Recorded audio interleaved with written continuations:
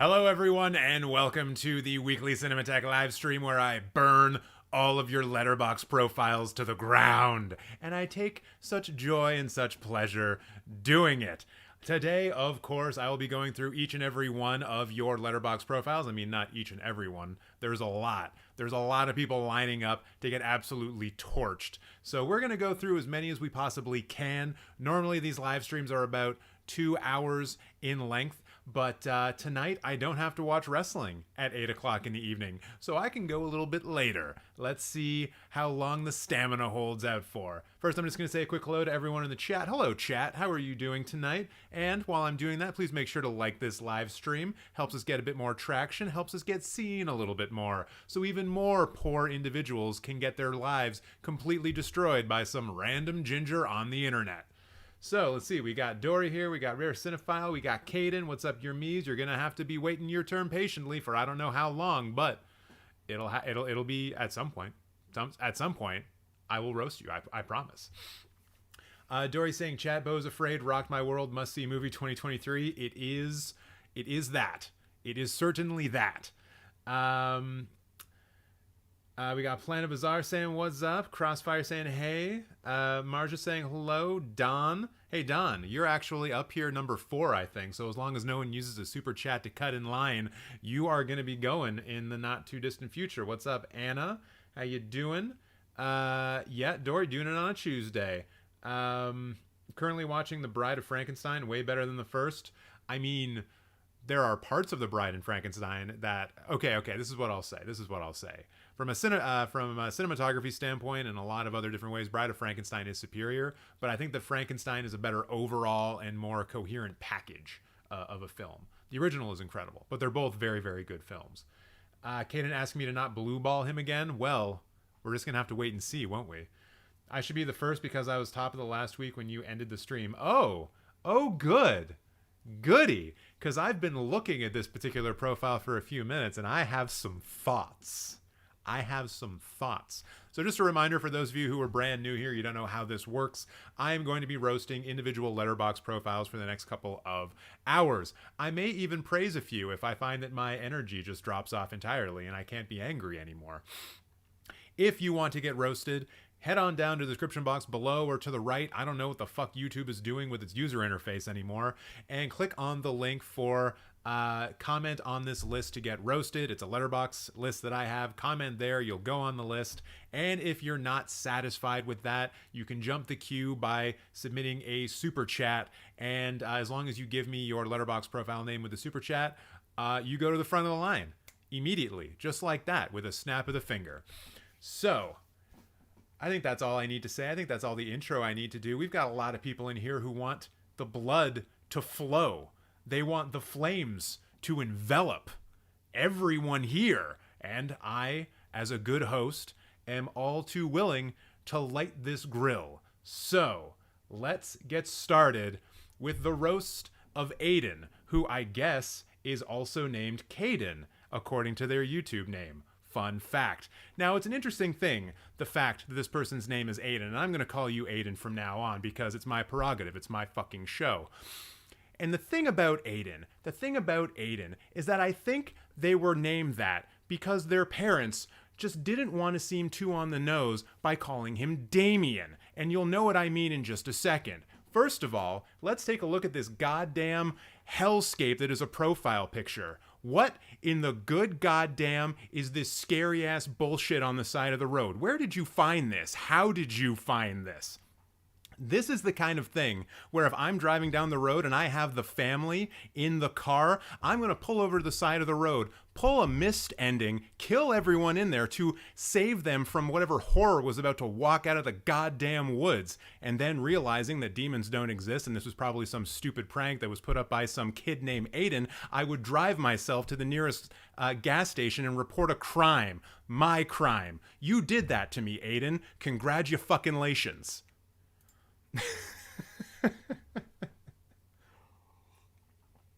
Excuse me.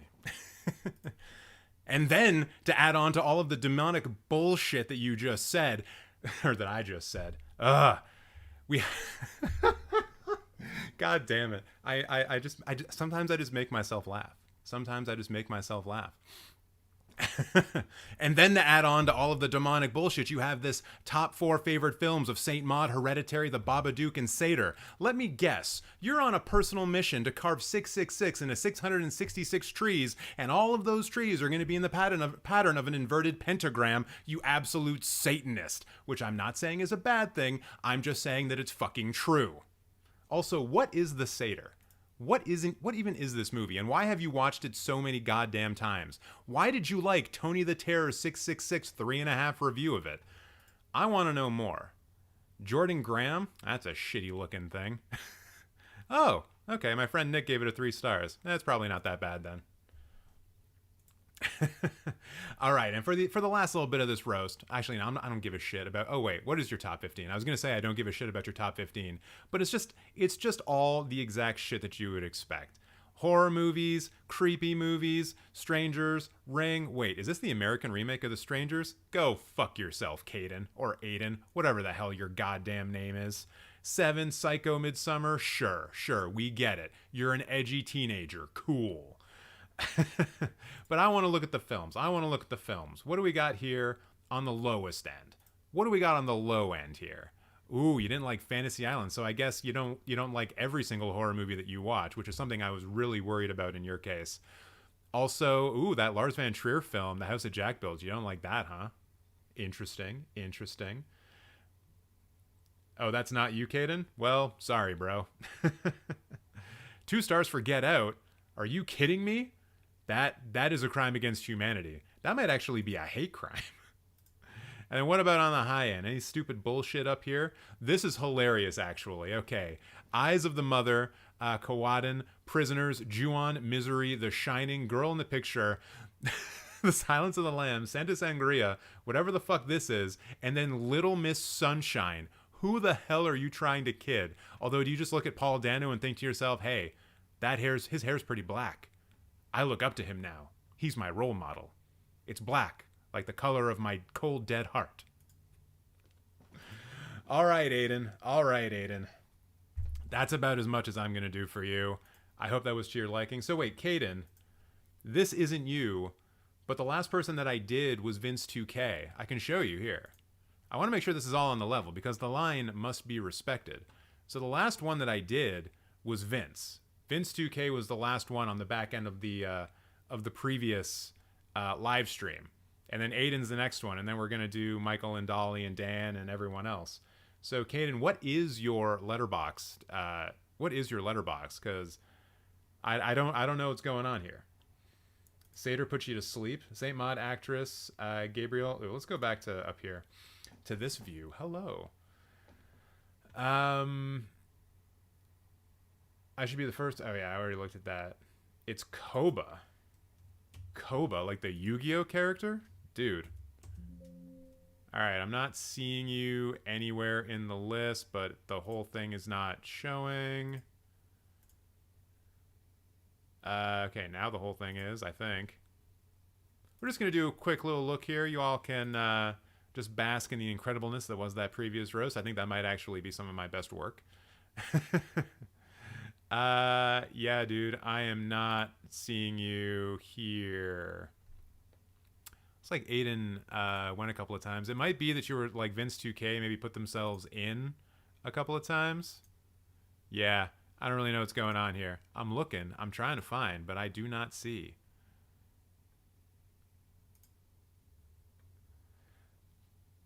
Did you comment on the proper list, or did you comment somewhere else? And while you investigate that, I'm going to have to perhaps move on to the next one. Hey, look, everyone, it's Don here, and he wants to play Wordle, but that's not what we're doing today. It's all about the roasting. Everyone likes Little Miss Sunshine, from the girliest girls to the edgiest men. I guess that's fair. The WGA strike is on, and for the movie fans, it's not going to be a fun year. Bye-bye theaters. It'll take a little bit of time for the WGA strike to affect film. A lot of the stuff that's already, like Dune is an example. Like Dune is done. Dune has no more writing on it, and that's coming out in November. So everything for this year is pretty much done. If the strike goes on for longer than a couple of months, then like January, February next year could be affected. But I'm sure there's enough bullshit floating around that they can fill those months if they had to. As in terms of like when you get further into the year, And like, you know, for MCU projects as an example, like I think they're still writing Blade, so who knows what that does to their timetable. Anyways, let me just take a look at person number two. Yeah, okay. So now we move on to the roast of Michael, someone who apparently is 18 years old, recently got into films, and are from the great state, quote unquote, question mark, of North Carolina. And it's kind of weird that they say that they recently got into films because their profile picture is this weird, creepy photo that they maybe took with their shitty old phone of Margot Robbie on the set of The Suicide Squad. Giving me some stalker vibes, Michael. Not a great way to start. And this is also a bit suspicious in my mind. You recently got into films, and yet somehow Hobo with a Shotgun is in your top 4? This is one that you would have to fucking dumpster dive for in order to actually see. So I don't quite believe you when you say that you just recently got into films. This movie came out in 2011. You were like 3 years old at the time. I can't do math properly, but I'm pretty sure that's correct. And then, of course, we have to have the first time that Houseu or House comes up on this roast live stream. And I'm pretty sure it's not going to be the last, because every cinephile tryhard will always put this in their top 4 because it most closely represents everything that mainstream cinema is not. It's the film equivalent of saying that the Sex Pistols are your favorite punk band. Oh, did you recently buy a new Ramones patch? Congratulations, you fucking poser. And then I don't really have anything bad to say about the Batman or Fallen Angels. Let's click over here. Let's see what they got going on in their lists. Top 10 favorite movies of the 2000s. This should be rich. The Dark Knight and Inglourious Bastards top 3. Whoo! Tell me you're not surprised, because I'm sure as hell not. No Country for Old Men, though. Good to see that there. Yeah, it's mostly just bro stuff. Also, I think it's kind of incredible that you are that you're only doing the aughts, the 10s, and the 20s in terms of films. One of these days, when you start getting even more into films, you're gonna remember that films existed in the 90s and before, and you're gonna start watching those, and that'll be great for you, I'm sure. We already know that House is one of your favorite films, and it's from 77, 76, 77. They would not have been 3 in 2011. I know. It's called hyperbole. You're allowed to get away with stuff when you say things in an angry fashion because people are just so impressed with the fact that you're saying so many things so quickly all in a row. Anything suspicious here? Oh, wait, no, not by release date. What do we care about here? Yeah, Michael's lowest rating. Ooh, he didn't like a movie with The Rock called Snitch, which I have never seen. Oh, you also hated Halloween Kills. Good for you. Yeah, this is pretty much in line. Thor: The Dark World. Yeah. This is all. Oh, wait a second. Ad Astra, 1.5 stars. Yo, wait until you're about 31, and then rewatch that movie. You'll probably have a different opinion about it. Also, watch Apocalypse Now and then watch Ad Astra, because Ad Astra is just Apocalypse Now in space, which is cool and fun.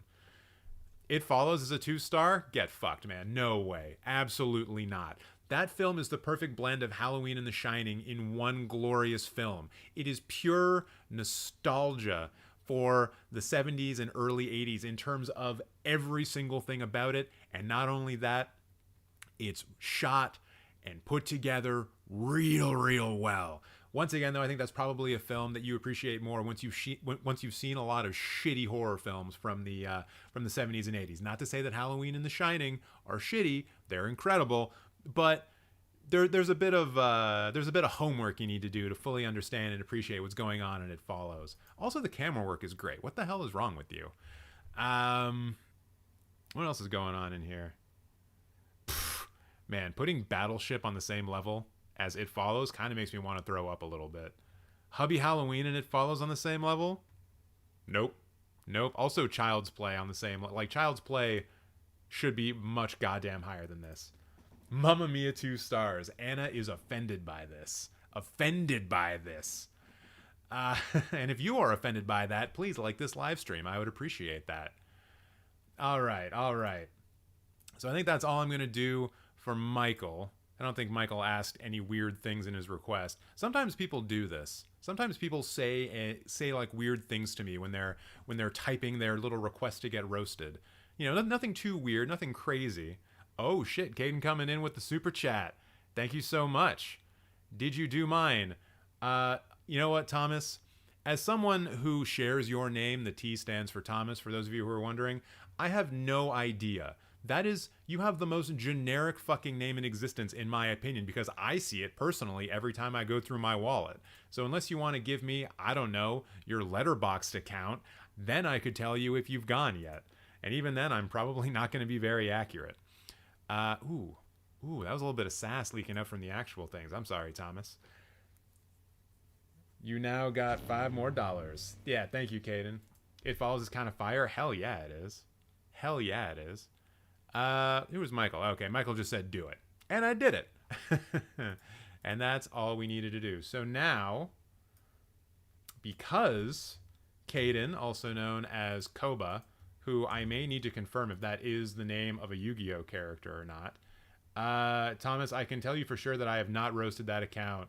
And if you want to go, you got to comment on the list. And if you want to go right now, you got to super chat. Them's the rules. I didn't make them up. Yes, I did. Koba. How am I saying? Am I not saying Koba right? Kuba? Is it a double O-U? Like cool? Kuba? Cuba?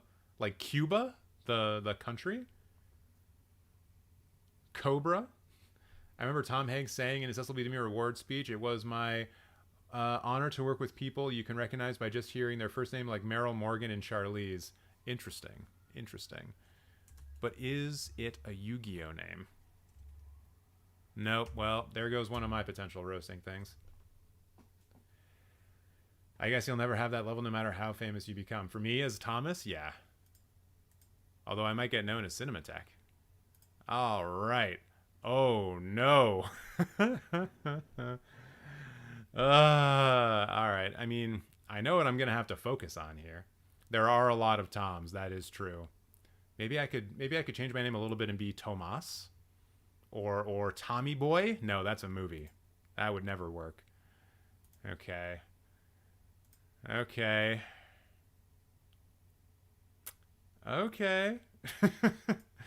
mean, I kind of hate it when people ask to get roasted, and like the thing that I see that I'm gonna roast, like, is kind of obvious. It's kind of obvious, but I'm gonna do it. I'm gonna do the best job that I can. In Poland, you will be Tomasz. Nice. Nocturo, I believe you're actually in the list. You're not that far away, so hold on to your butts. All my fellows are watching. Oh, you're gonna try to put pressure on me like that? I don't give a shit about your friends. Hello, friends, by the way. Make sure to get subscribed. All my fellows are watching. Make it good. I mean, since you're someone who seeks validation from external sources, there's only so much I can do, especially when I'm going to roast the goddamn shit out of you, Kaden, and the thing that I'm going to focus on the most, and because I kind of have to do this, it's this goddamn bullshit. The Joker and Harley Quinn from the upcoming Joker 2. The movie that will most likely be every film bro's favorite fucking musical from now on, because of course there's going to be musical numbers in it. You decide to put Joaquin Phoenix's Joker just right there front and center, and you expect me to take you seriously. Guess what, Kaden? I'm not gonna do that. And then... Jesus Christ. And then we come down into your top 4, which has probably one of the most try-hardy fucking films that you can imagine being in someone's top 4, Donnie Darko. Like, what are you, 17 years old and you time traveled from 17 years ago? This is one of those things that I always say. If Letterboxd existed when I was in high school, every goddamn stoner, loser, magic-playing piece of shit would have this in their top 4. And apparently you, Kaden, like to say to yourself it's one of the greatest films of all time, hands down, even though I'm pretty sure you're like a teenager and there's no way you could have that kind of a relevant opinion about film at this point in your life. I would do anything to watch this for the first time again. And then you watched it again, what? 2 months later and said, holy shit, thanks for stealing my catchphrase, you son of a bitch. And then, of course, you have Fallen Angels, which I can't say anything real about. And then there's just this review for Ritual. And this is not a film that I have seen, but it's your number one film. And it does contain this very sad photo of someone uselessly putting their umbrella over someone else's head. I can only imagine that this is one of those literally me comments that you put on Reddit when you're talking about how you can't get a goddamn girlfriend. And then you just come on here and say, damn, bitch, you live like this? That doesn't mean a fucking thing to me. But apparently that's good enough for a 5-star in Kaden world. Congratulations. And then, I guess, you like Star Wars. Welcome to the club. Oh, and then what else have we got going on in here? What kind of bullshit's going on in here? Yo, you gave half a star to Avatar 2. Never mind, I take back all of the bad things I said about you. I mean, that's fucking wrong. That's wrong, but that's hilarious. All right, what else does Kaden have at the low end? This is ridiculous. American Psycho 2. What, Mila Kunis doesn't do you for you, man? Look, she's right there. She's right there. You could be holding an umbrella for her, maybe, probably. You're never going to be able to do that. Wait a second. Half star for Hocus Pocus? Jesus Christ, tell me you are not born in the 80s without telling me you were not born in the 80s. Hocus Pocus is great. It's a great movie. One of the only good movies that has like an animatronic black cat in it. I think I might actually be the only one, and I might be thinking of like that fucking Sabrina the Teenage Witch thing. But anyways, true story. By the way, you should probably just read Batman's The Killing Joke. Like, don't bother watching it. That's not really a roast. Wait, they have Saving Private Ryan at 1 star? You've got to be joking me. Where is it? Wait, I'm going to sniff it out. I'm going to find it. Because I see you've got Ghost Rider as 1 star. And if you're telling me that you think Saving Private Ryan... Oh my God, there it is. As I live and fucking breathe and want to kill myself. You have Saving Private Ryan at 1 star. You monster. You absolute monster. One of the best war films made in the last 30 years. Second only to perhaps Saving Private Ryan. Second perhaps to only Apocalypse Now. And maybe, I don't know, that Kubrick one, Full Metal Jacket. 1 star to Saving Private Ryan?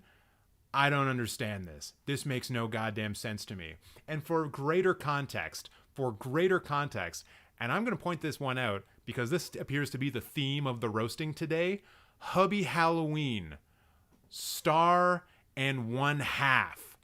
Apparently, Hubby Halloween is better than Saving Private Ryan. What the fuck, dude? I don't even know. I guess Garfield is better than Saving Private Ryan. I guess Ice Age 2 is better than Saving Private Ryan. I guess Alvin and the Chipmunks, both of them, are better than Saving Private Ryan. Dude. 1.5 stars for Jaws? Not Jaws 2, not Jaws 3D, not Jaws Revenge. Jaws, one of the most important American films that has ever been released. The film that literally invented the blockbuster and changed the landscape of film forever. 1.5 stars. What is going on? Okay. I need to see from the very top down. What films do you think are just so much fucking better than Saving Private Ryan and all the other stuff? And it turns out, just going by the top, I'm seeing... I don't even know what to make of this. I was about to say this is some like Criterion bitch bullshit, but like, because you do have like Mishima like right here, number 1. Of course, a Paul Schrader film. That would make a lot of sense. But then you have these 2 shorts that I think are from the Cars universe. What the fuck? Are you trolling at this point? Are you actually trying to pop a blood vessel in my fucking forehead? And then naturally you have Beau's Afraid at 5 stars. Along with The Shining, Queen's Gambit, which is not a movie, Borat, Kess. Yeah, I mean, this is a lot of Criterion stuff here as well. Pretty basic stuff. The Batman. And of course, you've changed over the... Oh, can't see it there. God damn it. No, don't go to Film News. You've changed over the poster to the Riddler because you're very into the Joker. And then, oh my God, just just like there's things I agree with you here on, like Fire of Love, 5 stars, cool, great, wonderful. Leon the Professional, that's kind of a pedophile movie, so maybe don't have that at 5 stars. But then what's up with all of the goddamn Cars shorts? There's so many. Moon Matter, Martin Pod's Lord, Tokyo Matter. The 2 that I already saw up top. I don't get it. Curious George at a 5. But Saving Private Ryan is a 1. You were high. That is no fucking excuse. I was high a few days ago and I could feel the earth vibrating. It doesn't mean I'm going to lose my goddamn mind and rate a bunch of shit the wrong goddamn way. It's not, when you get high, it doesn't turn into reverse day or opposite day. What the fuck? All right, I think Kaden, you just got your money's worth. I gotta stop. I gotta fucking stop. Oh my god. Whoo, clip that one out. Jesus Christ. Best $5 ever. I'm glad you like that. Oh, I think I accidentally closed someone. Oop, nope, can't have that. Still gotta roast Dolly Zoom coming up next. Yeah, I mean, shout out to everyone who wants to get roasted and like is okay with me, you know, talking shit about you. You do ask for it. You literally do ask for it. I wouldn't be doing this unless you guys actually were asking for it. But that doesn't mean you deserve some of the harsher things that I say. But then again, I feel like it's also what you want, because these stupid live streams that I've been doing are becoming more and more popular every week I do it. So I got to assume that you like the hate. You like good old dominatrix TJ coming in and stepping on your neck with my big old high heels. But actually the high heels are a metaphor in this case for like being angry about things and also just films. I have very good high heels. But it's a metaphor. Sometimes I wonder what you'd say about my 5-star ratings. I mean, in the context of a roast, I would shit on them. Of course I would. Of course I would shit on them. But yeah, I don't know. In normal context, could be anything. Now this one's going to be interesting. And by interesting, I mean maybe a little boring. I know that I should be hyping this up a little bit, but oh, never mind. I found the thing that I'm going to get this person for. Sometimes I need to scroll down a little bit. Did you see my bio where I said horrible takes ahead? Yeah, I saw it. I don't read every single thing that I see on screen. Sometimes I save some of that or just ignore it entirely. But I don't know if there's anything I'm going to be able to ignore for the roast of Dolly Zoom 1, also known as Dolly Zoom. And thank you so much, Dolly Zoom, for naming yourself after the thing that the most annoying part of Steven Spielberg's Lincoln. Those constant little Dolly Zooms where the camera just gets closer and closer and closer. And that guy who's a really good actor just says things in an even more important way. And by the time that the camera gets really close to his face, you understand that he might be one of the greatest men who's ever lived in history, except that maybe he was a slave owner, but we forget about that. Wait, was Lincoln a slave owner? I can't actually remember if he was a slave owner. But it doesn't matter if he was a slave owner or not, because you have a serialized profile. What the fuck is that? Oh, it's shitty Letterboxd, but for TV. Cool. Great. Wonderful. What else do we got going on in I was about to call you serialized, but of course your name is Dolly Zoom. And it looks like when you're top 4, we've got Back to the Future, Amateur Camera Buff, which I can only assume is a self-report onto how you feel about yourself, Kung Fu Panda, and Hot Fuzz. A really fun movie, to be fair. But then, you know what? Dolly Zoom? This is nothing. This is nothing. Back to the Future. What am I going to say? Oh, maybe it's not the most perfect script. Kung Fu Panda. Oh, maybe DreamWorks isn't good at animation, even though they just put out Puss in Boots: The Last Wish. And I already just said a nice thing about Hot Fuzz. But then you know what you had to go and do? Dolly Zoom. And this one's for the people who've known me a long time. You gave Transformers, the animated movie, 2.5 stars. Which is exactly 2.5 stars too little. This is a goddamn perfect animated film, and I will die on this hill. Let's see what you have to say about this cinematic perfection that stars the likes of Orson Welles, Leonard Nimoy, Lionel Standard, and other people. Fucking Judd Nelson's in this movie, and he's harsh. That's a Kevin Smith reference. Anyways, I have limited experience with Transformers. Never watched anything before this film. There's your first goddamn mistake. The only thing I remember ever watching from the Francis is Rescue Bots as a kid. What does that sentence even mean? From the Francis? If I look up Francis in UrbanDictionary.com, am I going to find some weird sex thing?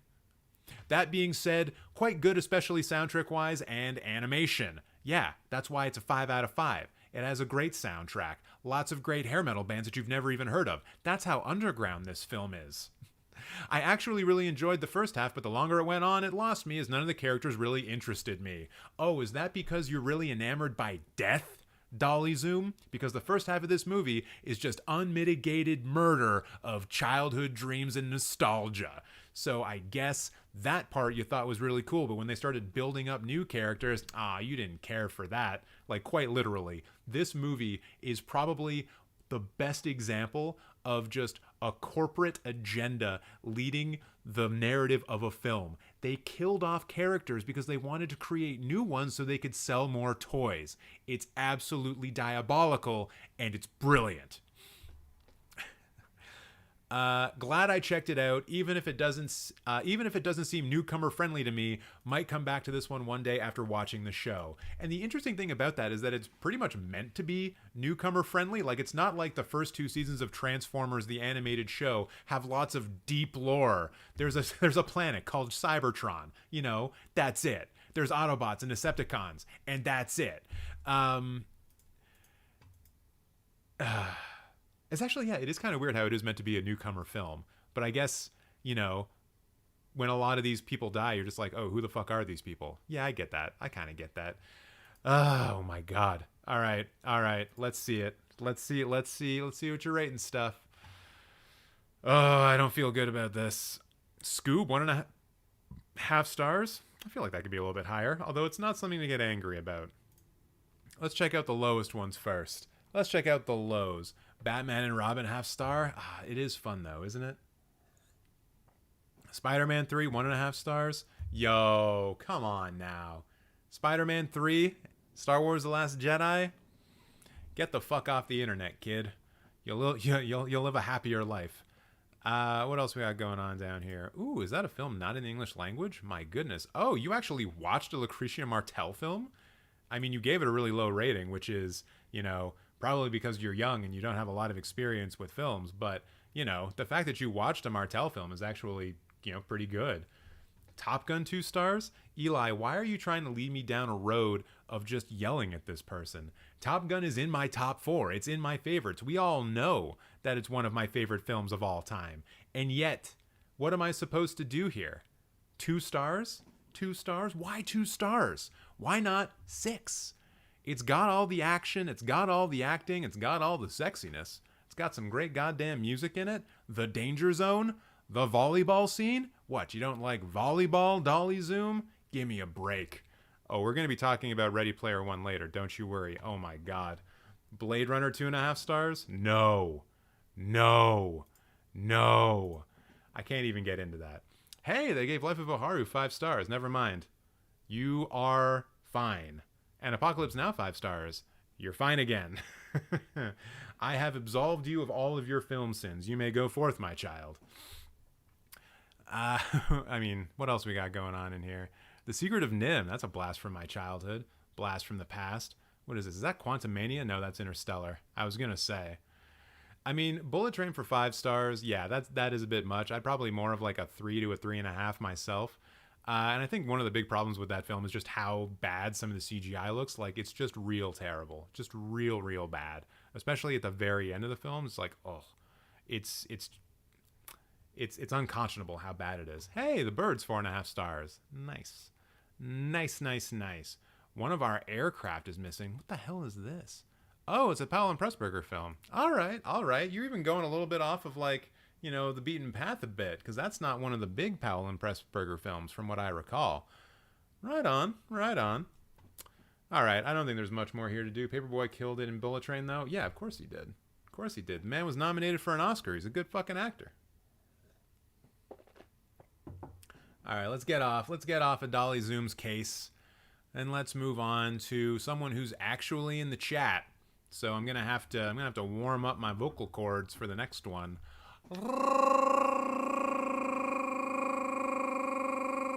All right, I'm ready to go. Yes, Dan, it is true. Holy shit, there's 2 people in the chat named Dan with 2 A's?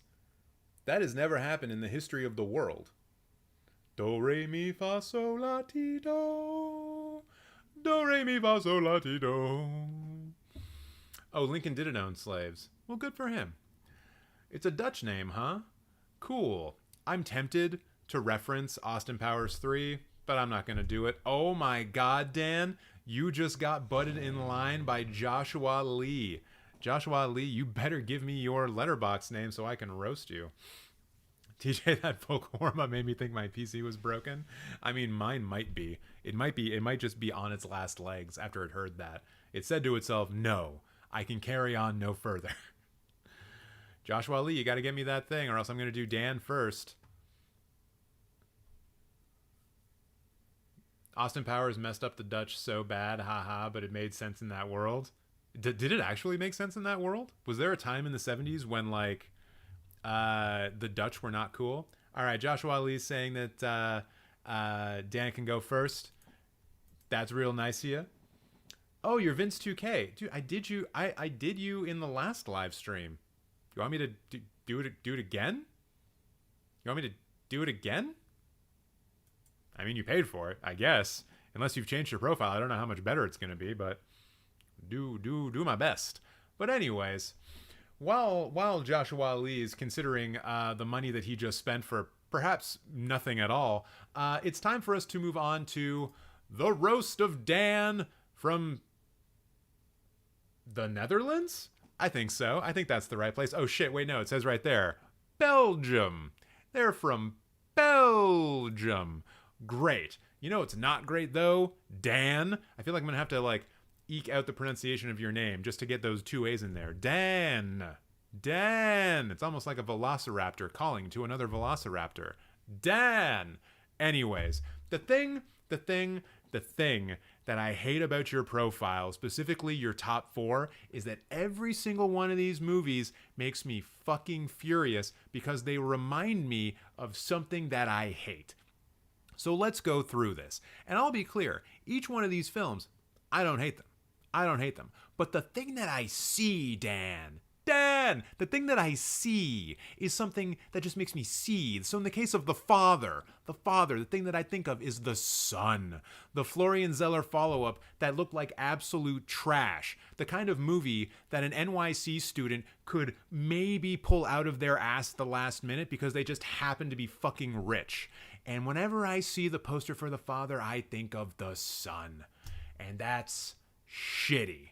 And then we move on to Once Upon a Time in America, the Sergio Leone film that wrapped up his second trilogy. He's done a lot of trilogies. I think he actually only did 2. But this film reminds me about how goddamn stupid American distributors can be. Once Upon a Time in America, when it was supposed to be coming out, it was going to be this 4-hour-long epic, and then American distributors got a hold of it, and they were like, oh, hold on a second. We can't have epic films in the 1980s. I think it's 1984, yeah. Never mind the fact that fucking Lawrence of Arabia exists, that Apocalypse Now had already hit theaters. No. We can't have long movies in the movie theaters. We need short movies. So they took a 4-hour masterpiece, cut it down to a 2-hour piece of garbage, and then released it. And then everyone's like, oh, maybe Sergio Leone's not a good director. Meanwhile, he directed one of the best American films of the 80s. My God. And then there's Princess Mononoke, and this is going to be a very general hate thing, but I will always remember that the first time I saw Princess Mononoke, it was fucking dubbed. And if you know me well enough, you know that I hate dubs. I hate them so much. I want to hear original performances by the original actors. And Princess Mononoke may have actually been one of the first things I ever saw dubbed that wasn't named Dragon Ball Z or Pokemon. And fuck that. And then, at the end, the creme de la creme, the cream of the crop, but the crop is made of shit, Rocket Man, which of course reminds me of Bohemian Rhapsody, that absolute turd that was unleashed onto the public and somehow got nominated and won Academy Awards. Chief among them, its win for editing. Me, this person sitting right here who edits together 4-minute films and uploads them to the internet could have done a better job editing Bohemian Rhapsody together. So where's my fucking Oscar, Academy? Where's it at?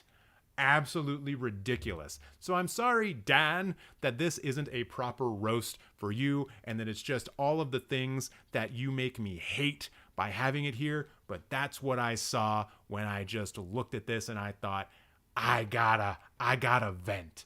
I gotta vent so bad. Also, shout out to the person who just came through. I don't know how to pronounce your name. Hold on. 37. Is your name actually 37? That's pretty cool. Thank you for the super chat. We'll be roasting you in just a second. But Joshua Ali will be going first. So, what else are we gonna do for Dan? What else are we gonna do for Dan? I love that Akira animation. I just found out that my tickets to Akira were canceled today, so I guess they're going to be doing a different screening of it, which I now have to buy tickets for.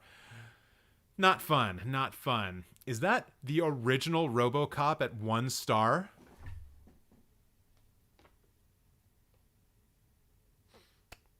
Dan, we have to have a conversation, Dan. We need to talk. We need to talk. What the fuck were you thinking? I am so disappointed in you, Dan. 1 star? It was really... You're doubling down in the chat, Dan? 1 star? It's one of the great 80s action movies. RoboCop shoots a guy's dick off. What? I can't even say that this is like a difference in sensibilities because I have a feeling that I might be a bit older than you, but my goodness. It's an incredible film. Dory, you saw RoboCop when you were 12 years old? Hell yeah. Everyone's just looking for Top Gun because they know that one's going to piss me off if I find it. Wait, is that... Okay, for a second I thought that was Ocean's 11 at a 2 star. Because I would disagree with that. Wait, is that Prisoner of Azkaban at 1.5? The best Harry Potter film? Is that The Birds at 1.5, Dan? Oh, man. Okay. So I guess I just have to be okay with the fact that there's a person out there in the world who thinks that The Gray Man is better than The Birds.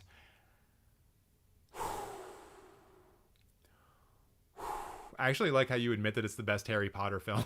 So I guess every other Harry Potter film is less than 1.5 stars. All right. As long as it scales appropriately. Wait, is Doctor Strangelove down here? Have I seen the Barbie movie there, TJ? I mean, there is this Barbie movie. Oh wait, so Anna, you want me to maybe discuss the fact that this person has RoboCop and Barbie in the Diamond Castle, which even Barbie aficionados know is not the best Barbie movie. That is rated at the same level as RoboCop. Yes, I know he gave Top Gun 2.5 stars. I'm not going to talk about Top Gun every goddamn time. Then again, he did give The Witch 2.5 stars. And since I have a tattoo of Black Phillip on my body, I feel personally attacked by that. What about at the top end? I have a feeling about Dan. I have a feeling about Dan. If they're giving 1 stars to RoboCop and like 2 stars to Doctor Strangelove, the highest is just going to be such Criterion nonsense. It's going to be pure Criterion Channel, pure Criterion Collection nonsense. Who wants to bet? Who wants to wager? I'm not going to wager anything, but let's see. Oh, surprisingly not that much. I mean, there certainly is some. But you do have Tick Tick Boom at 4.5. Considering what you had at 1 star, that is surprising. Surprising. Very surprising, actually. But at least you have the good sense of putting Barry Lyndon, Alien, Wall-E, Sancho. Actually, that's kind of high for Sancho. Where's Yojimbo? Do you have Sancho higher than Yojimbo? That's a sin. Musicals seem to have a higher weight for Dan. Ooh. Oh, yeah, because you also have Greatest Showman here at 4.5? What? I do appreciate how the 5 stars are, like, hard to come by, but maybe that's just because you haven't rated a lot of stuff yet. What the fuck is 3 Iron? Oh, it's a Korean film. Cool. No idea. Haven't seen it.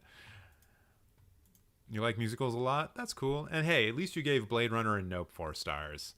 And Babylon. And Silence of the Lambs. At least we can all agree that those are good movies. And Atonement. Hey, that's not bad too. Alright, okay, you say 3 Iron is amazing? Sure, I'll watch list it. I'll probably never be able to see it because Korean films don't really travel to Canada for whatever reason.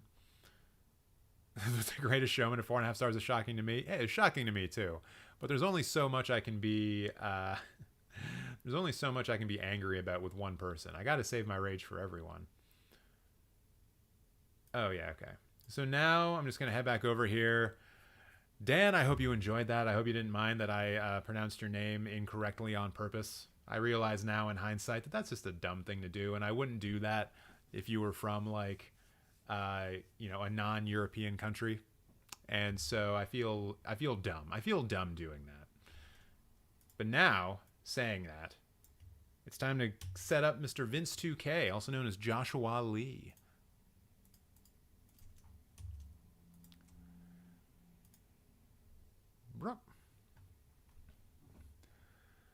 Okay, so how should I approach this? Because Vince 2K did pay for this one.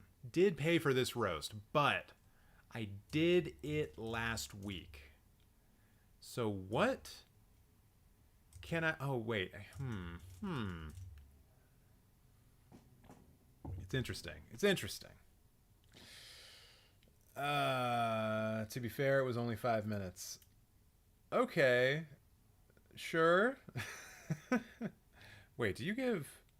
Oh, interesting. You actually give, like, out of 100 ratings, huh? Well, all right. Maybe I'll just use this as an opportunity to roast myself. I've already thought of at least one way. I have not seen Wolf House. All right, everyone. It's time for us to go back in time and redo the roast of Vince 2K. Apparently, I only got at them for 5 minutes, and like many of my ex-partners, that was not good enough, so they want me to come back for seconds. See? I told you I was going to roast myself because I don't have very much to do here. Vince, naturally, is from New York, and that means they must have the absolute best music taste you can imagine. And then I look and I see that you have Pet Shop Boys Introspective on here, and I think to myself, nah, Joshua doesn't know what the hell he's talking about. Wait a minute, you can do film rankings on here as well? I didn't know that. Wait, what are the top track ratings? Spike Jonze? That's a director. I don't understand what's going on here. What is this website? Why is it so poorly made? For something that's called Rate My Music, you should be able to, like, see the music that they've rated. Okay. Ooh, Taylor Swift, 3 out of 5. Congratulations. You are now being hunted by many, many teenagers, which, depending on your age, may be a good thing or a bad thing or a real bad thing. He's a Swiftie. I don't think Swifties are allowed to give Taylor Swift albums like less than a 4 out of 5. Maybe even less than a 4.5. Midnights. Oh, Anna doing the roasting for me. I love it. Yeah, let's make this a group effort, everyone. Everyone get in. Everyone pile on. Let's read this bio. Apparently, it's a bunch of different quotes. I just keep losing. I mean, some people just supposed to lose. For balance in the universe, I mean, like, are there just some people on Earth who's supposed to be here just to make it easier for the winners? Like, really? And my God, if this is how you actually feel, pick yourself up off the pavement. Joshua Lee. You live in New York, for gosh sakes. You can't have this kind of mentality. It makes me so sad. It makes me want to cry when I read something like that. No, no, no.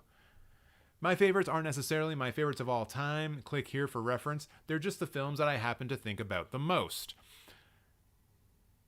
Okay, so what is actually going on here? What do you think is the top-rated film of all time? 7? 7? That film lives in pretty much everyone's mind rent-free forever.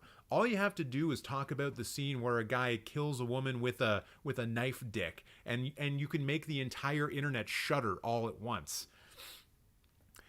And I, for one, do not know why you would put 2001: A Space Odyssey below 7, but you know what? I can accept it. I'm a rational human being who sees that you have Twin Peaks on here at number 6. I'm fine with that. I'm cool with that. Also, you have The Social Network on here. God damn it, I'm so tired of that film just showing up all over the place. It's fine, but it's not Eyes Wide Shut. It's not Children of Men. It's not even Zodiac, another David Fincher film. Mulholland Drive is real good. It's a real good movie. And this does seem to be like you've just sort of, you know, you've taken the what is it? You've taken the Letterboxd top 250 and just hit randomize and added in a couple of extra ones, like is this 25th Hour? I mean, that's actually a much better poster for 25th Hour. I like that Japanese version of it. But yeah, this kind of just looks like you randomized the Letterboxd top 250. Do you have any original film opinions? Wait a minute. You have Son of Saul on here? Nice. Nice. Because I roasted you last week, I'm also going to be a little bit complimentary when I can. What do we got going on here in the films of Vince? What's going on back here? Lowest rated first. These all look to be on the level. Congrats on hitting 3K subs. Thank you very much. Couldn't have done it without all of the fine people who are watching right now. Let's just hope that a lot of people don't hate unsubscribe, and we can keep it above 3,000. And hey, if you're new to the channel, subscribe right now. That'd be pretty cool. I'm sure Vince2K would like it. Oh, Vince, I forgot.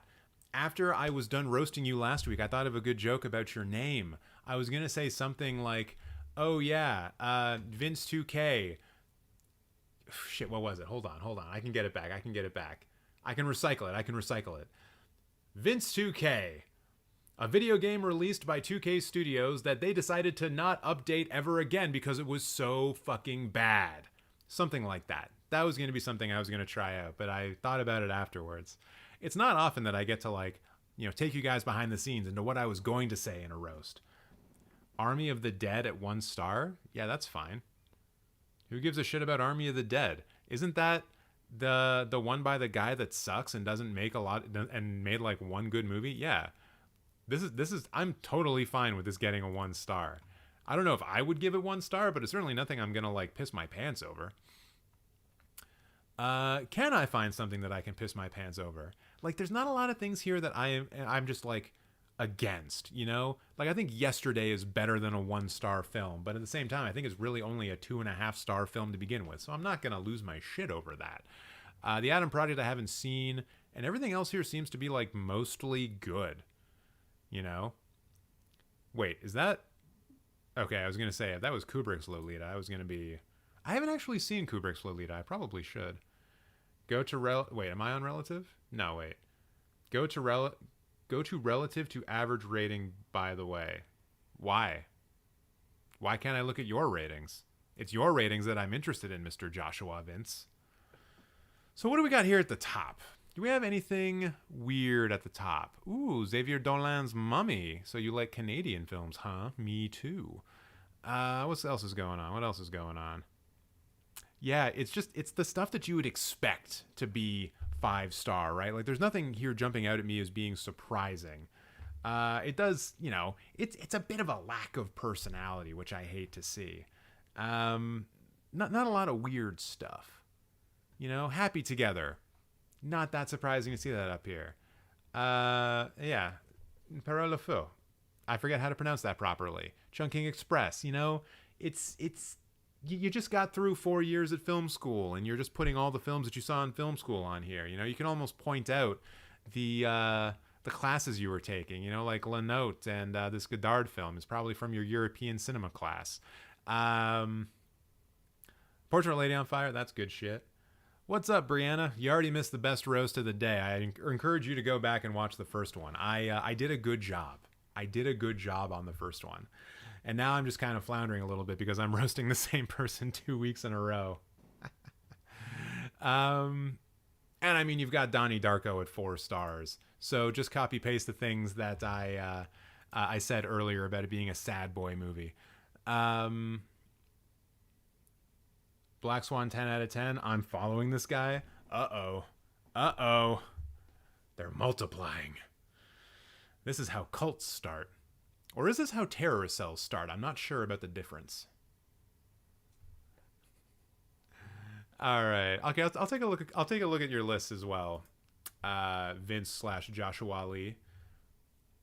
Combination. Okay, ranked all time. We were just looking at that. I think I gave Grave of the Fireflies a 2 out of 5. Yeah, that's dumb. You did a dumb thing, Joshua Lee, Vince 2K. What name should I even be calling you? I don't know. Vince 2K. I prefer Vince 2K, but ranked 2020 films. Those lists are stupid. I hate them. Yearly best actress. Ooh, wait, what's this? For the depression it causes? What, Donnie Darko? Yeah. So wait, what does this mean yearly? Like every year best actress? Starting in the year 1990? Vince, would you be offended if I were to tell you that time existed before the year 1990? Would that be a shock to you? Because I feel like, wait, who are you giving best actress to in Perfect Blue? The voice actor? Junko, like her? She's the best actor of 1997 or actress of 1997? Like, okay. I'm not gonna say anything wrong about that. Satoshi Kon can do no wrong, and he can cast a real good movie. It's just something that you don't expect to see in 1997 or 1996. I can't remember what the big films of that year were. But yeah, I mean, maybe there is a little bit of personality in there after all. All right. I need clarification from you. 2019, Portrait of a Lady on Fire. Is this going to Nomi Merlan or Adele Haenel? Which of the two? And there's only one correct answer. There's one correct answer. For those of you who have been following the channel for long enough, you know what the right answer is. Don't tell them. Don't tell them what the answer is. Hold on, let me check. You don't know? Okay, look at this image and tell me if it's left or right. It's one of these two. Oh, Vince 2K, I'm sorry, but you lose. Everyone knows that Nomi Merlan is the best goddamn actress in this film. Incredible. Incredible actress. She's even in Tar, although I imagine you're talking about Cate Blanchett here. Did you do this for actors as well? You did. Does it also start in 1990? You did. Why 1990? Why is that the cutoff spot? Like, lots of good movies existed before 1990. In fact, I would say most of the good movies existed before 1990. So what do we got here? Groundhog Day? Groundhog Day? I guess. Wait, Pulp Fiction. Is there who's the lead in Pulp Fiction? It's more of an ensemble, isn't it? I wonder. 25th Hour for Edward Norton? I have not seen Jumbo, but I believe I have it. I believe I have it to watch it. Is that the one where she falls in love with like a Ferris wheel or something like that? Okay, yeah. I'm just not seeing a lot of stuff here, you know? I'm not seeing a lot of stuff to get mad about. Wait, Moonlight is the best picture winner ever? That is certainly an opinion. And you've only seen 22 of them. I do like how you have Green Book and Crash right at the very end. This is objectively correct. This part right here. Everything else I could probably find issue with and pick apart, but like, this is right. This is correct. You probably should swap The King's Speech for A Beautiful Mind, and I'm not going to comment on the rest of it, because I don't really want to get into a discussion about whether or not The Godfather Part 2 is better than Moonlight. You know, Like, there are some conversations where you just think to yourself, oh, this is the exact thing that they're talking about in Film 101 at some fucking university in the northwestern United States. And you just don't want to have that conversation. And so I'm not going to. See, it's my show. I can do what I want. All right. I think Joshua Ali, considering you got roasted last time as well, that is enough of a roast.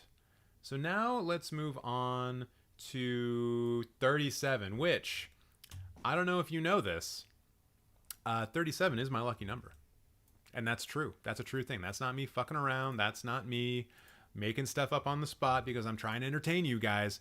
37 legitimately is my lucky number. So I'm just going to confirm with you 37. Is your name on Letterboxd Buddy and then 37 in quotes? I don't know. I mean, I can kind of tell you why. I can kind of tell you the story of 37 if you guys want. So there's a movie out there in the world called Clerks, right? Kevin Smith's Clerks. And in that movie, a character proclaims 37, my girlfriend sucked 37 dicks, to which someone else replies in a row. And that was always a hilarious thing to me. As soon as I saw Clerks, I knew that was one of the funniest parts of the movie. And then after that moment, I started to notice like 37 everywhere. You know, I think Jim Carrey did a movie called like The Number 23 or some shit like that. 37 is like that for me, where I just see it all over the place. I was watching a video on YouTube last night. I think it was on Short Circuit, the unboxing channel. And they were like they had this like little counter up in the top left hand or top right hand corner, and it's like every time someone made a reference to Apple computers or iPads, it popped up. It went ding, and by the end of the video, wouldn't you know it, 37 references to Apple stuff. For me, 37 is everywhere. Oh, Clerks is great. Clerks is a great example of what you can do from. A great example of what you can do with just like $20,000 that you got off of maxed out credit cards, and you just go and make your movie, and you believe in yourself, you have that confidence, and you just get it done. Excuse me, Brian O'Halloran has a YouTube movie review channel. Hold the phone, stop the presses. You've got to be kidding me. What is it called? Is it just Brian O'Halloran something or other? Dork Daily? No, it's not Dork Daily. Berserker. Guys. You gotta tell me what is his YouTube channel. You gotta tell me. Review? Brian O'Halloran review? What is it? What is the name of his channel? I'm looking and I don't see it. Farpoint Toys and Collectibles? I don't think so. He has the most movie review channel face I've ever seen. That goatee is doing him no favors. I agree. I'm not seeing it. All right, this is something we're gonna have to come back to. Oh my God. Look at Chris Stuckman. This is 11 years old. 11-year-old Chris Stuckman video. He's so young. Look at him. He's so young. Oh, look at this little baby Chris Stuckman. And he really likes the Brian De Palma film, Mission Impossible. That's cute. Oh, man, I wish I started doing movie reviews like 11 years ago. I'd be that famous. It's called The O'Halloran. The O'Halloran. I mean, okay. It's not as good as a name as Cinemateq, obviously. Oh, damn. He only has 920 subscribers. I have more subscribers than Brian O'Halloran. Wait, this channel doesn't have any content? But wait. I thought oh, wait, live. Oh, so these were all stream things that he was doing. Baby Chris Stuckman, because tonight will be the night I will fall. I gotta. CJ Robles, thank you for coming back. So this just looks like he did a Twitch stream that also was on YouTube. Maybe. Wild. Oh my God, I had no idea this existed. I wonder why he stopped. Maybe this was like a pandemic thing. I bet it was a pandemic thing. Yeah, it looks like a pandemic thing. 3 years ago? Yeah, that was a pandemic. That was pandemic times. Good for him. But I'm glad he. Can't start with that. Can't start with that yet. Can't start roasting Buddy yet. I gotta actually look at what he's got going on here. God damn it. Dory, was that not it? Were we just not looking at it? What the fuck? Anna, you saw it. You saw it already. Oh my god. Okay. Alright. What does a purple flag mean? What does a purple flag mean? This is the research I do before I roast you guys. I very rarely do this. Ooh, dangerous marine life spotted. All right. Okay. Gotta focus in here. Gotta figure out who Buddy is. Gotta picture what Buddy is like in my mind. And then I need to destroy Buddy. I'm gonna call you Buddy a lot.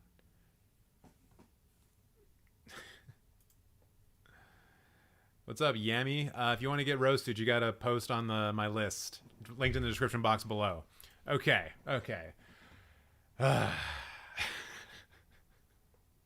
It's time for the roast of Buddy. And I swear to God, if I had a fucking nickel for every time I saw this stupid header of Ryan Gosling and whatever the hell her name is dancing, I would have a shit ton of nickels. I'm not even going to try to be original. I can't at this point because so many try-hard cinephiles are putting goddamn La La Land in their top 4. What is it about this film that you think is good, aside from the fact that you probably haven't seen enough good movies in your life and you don't know what good cinema actually is? That's the only thing I can ever come back to. This is such a miss of a movie. And someone was right in the chat when they said you either love La La Land or you hate La La Land. And for me, it has turned into hate. You all have turned me to the dark side when it comes to La La Land. At one point in time, I was ambivalent. I didn't give a shit. And now, every time I see it, it just brings up pain and fury inside of me. And then, right on fucking cue, and Brianna spotted it before anyone else, Donnie Darko. My God. It's like you're trying to go for the all-time, hey, I'm going to pick out what the most liked film ever was if Letterboxd existed 10 years, 5 years, 20 years ago. Because of course it's Donnie Darko when I'm in high school. And then Brokeback Mountain breaks onto the scene in 2003. Prisoners is like a Redditor's wet dream. And then it's fucking La La Land for the finish. My God. Can we just stop with the boring bullshit?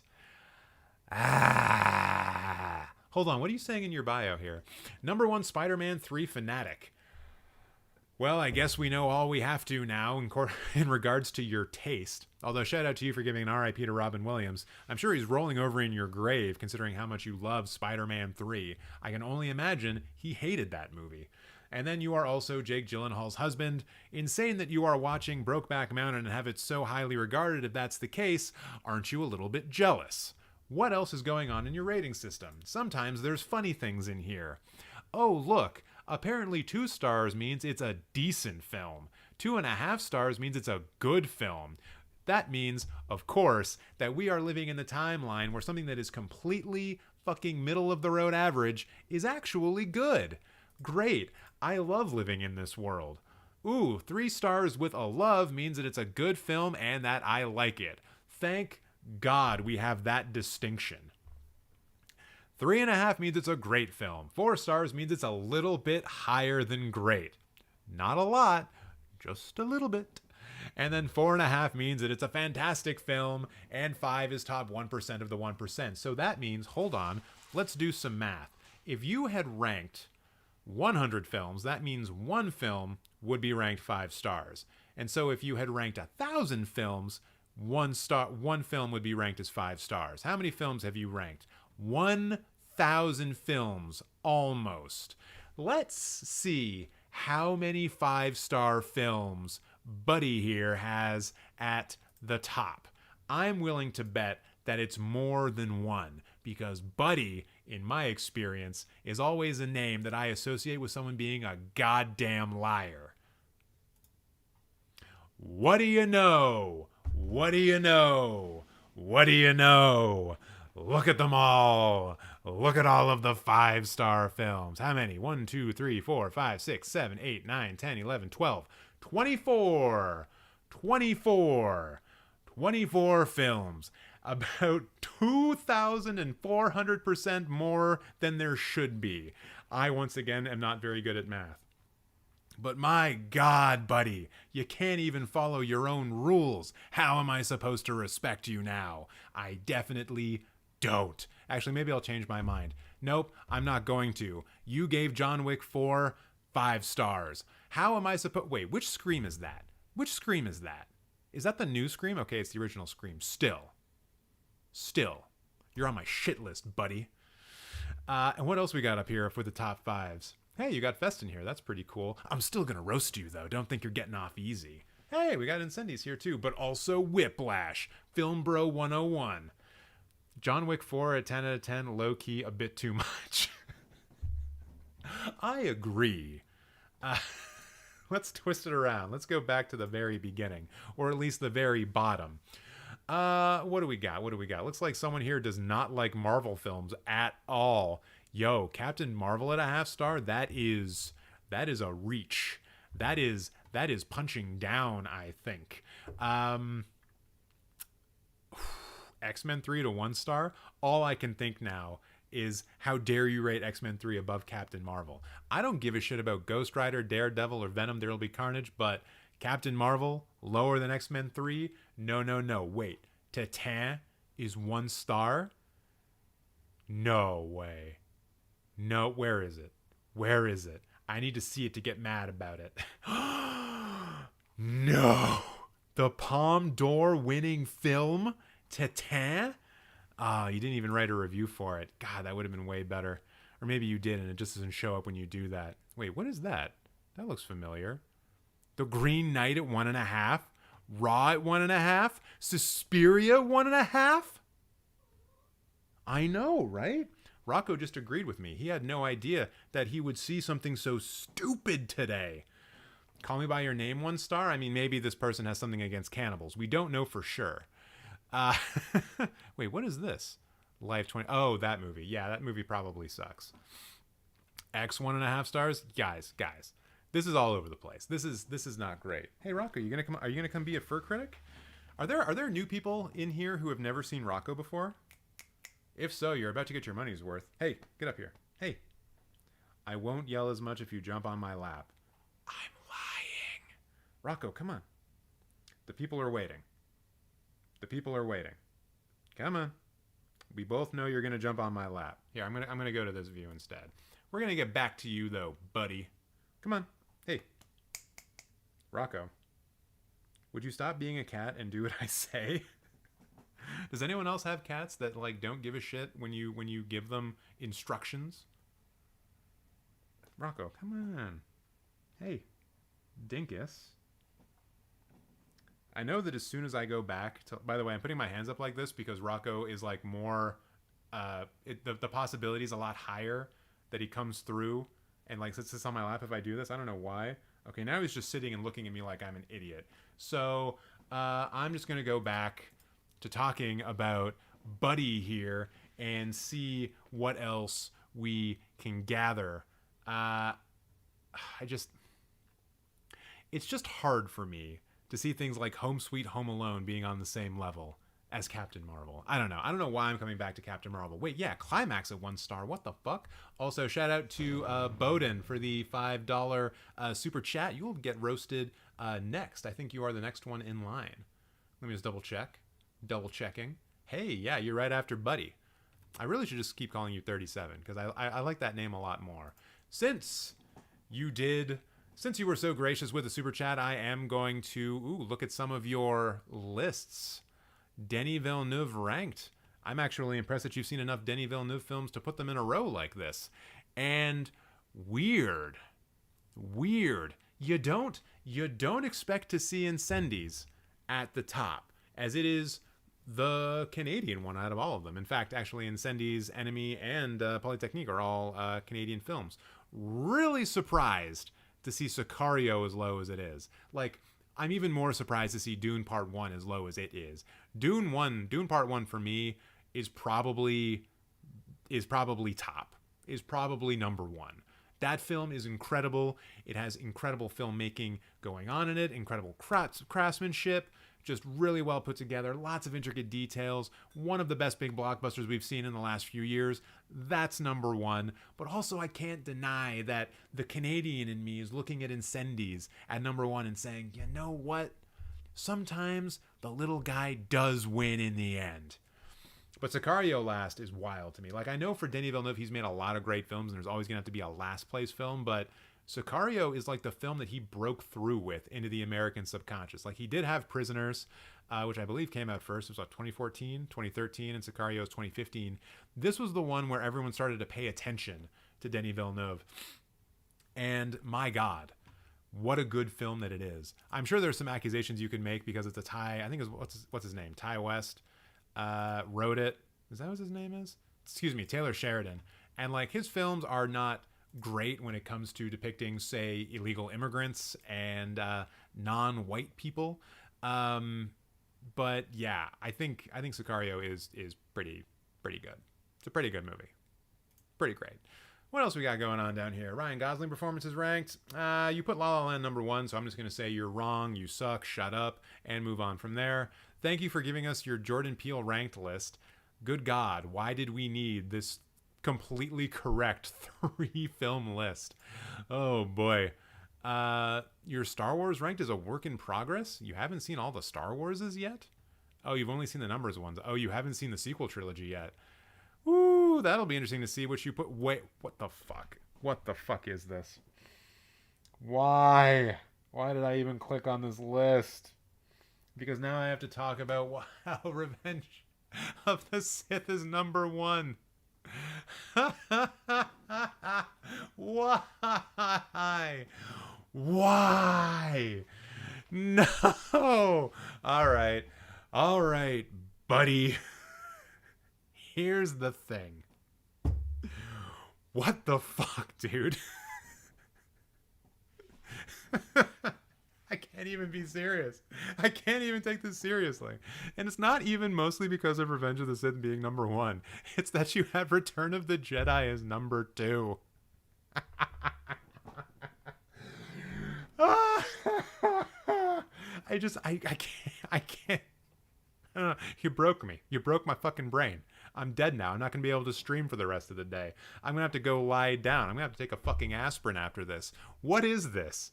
What is the work in progress? Are you like deciding that maybe this is wrong?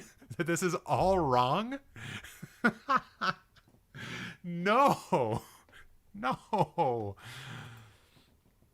Okay, so we all know that A New Hope should be number one. We all know that Empire Strikes Back is number two. We all know that Return of the Jedi is number three.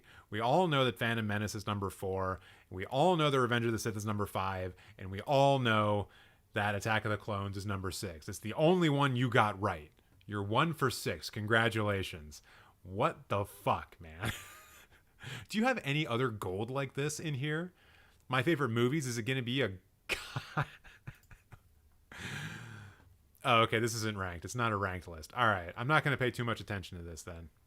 Oh, also, I really hope you got to see Dredd in 3D in theaters, because that movie is awesome in 3D. Thanks for breaking TJ's brain. Guys. It's not cool to break my brain. It's just not. All right. There are... Oh, wait. Should I look? Okay, yeah. Return of the Jedi is the most nostalgic because we all saw it when we were kids and we were like, yo, Ewoks. I like those because they're little furry things that are cute. I guess it would be weird if someone like my age would be like, oh, actually, Empire Strikes Back is the most nostalgic because I'm really into, people getting their hands chopped off. That was my favorite thing when I was 7. Okay, well, I got someone in the chat telling me not to look at Harry Potter films ranked, so I guess I'm going to have to do it. What do we got going up first? Deathly Hallows Part 2? as number one? That's incorrect. I mean, this isn't going to make me laugh. Obviously, Prince Prisoner of Azkaban should be number one. Obviously. And then what else we got going on here? Deathly Hallows Part 2? You just go for all the depressing dark movies, huh? Where's the fun? Where's the fun? Wait a minute. Yeah, Philosopher's Stone. I guess there's the fun. A New Hope is not number one. It's one of the most boring Star Wars films.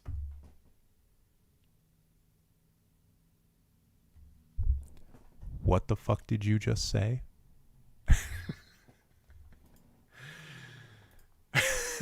I disagree, Thomas. I disagree.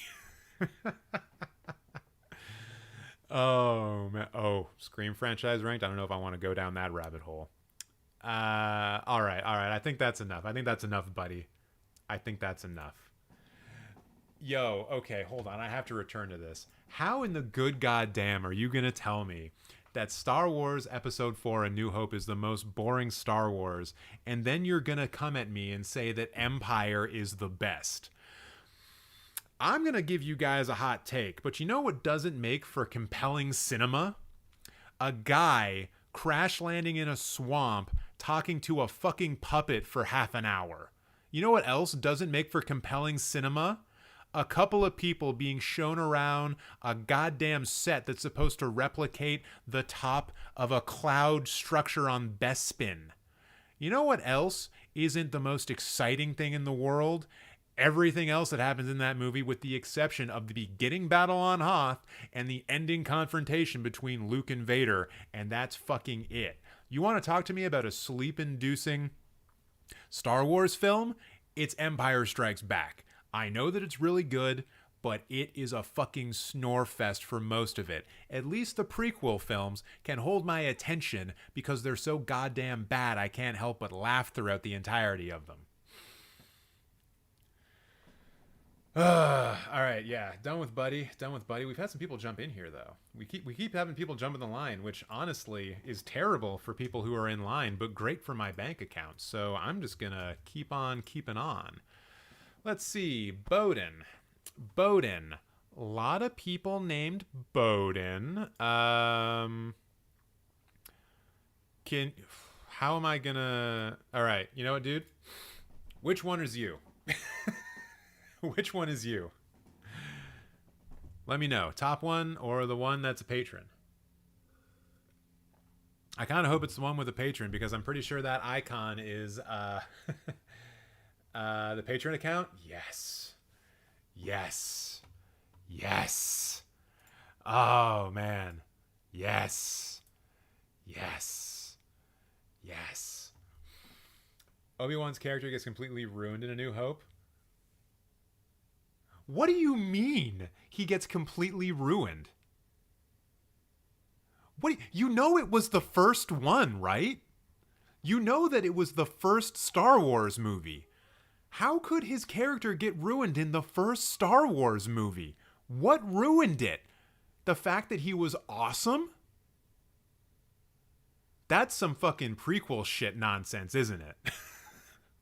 That's you being super in love with Ewan McGregor and then saying to yourself, hey, you know what? The movie that came out 20 years beforehand. You're Kermit the Frog now, by the way, because you're a fucking Muppet. Yeah, that one's definitely better. Ewan McGregor, number one. The best one who ever lived. Ewan McGregor, number one in our hearts. I know, honestly, maybe you guys don't need to pay to get roasted before anyone else. Maybe you just need to say some of the dumbest shit I've ever heard. And I need to calm down. I'm sorry, Thomas. That's probably not what you were expecting.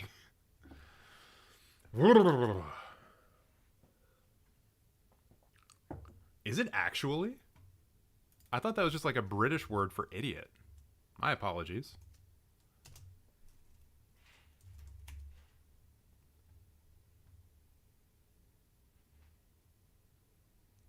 Hey, wait a minute.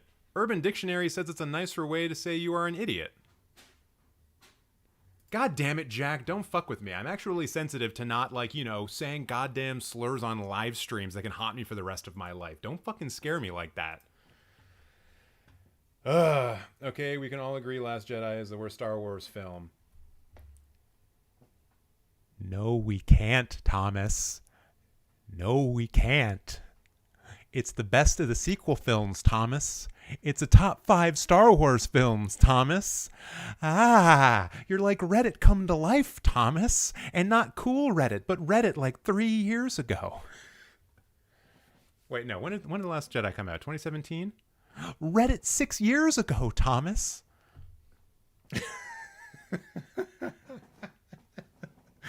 Oh, man. I don't know. I guess I'm just in the mood. Top 5 of like 11 isn't saying much. Yeah, but it does mean that it's not number fucking 11 out of 11. Yeah, Rise of Skywalker is the worst one. All right, I'm done. I'm done with this. I'm done with this Star Wars nonsense. I am not going to...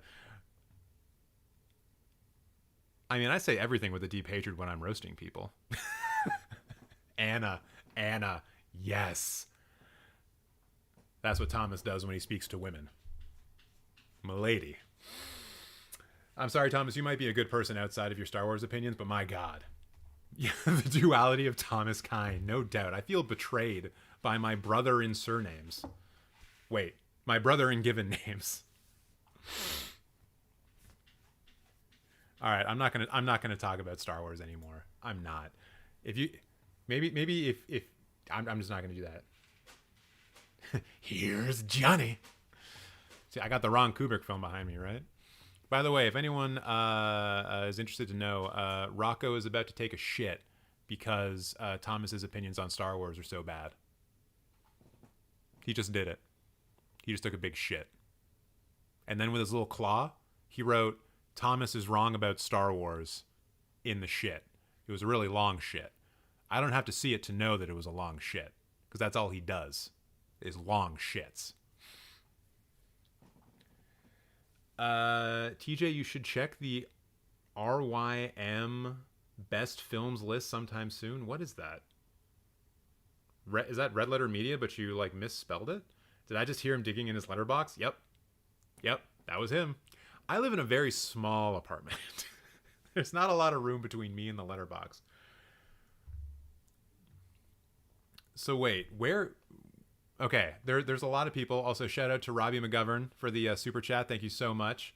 I've got people who are paying for roasting. I got a list of 3 that I got to go through. But then again, I'm not getting off the internet at 8:00, so we can just do this all the live long day. But yeah, if you guys want to tell me where I can find the Rate Your Music best movie list, if it's on Letterboxd, let me know.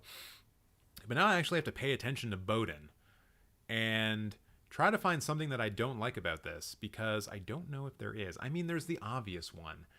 Do I go with the obvious one? Have I been too original today and it's okay for me to be a little bit obvious with what I'm going to roast you on?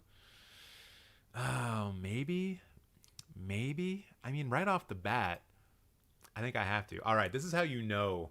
This is going to be one of those roasts where you know that, like, I'm not being completely serious. It is not La La Land.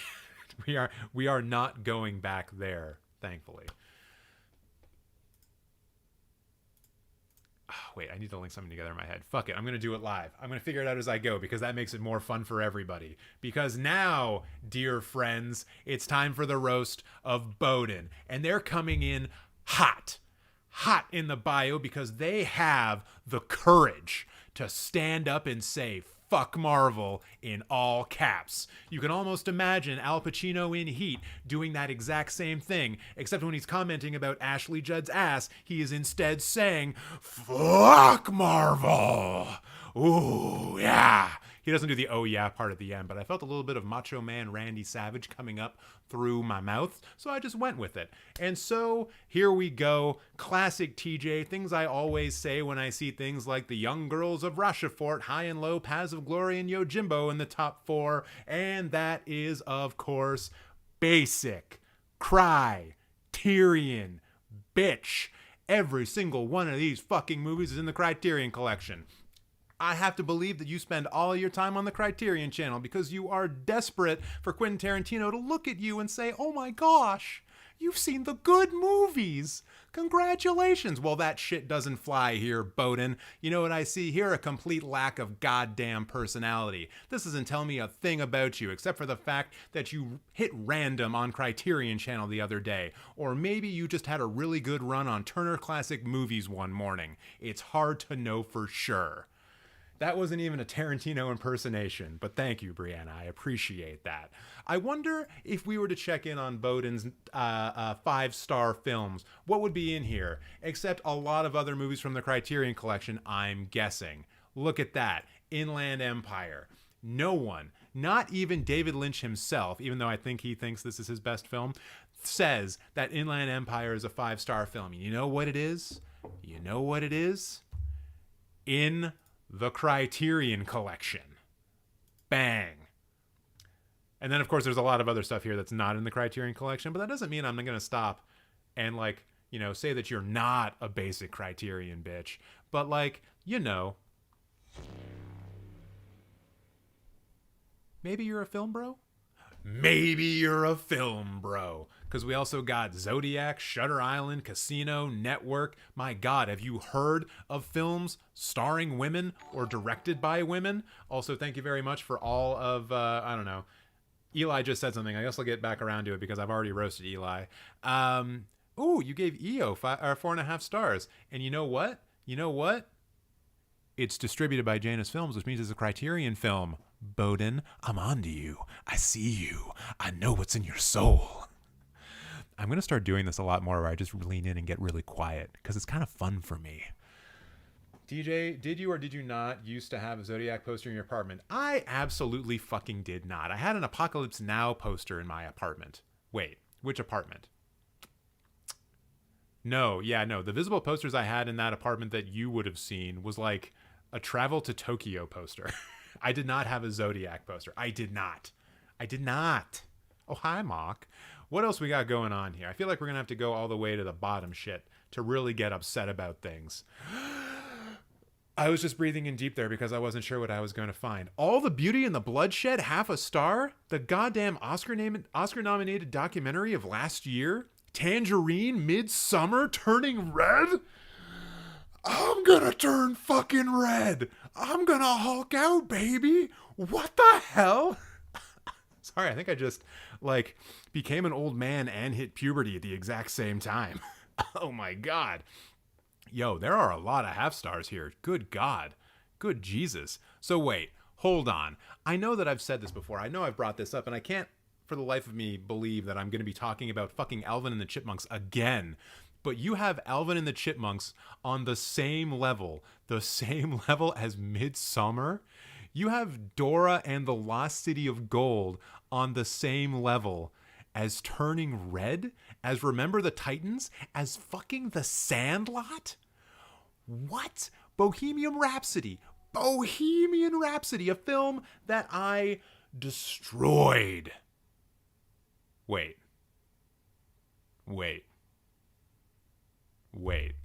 My mouse has just been hovering on this. Everything, Everywhere, All at Once. 0.5 star.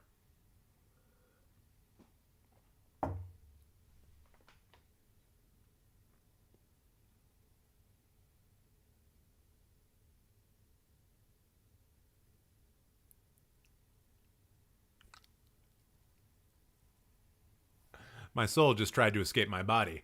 I don't even know what to fucking say about that. This is the kind of thing where I wish I still drank alcohol, because then I could get real fucked up after this and forget that I ever saw this. I could just forget it entirely. Jungle Cruise is better than Everything Everywhere All at Once. What? What world is this? How can you be the basic Criterion bitch that I called you out for, and yet you have Stalker and Mirror, two of Tarkovsky's best films, at 1 star? You have Top Gun. At 1 star.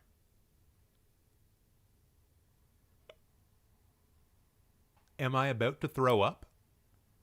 I don't know. I don't get it. I don't understand. Forrest Gump at 1.5 stars. The Lobster. Sorry to bother you. Batman Begins. All at 1.5 stars. I am stunned by this. I am stunned. I don't know what to do. I don't know what reality is anymore. How am I supposed to go on?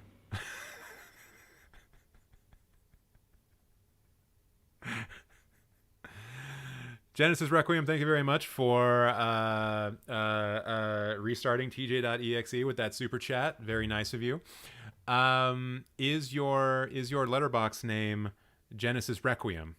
If not, please let me know what your Letterboxd name is, and hopefully I will have recharged my batteries enough to give you the roasting that you deserve.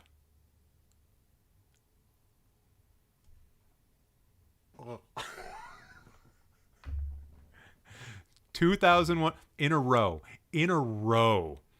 2001: A Space Odyssey, Pather Panchali, and Bicycle Thieves.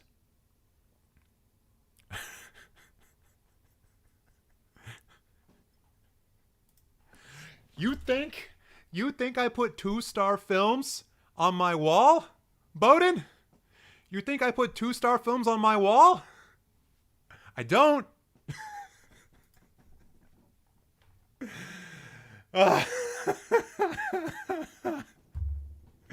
Aliens, Sound of Metal, Blue, The Usual Suspects, The Fly, Red Rocket, a fucking Bill Burr comedy special.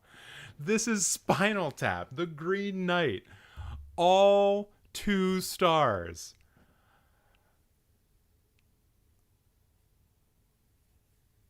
I gotta go. Hold on. Are there? Oh my God. Do I dare click on Akira Kurosawa ranked after all of that? He did have high and low in his top 4.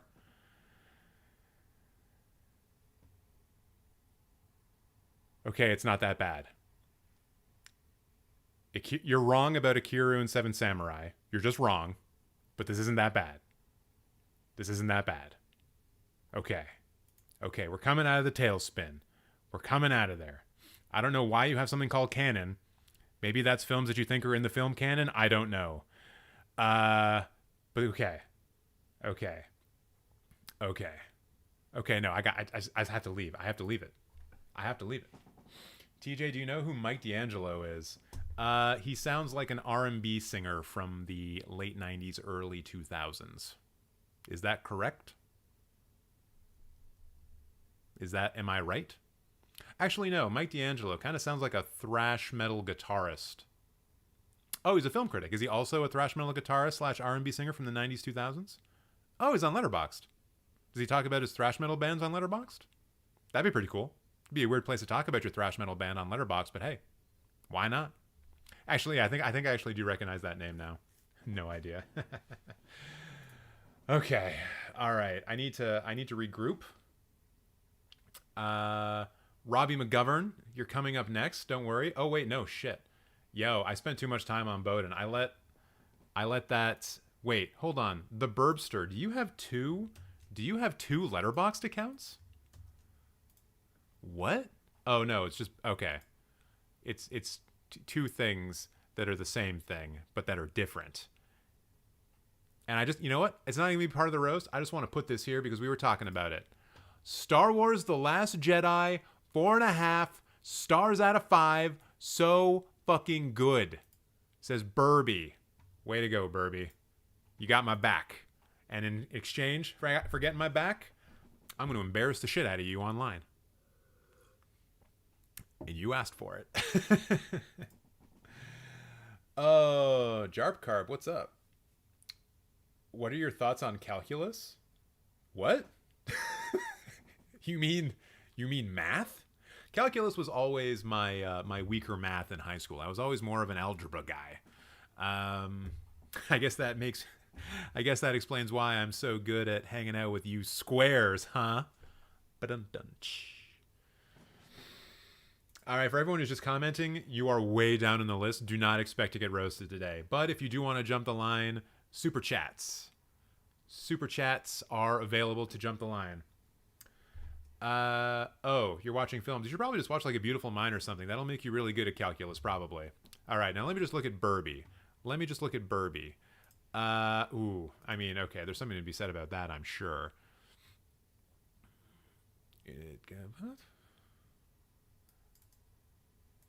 Weird. Is this the line for the bathroom? I mean, I am slinging a lot of shit, so potentially. Guys, there's algebra in geometry. Usually it's taught as one subject. Don't come for me.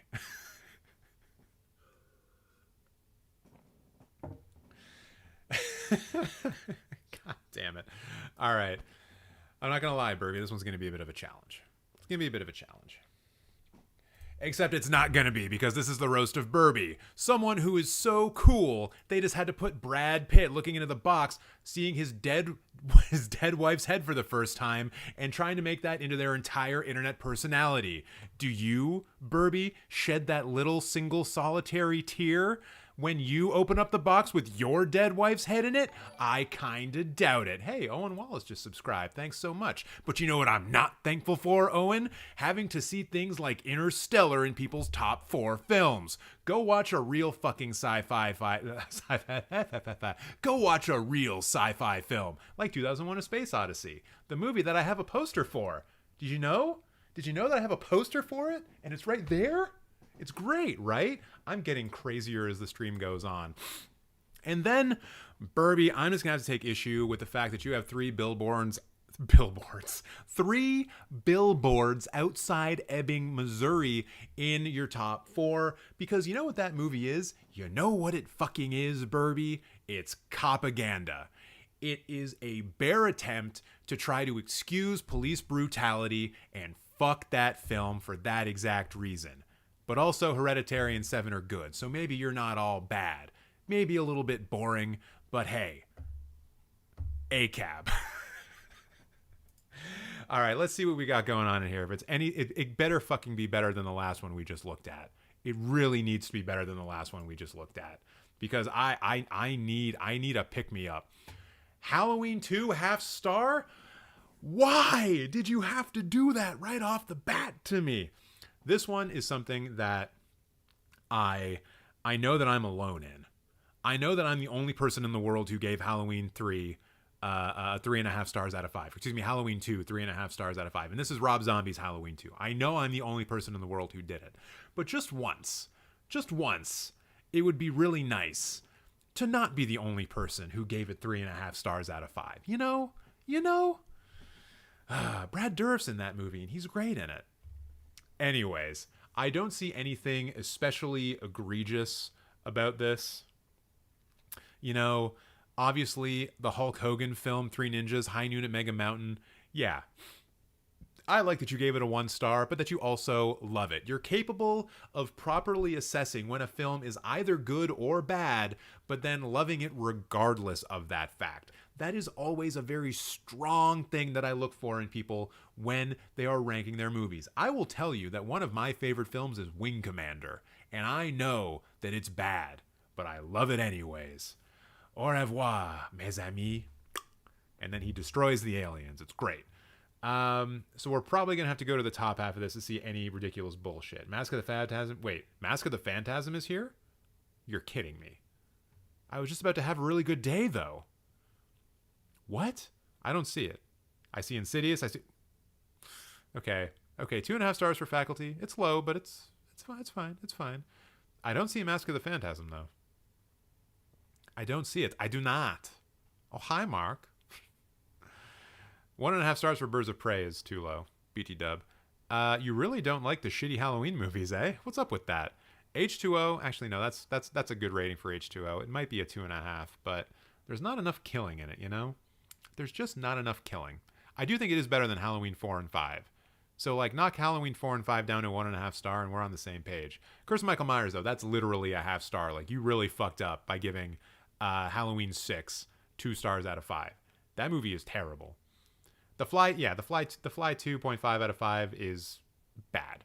Like, that's an all-time Canadian horror film classic. One of the best gross-out movies that's ever been made. Easily a 3.5 to 4 star out of 5. One of Cronenberg's best. Part of that great run that he went on in the 1980s. It included Videodrome and Dead Ringers. You're never going to get me to say anything bad about The Fly. So what do we got up here at the top? Okay, never mind. I take it back. You're not able to discern a good film from a bad film and love it regardless because you gave The Room 5 stars. Burby, what the fuck are you doing, man? I had this much respect for you, and now it's this much. Do you know how little that is? It's like 2 millimeters, Burby.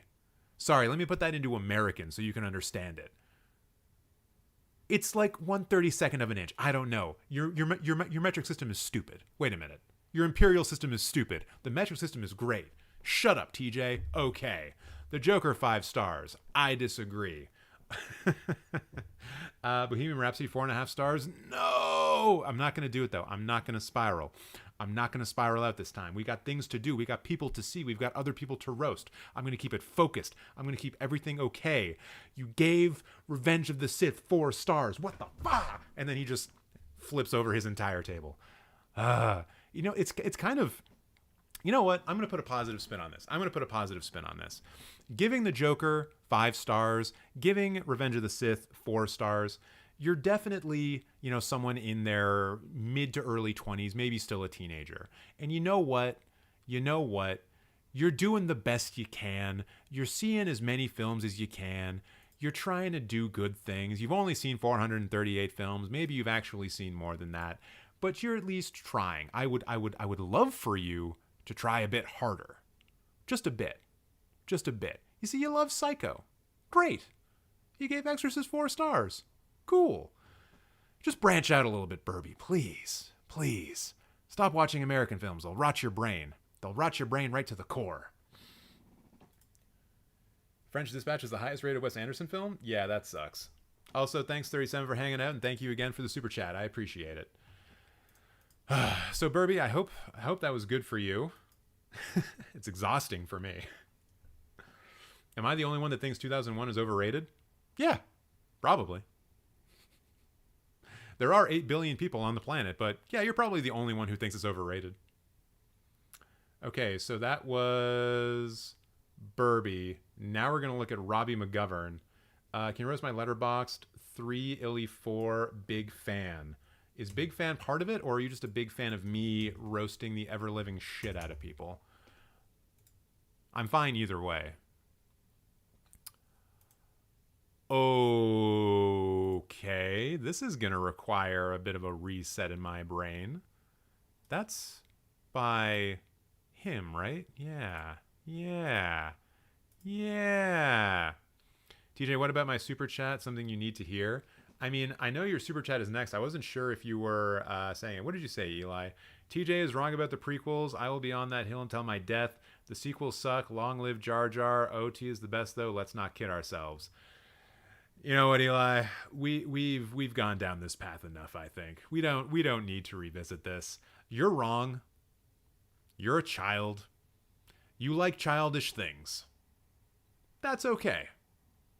One day you will grow up into a full, proper human being, and your opinions will change accordingly.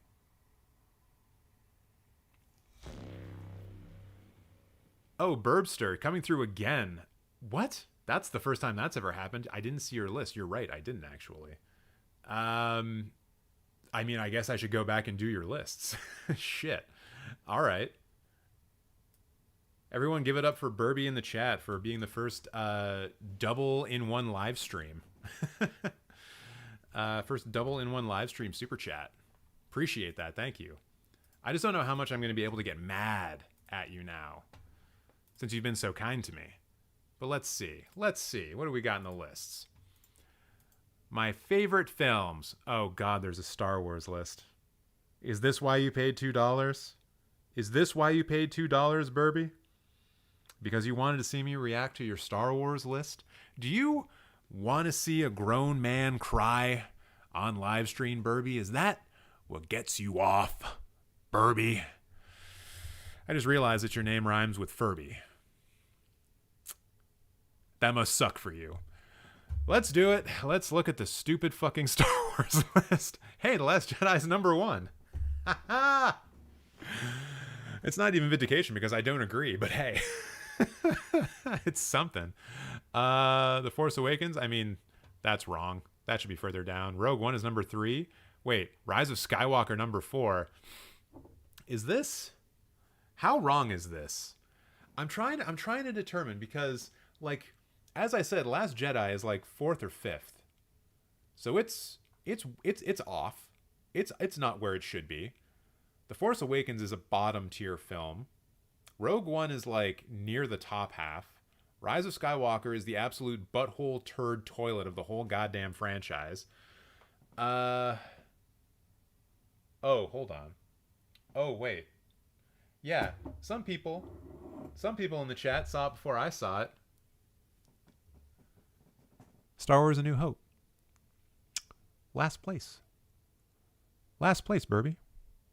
Star Wars A New Hope. The film that, along with Jaws, changed the landscape of American cinema and, by contrast, or in addition to, world cinema. Did you know that blockbusters, Burby, didn't exist before Star Wars and Jaws? Did you know that Star Wars modernized and revolutionized the science fiction genre when it came out, Burby? Did you know that? Did The Last Jedi do that, do you think? Did The Phantom Menace? Did The Rise of Skywalker, Burby? No. No, it didn't. Did any of these films have a more iconic score from John Williams than Star Wars A New Hope? No, of course not. You see, here's the thing, Burby. I'm not mad. I'm not mad anymore. I'm just disappointed in you. Very, very disappointed in you.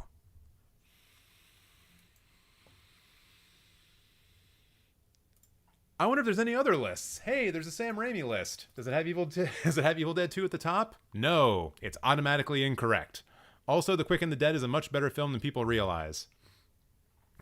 Father TJ's disappointed. Yeah. I'm so disappointed that I joined the Catholic Church as a priest, which is weird considering how many satanic tattoos I have on my body. The Gift is a Sam Raimi film? No way. What do you know? I didn't know about that. Cool. But yeah, Evil Dead 2 should be number 1 on here. Evil Dead should be number 2. Quick and the Dead should be a bit further up. Spider-Man 3 can go fuck itself. Yeah, I don't know if anything else really needs to be said about that. Oh yeah, and Doctor Strange Multiverse of Madness is shit. Should be like way the hell down here. I'm scared I don't want to be roasted by this guy so personally. You get what you pay for, or in some cases, the thing you signed up for free. I'll let you guys in on a little bit of secrets, a little bit of a secret about how I go about roasting people. Usually, I look at the profile, right, and then I try to imagine, based on the films that are there, the person that you are, and then I just roast the shit out of that. So, like, I could be completely wrong about the person that I'm envisioning when I'm going after you, and I may be, like, way off the mark. That's always a possibility, right? So don't be scared. Don't be scared. I think I'm a Sigma. What about you guys? A Sigma what? Oh, please don't tell me. Please don't tell me that we got a full-blown Sigma male in the chat. I might rearrange my roasting priorities.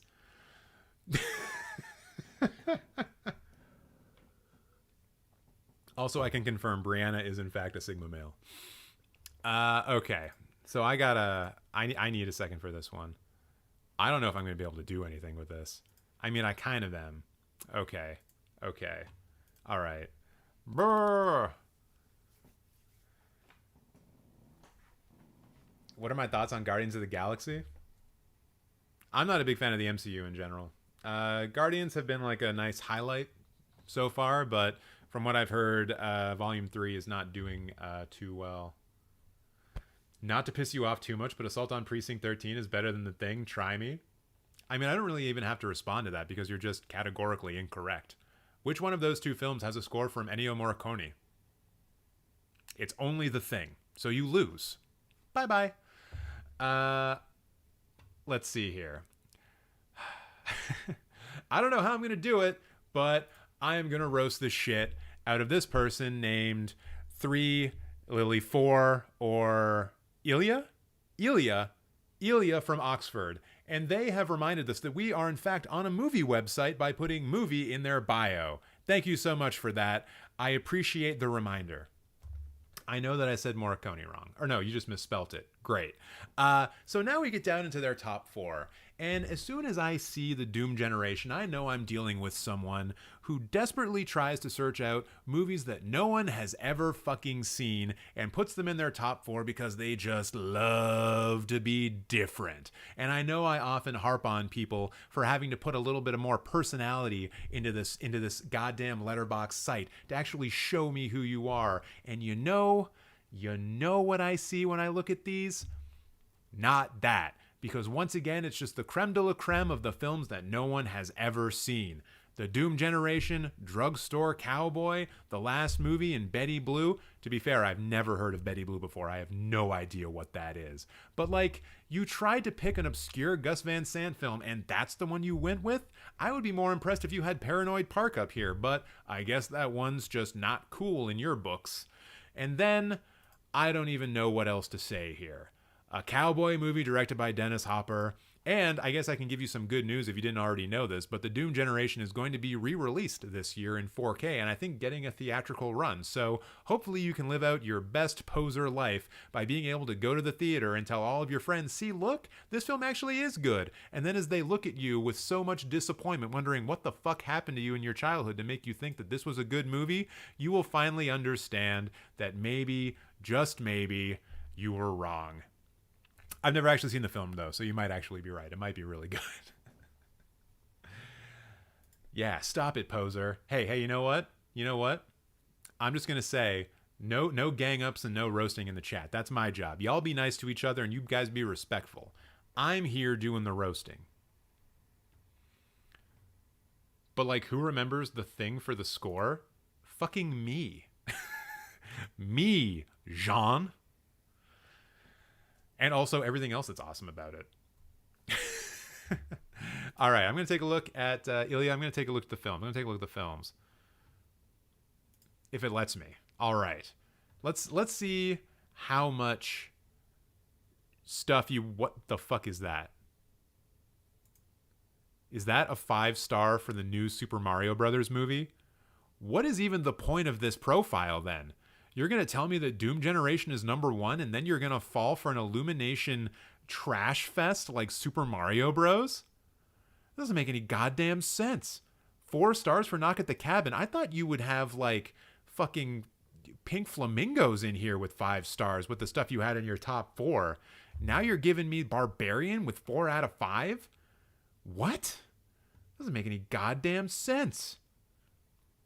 I'm confused. You have confused me. What do we got? Okay, let's look at the lows. Let's look at the lows. I want to see the lows. Attack the Block 1 star is bad. Also, I kind of love how you gave Garfield the Criterion cover. That's actually hilarious. Thank you for that. Wait, no, this is average rating. I want to see your lowest rating. Your lowest rating. Argo.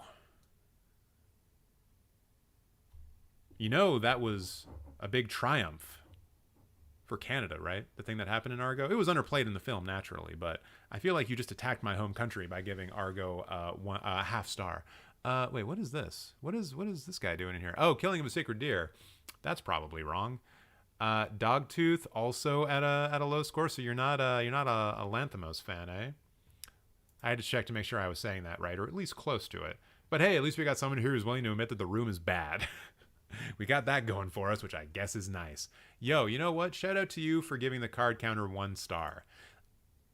I wouldn't put it that low, but that film was marketed horribly, and it made me think it was going to be a much different film than what it actually was. What else we got going on here? The Losers, 1 star. There's a joke there, probably. What's going on here? Yo, Traffic 1.5 stars? Absolutely not. Reservoir Dogs at 1.5 is crazy. Yeah, there's always going to be ridiculousness in these things. Like, you gave a Goofy movie, a clear 5-star film, 2 stars. It's silly. We're dealing with silly, insane people on this site all the time. You gave Hunger, the Steve McQueen film, 1.5 stars. Also ridiculous. But yeah, let's drill down on this one a little bit more. Traffic, the Steven Soderbergh film that came out in the year 2000. One of 2 films released that year that Steven Soderbergh was nominated for Best Director at the Oscars. Both that and I believe Aaron Brockovich. And like, you're not going to find a film that decides to show Mexico using the most yellow filter it possibly can. You're not going to find a film that does that that's better than this. And believe me, there are quite a few. Beyond that, the film's just real good. It really allows Steven Soderbergh to get into that more shaky cam DV video type look that he would further explore with films like Unsane, where he shot it completely on an iPhone. But still, this is one of America's foremost modern directors at his best. But you gave it 1.5 stars. Ilya, come on. Come on. All right, what's at the top end? What's at the top end? Zoom Generation, as we saw. Wait, what is this? That's so weird. L'Australiano translates to the shout, I guess. We got Rumblefish here, so I'm guessing that means... I was about to say that you're a Gus Van Sant film. Here's me forgetting that's a Francis Ford Coppola film. Bad, TJ. But what else is going on up here? So this actually is making me think that I was right. And that you are going for, like, the films that not a lot of people have seen. You know, with Null and I know that's kind of it was sort of like a film that everyone saw when I was in like university, but it's not one that's very often seen today. The Firm being not the film that Tom Cruise is in, I think, unless it actually is. Okay, no, that's Gary Oldman. Nice. Oh yeah, that's like a soccer hooligan movie, right? You also got like Untying the Knot, Hidden. I don't know what the hell these movies are. That's a great cover for The Fly, by the way. But yeah, Crimson Gold, no idea. This Nowhere movie, what could that be? Oh, it's another film by Mr. Doom Generation. Okay. Wait. Who was in that? Was that? Oh my God. It's those people. Christina Applegate? Wait, why aren't these people being listed in their proper names? Yeah, Shannon Doherty and Rose McGowan. Why are they listed so far down? I haven't seen that, although I do recognize this cover. I do recognize this poster. You're fooling me. And that's okay. Also, shout out Desperado. I'm pretty sure you put this here because you see Salma Hayek naked in this film, but it's still great besides that. So good for you. I will not be able to get over Super Mario Brothers getting a 5 out of 5, though. Considering some of these other 5-star films, I just don't get it. I don't understand. Like, how is all that jazz 5 out of 5, and how is Super Mario Brothers also 5 out of 5? It doesn't make any sense to me. Uncut Gems, La Samurai, Sound of Metal, Straw Dogs, Badlands, fucking Waves. Fucking Waves, and Justice for All, The Conversation. Is that... Okay, good. It's the Watchmen series, and it's not Zack Snyder's Watchmen. Like, you got a lot of really great films in here with 5 out of 5, and then the Super Mario Brothers? I don't know, man. That doesn't make a lot of sense to me. What is this list called Geezers? Is this all about British? Is this British film? Is Geezers a slur?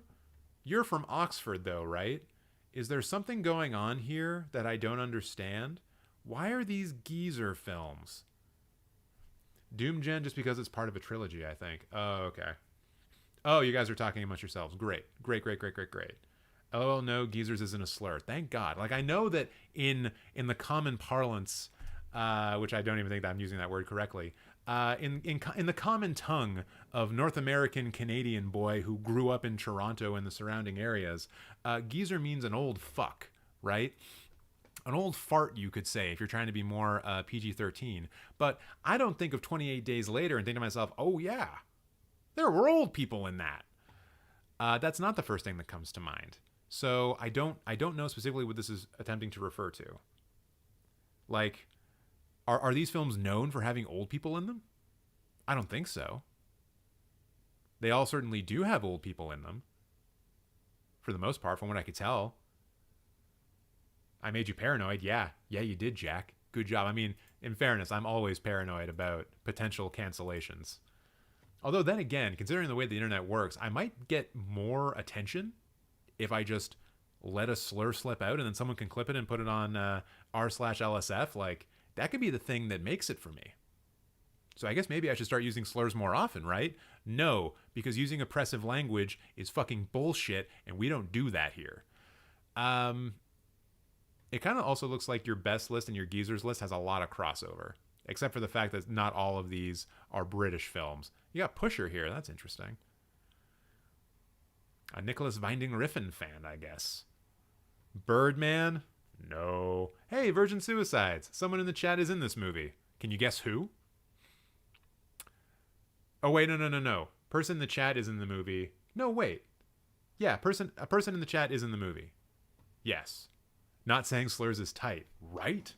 I can't believe that no one ever thought of that as like a strategy for growth on the internet before. Just don't use slurs. And that's why I can't grow on Twitter. It's too bad. Who is in Virgin Suicides? Oh, it's Brianna throwing you off. It was actually her. She was the one in Virgin Suicides. Nice try, Brianna. We all know the truth. So I think, actually I'm just going to go back to this real quick. Is there anything else I need to do with Ilya here? Ilya, do you feel like I got you?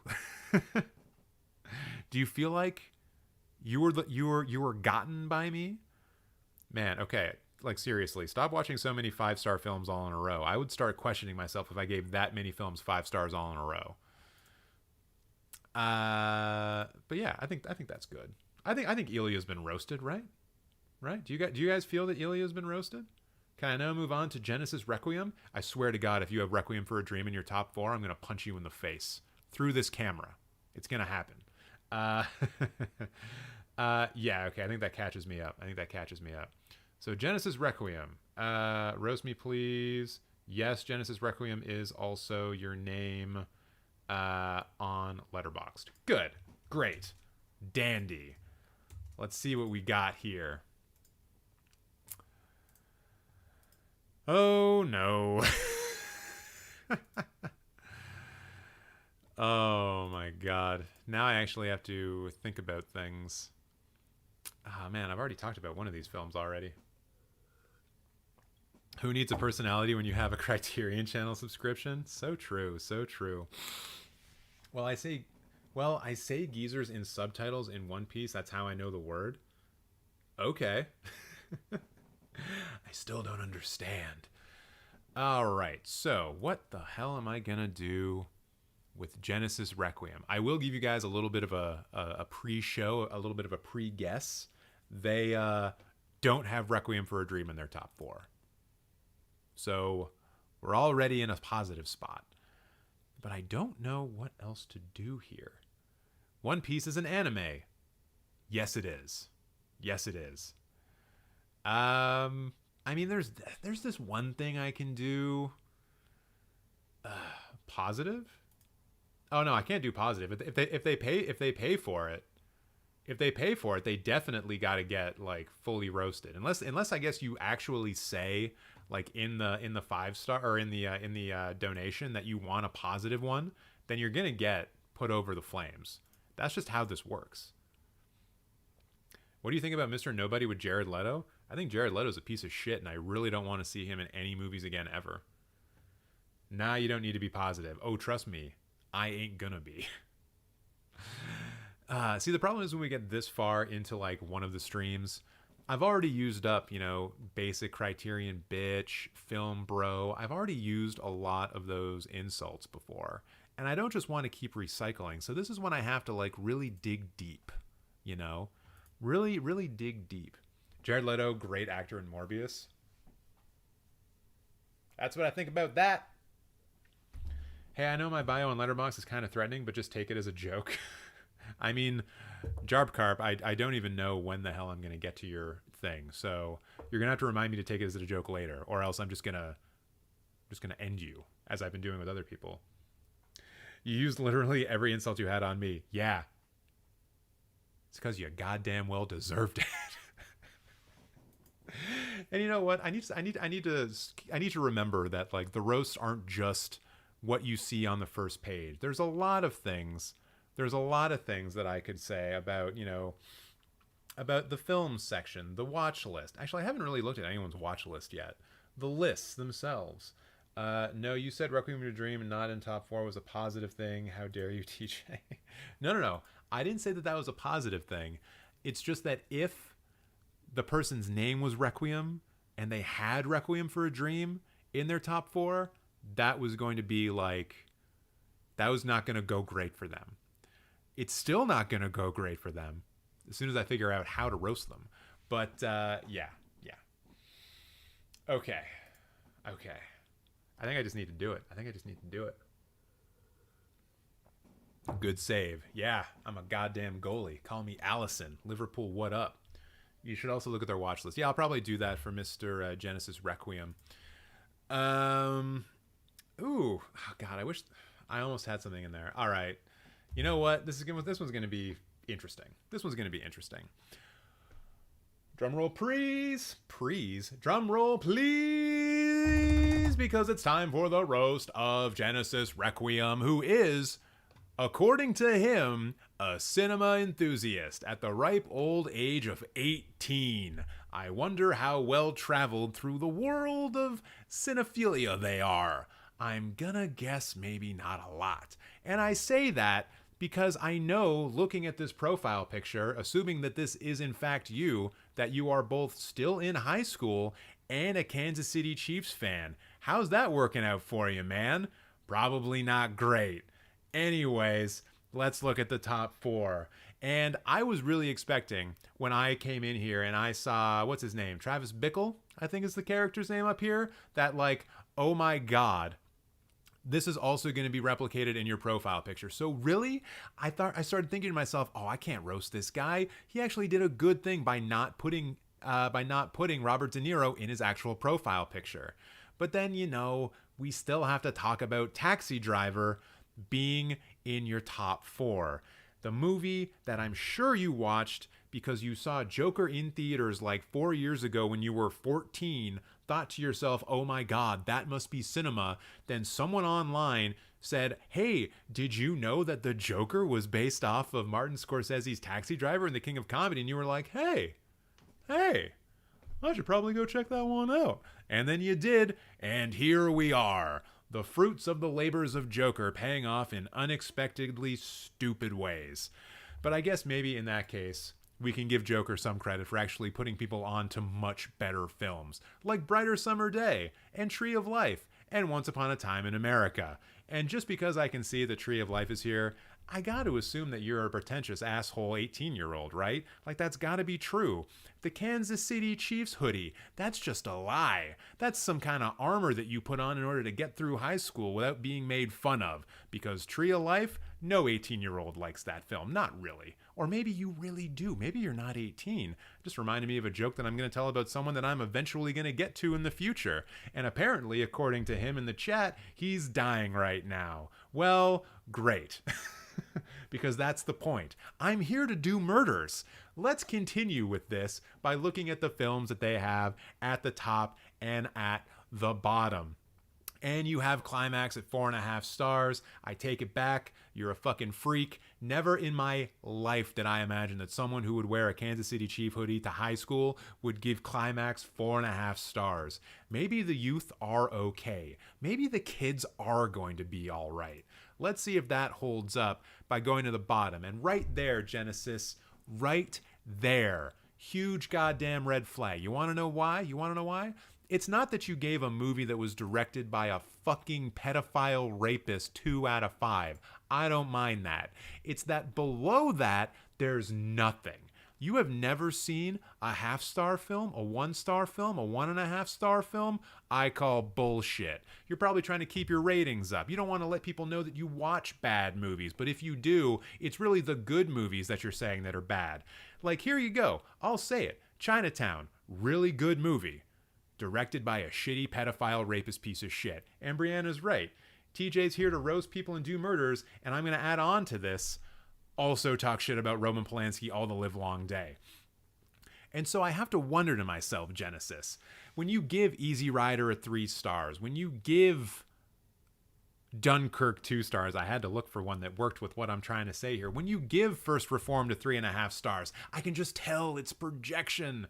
Can just tell it's all part of how people set themselves up as being pretentious film lovers when they're like, well, I didn't really care for Chinatown. It's immediately, as soon as someone says that, if I'm at a dinner party with someone and they're like, well, Easy Rider wasn't that influential, I just fucking leave. I pour my drink on my face, I excuse myself to go to the bathroom, and I sit and I cry for half an hour. That is exactly the kind of energy I'm getting from you here. And also, how many films have you even rated? 207? There's gotta be more than this. There's no way that 200 films into your cinephile career did you just happen upon The House That Jack Built and Climax. Unless you were saying to yourself, wow, how do I just completely fuck up my entire conceptions of cinema? It doesn't make sense to me. I guess we should probably look at the ones that you ranked as a 5, right? Also, shout out to Jack for the super chat. Give me your account and you'll get roasted, dude. You'll be next on the list, I do believe. Let's see. Highest first. What films are getting the 5s? The Turin Horse? The fuck is that? Oh, it's a Bellatar film. Oh my goodness. You are trying to impress people. I was right. Yeah. Mir, Solaris. Man, if I had started with this, I might have called you a basic Criterion bitch. But like I said, I'm all about doing that original content occasionally. Holy shit, I take it all back. You gave Passion of Joan of Arc 5 stars? Yo, I'm sorry to all the other 18-year-olds who are into the chat, but Genesis is now the best one. You've all gone down the list by like one. Not to say that I keep a list of 18-year-olds. That would be a weird thing to do. And also probably a Republican thing to do. They're really into, fucking children and marrying children. Anyways, Passion of Joan of Arc, 5. Nice. Good for you. Also, Apocalypse Now, 5 stars. Way to go. You're doing good work. Here, Genesis. Now that I think about it, I played a Sega Genesis as a kid. So there's some good synergy going on here. I'm sure corporate will be pleased. What else we got doing here? Dude, Falling Down, 4.5 stars? That's not a bad take. Yeah, I don't know what else to do with this. I guess we'll look at some lists. Ooh, the Batman films ranked. I wonder how wrong you got this. This is wrong, but you're missing Batman Returns. The fuck? Oh, you just haven't watched all the Batman films. Well, then this is incomplete, Genesis. What are you doing? Like, guys, I put together a list the other day of all the Star Trek films ranked. You know why I did it? Because I watched all the Star Trek films. I've seen them all. I'm not going to make a Batman films ranked list if I haven't seen all the goddamn Batman films. You should at least be doing that. Please and thank you. Favorite performances in cinema history? Ooh, going for the rapey vibes of A Clockwork Orange, I see. But then again, you have Persona, which, okay, I'm just going to say this out loud, and Genesis, please take this to heart. Persona is not Bergman's best film. And I know that everyone goes crazy for Bibi Andersson and Liv Ullmann in this film, but Bibi has better performances in Bergman films, and Liv Ullmann is like the 3rd or 4th best actress that Bergman ever worked with.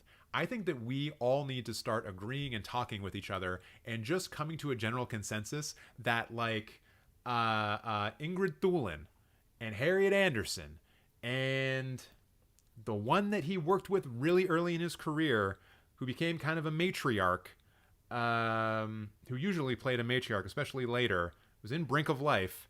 Why can't I think of it? Bibi Andersson was also in that film. I'll find it real quick. Because everyone should know her goddamn name, including me. Ava Dahlbeck. This was Bergman's original actress. You look through some of the shit she's been in. She was way in there from the beginning, and she's incredible. I think Liv Ullmann is great. I think in the canon of actresses that Bergman worked with, she's like 3 or 4. I would put her below Harriet Anderson, Ava Dahlbeck, Ingrid Thulin, and Bibi Anderson all. So I guess I'd put her 5th. And I just feel like the fact that Persona was like one of the ones that Criterion put out first of Bergman, that one's just being held up over the long course of time as being Bergman's best. That and The Seventh Seal, which is, of course, once again, a film that is often misrepresented as having one of Bergman's best performances in Max van Sydow being in there. When in fact, Bergman's best male actor was Gunnar Borgström. He worked with him more than any other actor. I would even argue that in The Seventh Seal, he was the lead, and Max van Sydow is just some guy off in the corner, like occasionally seeing death, except because all of those fucking shots that are always used in the Oscars, those montages and shit, it's always Max van Sydow about to play chess or playing chess with death. And because of that, we've all got in our mind that that is Bergman's best film, but it isn't. There are so many films, so many Bergman films that are better than Persona and Seventh Seal. I see some people in the chat are asking for examples. Okay, here you go. Wild Strawberries, Winter Light, Summer with Monica, The Virgin Spring, Through a Glass Darkly, The Passion of Anna, Summer Interlude, The Magician. Some of these I'm skipping over because I haven't seen them yet. Sawdust and Tinsel, incredible movie. The Magic Flute. Have I seen The Magic Flute? I don't know. I don't know if I had. Brink of Life. This one should be at the top of the list. And you want to know what? Here's a hot take for you that none of you will be able to confirm because I'm the only person in the world who's seen this movie. If film critics were women, Brink of Life would be one of the best films of all time. The only reason no one has ever given a shit about this movie is that for the majority of time, film critics have been predominantly men. Because that is a film about 3 women on the verge of giving birth, and men don't give a shit about that. Watch that movie, 3 incredible performances. It's mind-blowing to me that no one gives a shit about this film. It needs to be resurrected. It needs to be brought up from the grave and recognized as the work of art that it is in terms of its performances. Incredible. Incredible. That was a weird thing to say about a rant about someone, but I think it really did need to be said. Is there any other lists here, Genesis, that I can look at, that I can talk about? Every Criterion film that I own, that's way too many to go through. Who the fuck is James Whanney? This is kind of weird. Kind of weird list of films. But yeah, these are good. Those are good. Good recommendations. Good for James Whanney. I don't know who that is. All right. Thank you for the rant. Sometimes I'm able to speak in succession without stumbling on my words, and those are the moments when I feel pure live streaming nirvana. That is the shit that I live for. When I stumble, when I laugh, I hate that internally. I'm laughing on the outside, but I want you all to know that I'm dying. I'm embarrassed. I hate myself. But when I go on those long, uninterrupted rants where I'm just telling you all the facts and I don't stumble, I don't stop, I'm just spitting straight truth, I feel magnificent. I feel like I have ascended. I can't remember the last time I saw Pink Floyd's The Wall, so I don't feel confident speaking about it. Also, for those of you who want to see Brink of Life, it is available on the Criterion channel. That's where I saw it. Because, I am a basic Criterion bitch. You should all know this by now. Oh, God. I see Nirvana being mentioned in the chat. You guys want a fucking Nirvana hot take? Do you want to take a break here from the roast? And I know that Jack just paid for one, and I think I'm caught up besides that. The Burbster. We did that. Yeah, we just did Genesis. I hope you got your $2 worth Genesis out of that. So yeah, Jack's got to get roasted. Wait. You didn't give me your... Oh, there we go. Deidre is my account. All right, I'll set that up. But while I'm setting that up, I'm going to give you guys a Nirvana rant. So Nirvana, they're a band. Did you know that? They put out their first record in 1989 and then subsequently put out 3 more records, although one of them was just like a B-sides and rarities that everyone pretends was a real album. I'm talking about Incesticide. That's not the rant, though. The rant is that every single Nirvana song that was turned into a single. I'm talking about Smells Like Teen Spirit, In Bloom, Heart-Shaped Box, all of them. Those are all the worst Nirvana songs. Every single song that Nirvana releases a single and has subsequently been overplayed for the last 3 decades, is the worst Nirvana song. Every non-single Nirvana song is way better than the ones they chose for the singles. This is true. I promise it's true. You know this because you've heard Something in the Way in the Batman, and instinctively on the inside, and I know this about you because once again, I can see into your soul, you knew that it was a way better Nirvana song than all of the singles. You knew that. You knew that. And I'm proud of you for it. Let's see how chat's reacting to this. Oh my God. Junk coming in with 10 gifted memberships. Thank you so much.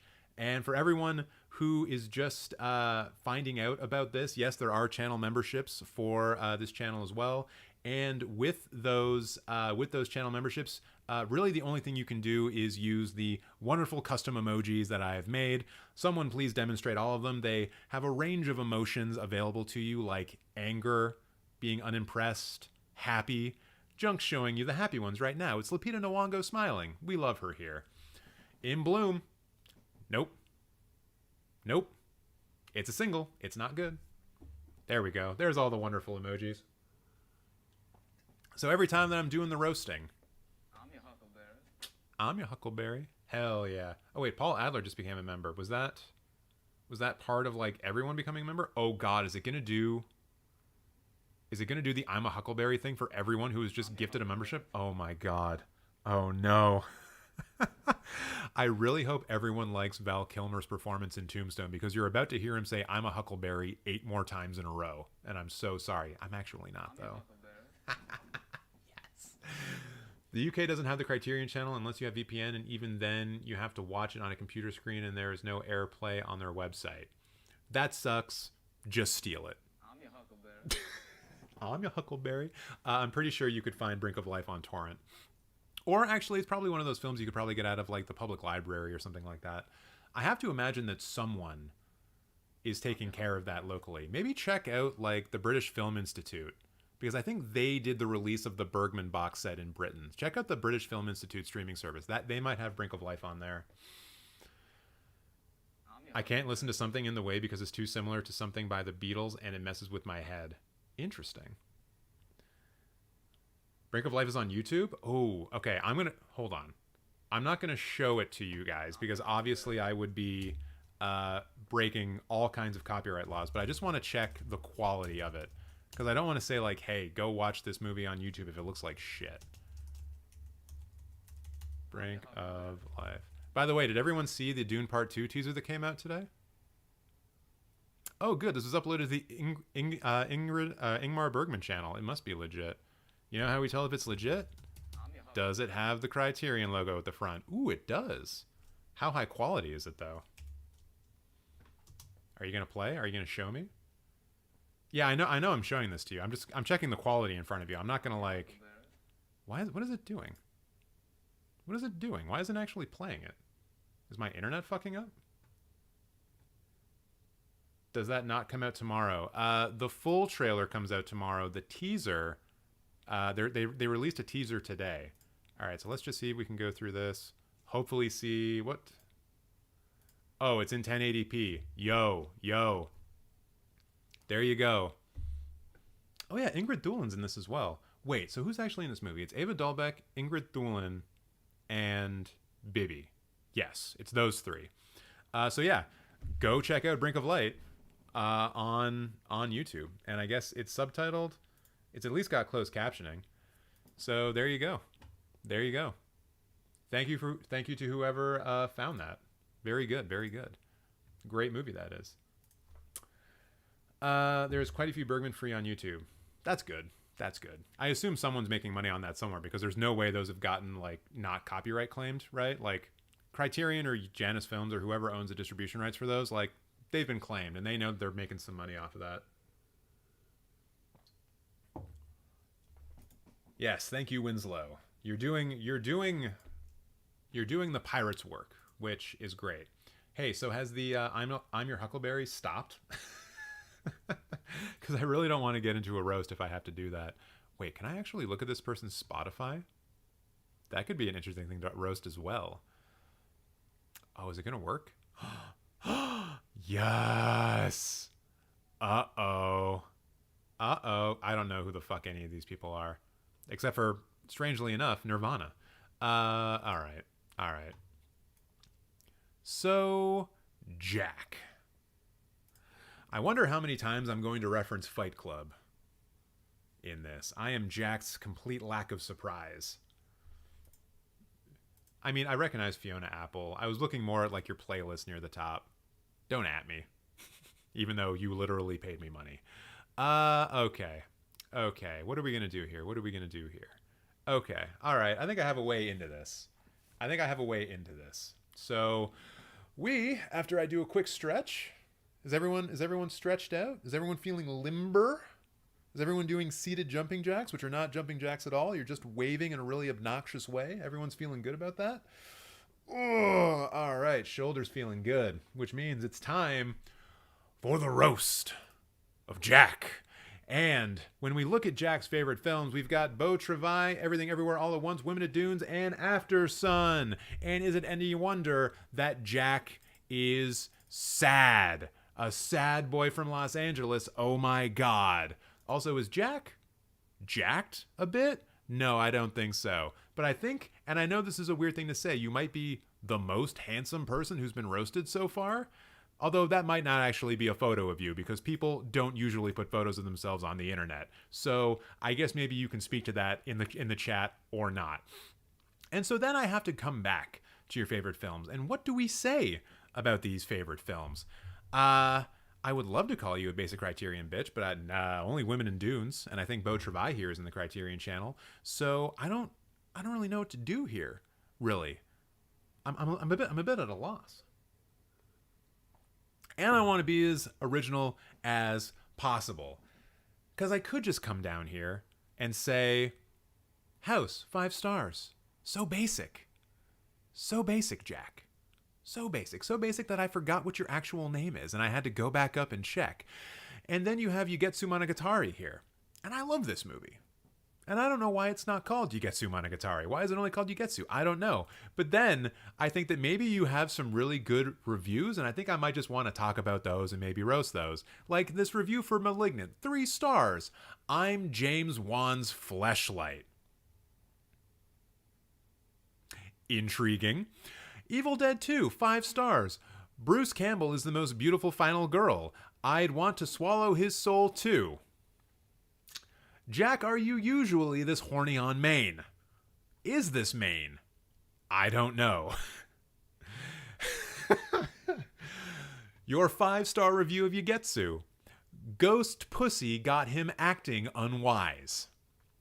Isn't it a shame when ghost pussy gets us acting unwise? I personally can relate. There's just way too much ghost pussy floating around.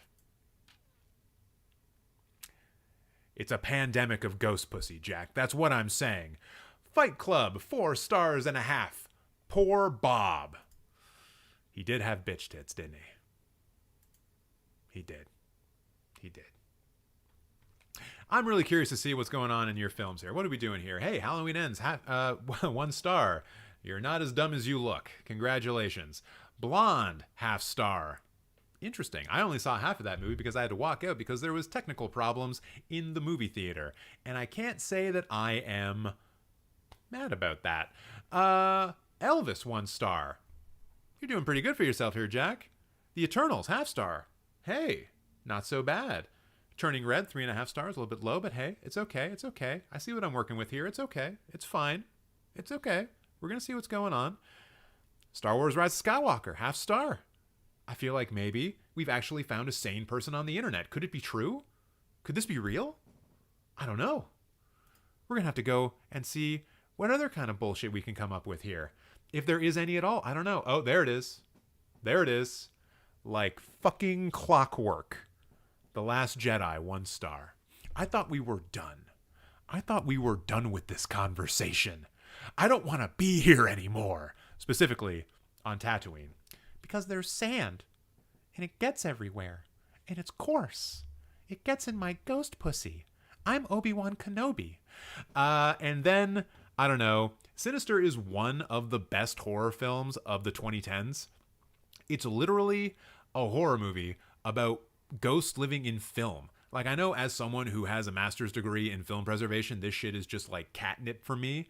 And having someone do like, a ghost being trapped in celluloid and then being brought into the digital world because it got scanned, like, it just works so well in my brain. So, like, 1 star? No, although you are kind of right about Black Phone. Also, just seeing Morbius, Avatar, and Avatar 2 here, like, right next to each other, that's great. That's a great visual. I'm going to put that in the thumbnail.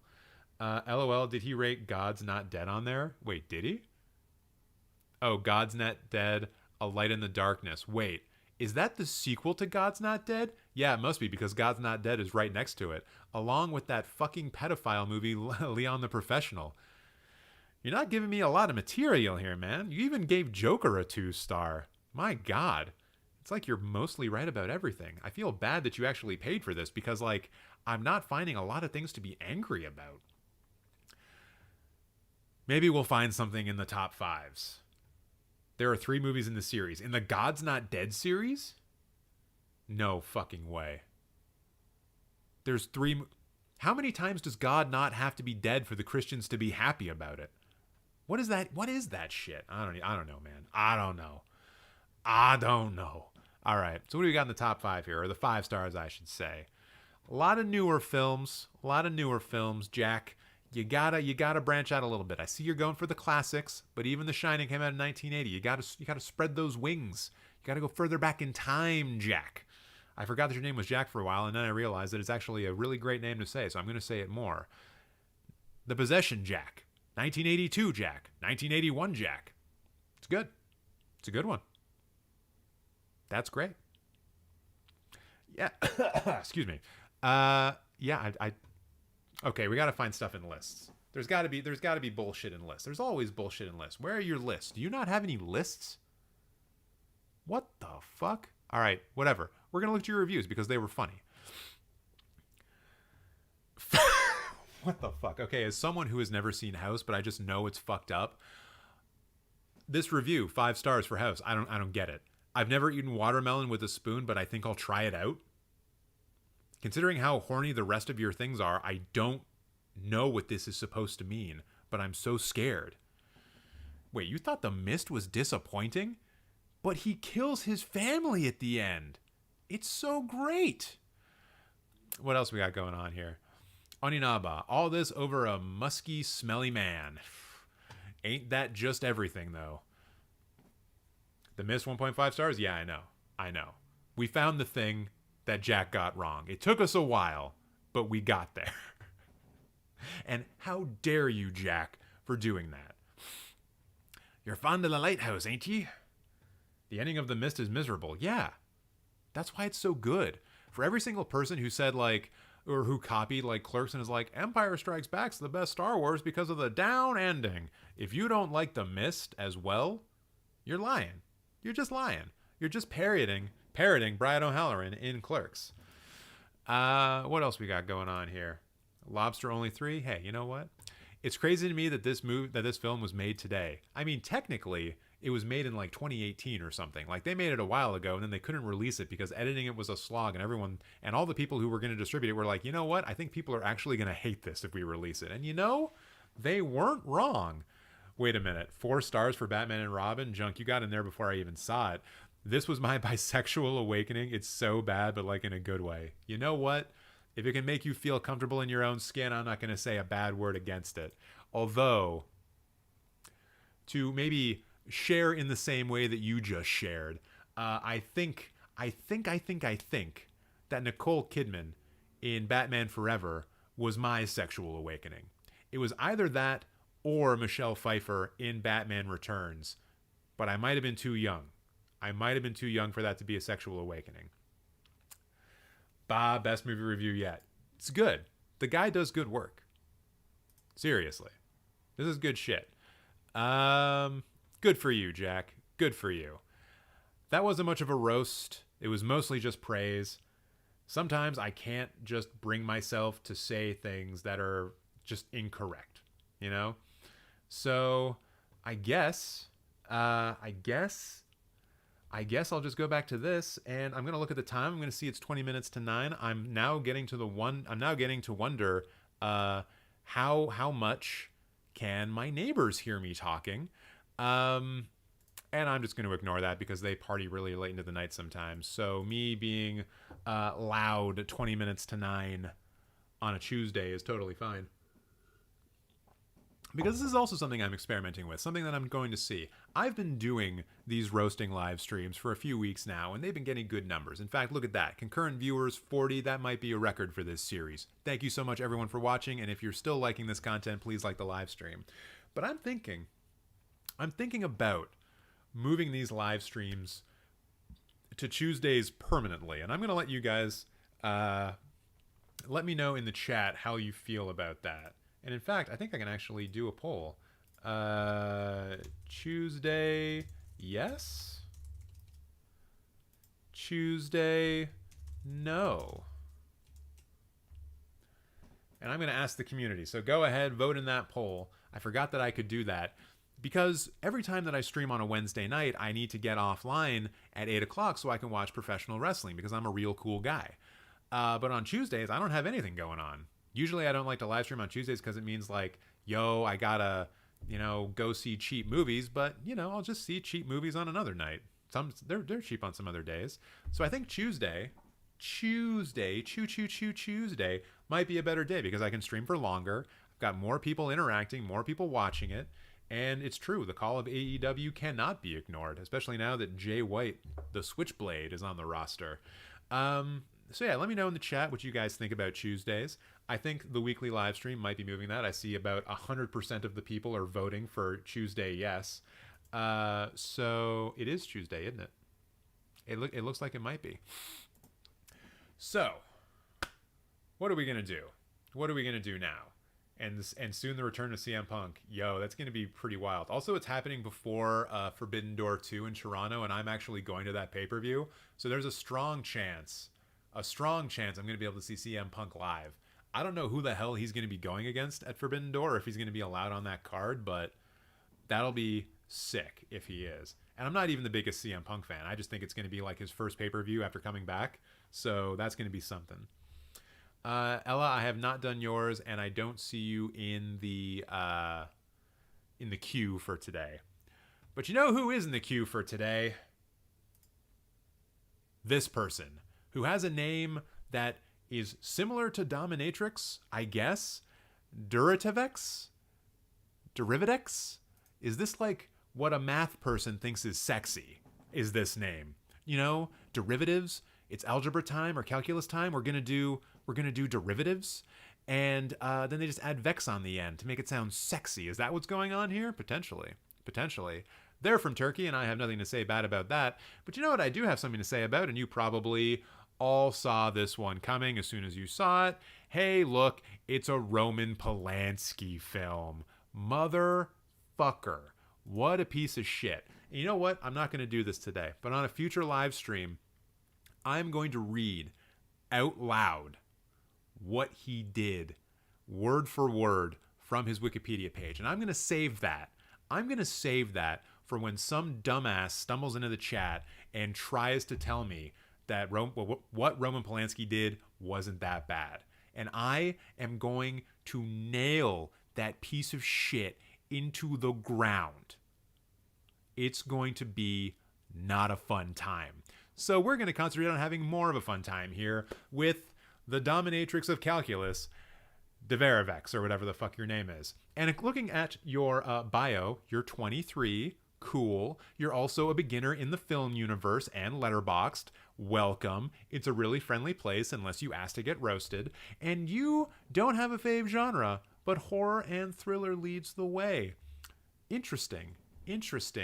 Derivatex. Person.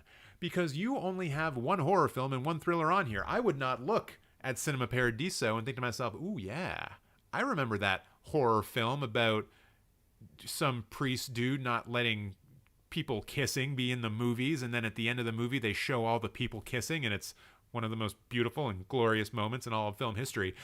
That's not a horror thriller, and neither is Amélie, a film that I have not seen, but it's very French.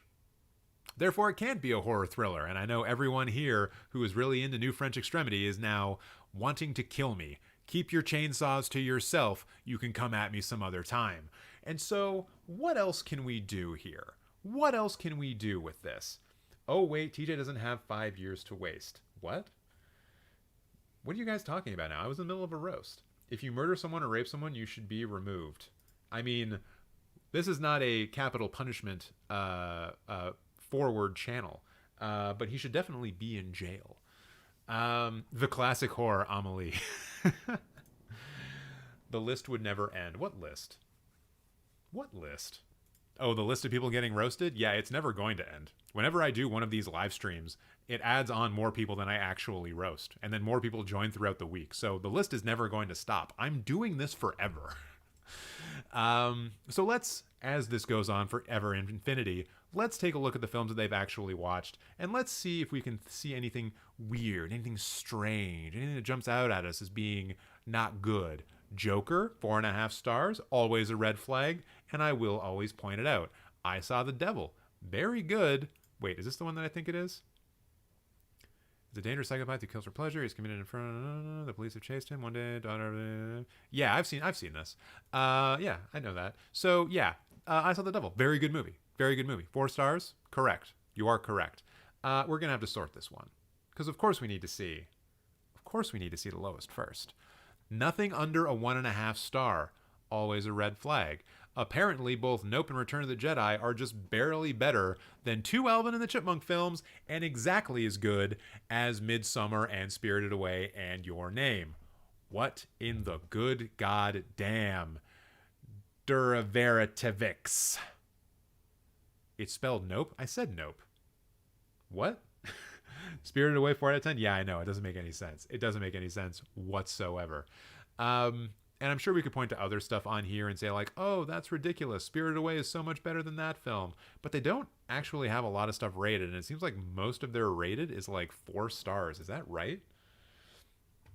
4.5 and 4 stars are their most ratings. So I think it kind of feels like they're only rating the stuff that they like want, like that they want to show people that they've actually seen, you know? TJ, does thou have a favorite book? Yes. It is a South Korean book called The Vegetarian by who's the author? By Han Kang. Yes. Very good book. I love this book. It's the only book that I've read once that I think I will ever read twice, which is, if you know me, high praise. And we've got nothing on here, so why don't we look at the watch list? What do they want to see? They want to see Pearl. They want to see the Battle of Algiers. That's going to turn them into a left-wing radical, so that's cool. That's always great to see. Ooh, Greener Grass. I've been wanting to check this one out. Yeah, The Vegetarian was popular because it won the International Man Booker Prize, which is how I found out about it. Actually, no, I was in a book club that, as all book clubs do, disintegrated and fell apart. But when it was going on, we read The Vegetarian, and it was super good, and I still have it on my shelf. I think I actually stole it back from an ex-girlfriend because I was like, I can't leave this here. I can't leave you here. We gotta go. I said that to a 200-page Korean book on my way out the door. Ooh, you want to see Black Christmas? Great movie. The Canadian original, not all the other bullshit that came out around that. God, I hate seeing this picture. What, this picture? This one right here? What's wrong with this? It's just a couple of people with braces, you know, enjoying a post-smooch saliva. Nothing wrong with that. It's wholesome. It's very wholesome. Greener Grass is like a Tim and Eric movie, but by women. Sick. Yo, the Turin Horse. This is the second time I've seen this today. Yeah, Bellatar. I forgot about that. I should probably put it in my watch list then. Wait, was that on anything? Is it on anything? Is the Turin Horse smoking weed? How could it smoke weed? Yo, Dark City. Yes. Yes. For any of you who have seen The Matrix and you thought to yourselves, wow, why doesn't anyone else make a really wet, almost black and white, but mostly green movie? The Dark City is right there. It's right there for you. What else we got going on here? One Cut of the Dead? Yo. This is not a true one-shot film, a true one-take film, where they do the entire film in one take, but it's probably one of the most inventive and best examples of that kind of film. The number one, of course, being Victoria, which I encourage everyone to see. Man, this guy's got 17 pages of watch list. That's way more than me. We're not going to go through all of this. Also, American Movie. For anyone out there who thinks to yourself, you know what, I just can't be a film director. There's no way that I could ever direct a movie. I want you to go out and watch this film. Because not only will you discover that, yeah, you can make a movie. You're smart enough to make a movie. But even if you try to make a movie and you fail at it, you can always make a documentary about your failing movie and then put that together and send that to film festivals. And you might actually get that sold, because this is great. And I see you, Jean, saying you weren't a huge fan of Victoria. And I understand that. It's doing a lot of stuff in there to pad things out, to get people from place to place to place. But it's so ridiculously good at executing the really hard stuff at the end of the film and some of the more harder sequences that include driving throughout the film, that I give any of those like kind of not very interesting bits a total pass. And I kind of like it because it's slice of life. It's people walking around Berlin. It gives me a view into a world that I haven't yet experienced and probably never will, because, you know, I'm too fucking old to go partying in Berlin. Does anyone want to go partying in Berlin, by the way? Never mind that I asked. We have roasting to do. And I guess I was trying to see if there was going to be some films in here that I could roast. And what am I going to say? Oh, you haven't seen this near pornographic film that David Cronenberg directed yet? You idiot. Like, not everyone's going to get around to watch Crash, you know, super easy. I don't think that you need to have The Maze Runner in your watch list. That doesn't seem like something that you need to remind yourself to do. It's certainly not something that I would ever remind myself that I need to do. Also, Throwdown, I really want to see this. This Johnny Toe film, yeah, it's in the Criterion Collection, actually, which is rare for, like, action films that are not called RoboCop and Armageddon and The Rock. Is there anything else here? Yeah, this is just stuff, you know, you're going to get around to it eventually. So that's cool. That's good. Don't bother with The Maze Runner. That's all I have to say about this. That wasn't much of a roast, but, you know, they didn't pay for it. So it's fine. I guess actually I'm allowed to not roast them. I'm allowed to not roast them when they don't jump the line. I can be positive if I want to. I can be me, you know? I can just be me. Victoria's so bad, Thomas first bad take. What? I love Victoria. What are you talking about? My name's TJ, not Thomas. All right, I'm going to continue on the roasting, but I'm going to be right back because I need a little bit of water. We're going to get through some of this list. We're going to get this thing popping off, but I will be right back. And in the chat, I want you to argue about who is a better Obi-Wan Kenobi, Ewan McGregor or the original guy whose name I just forgot. Okay, bye. I'll be right back. I'll be right back. Well, I'll be right back.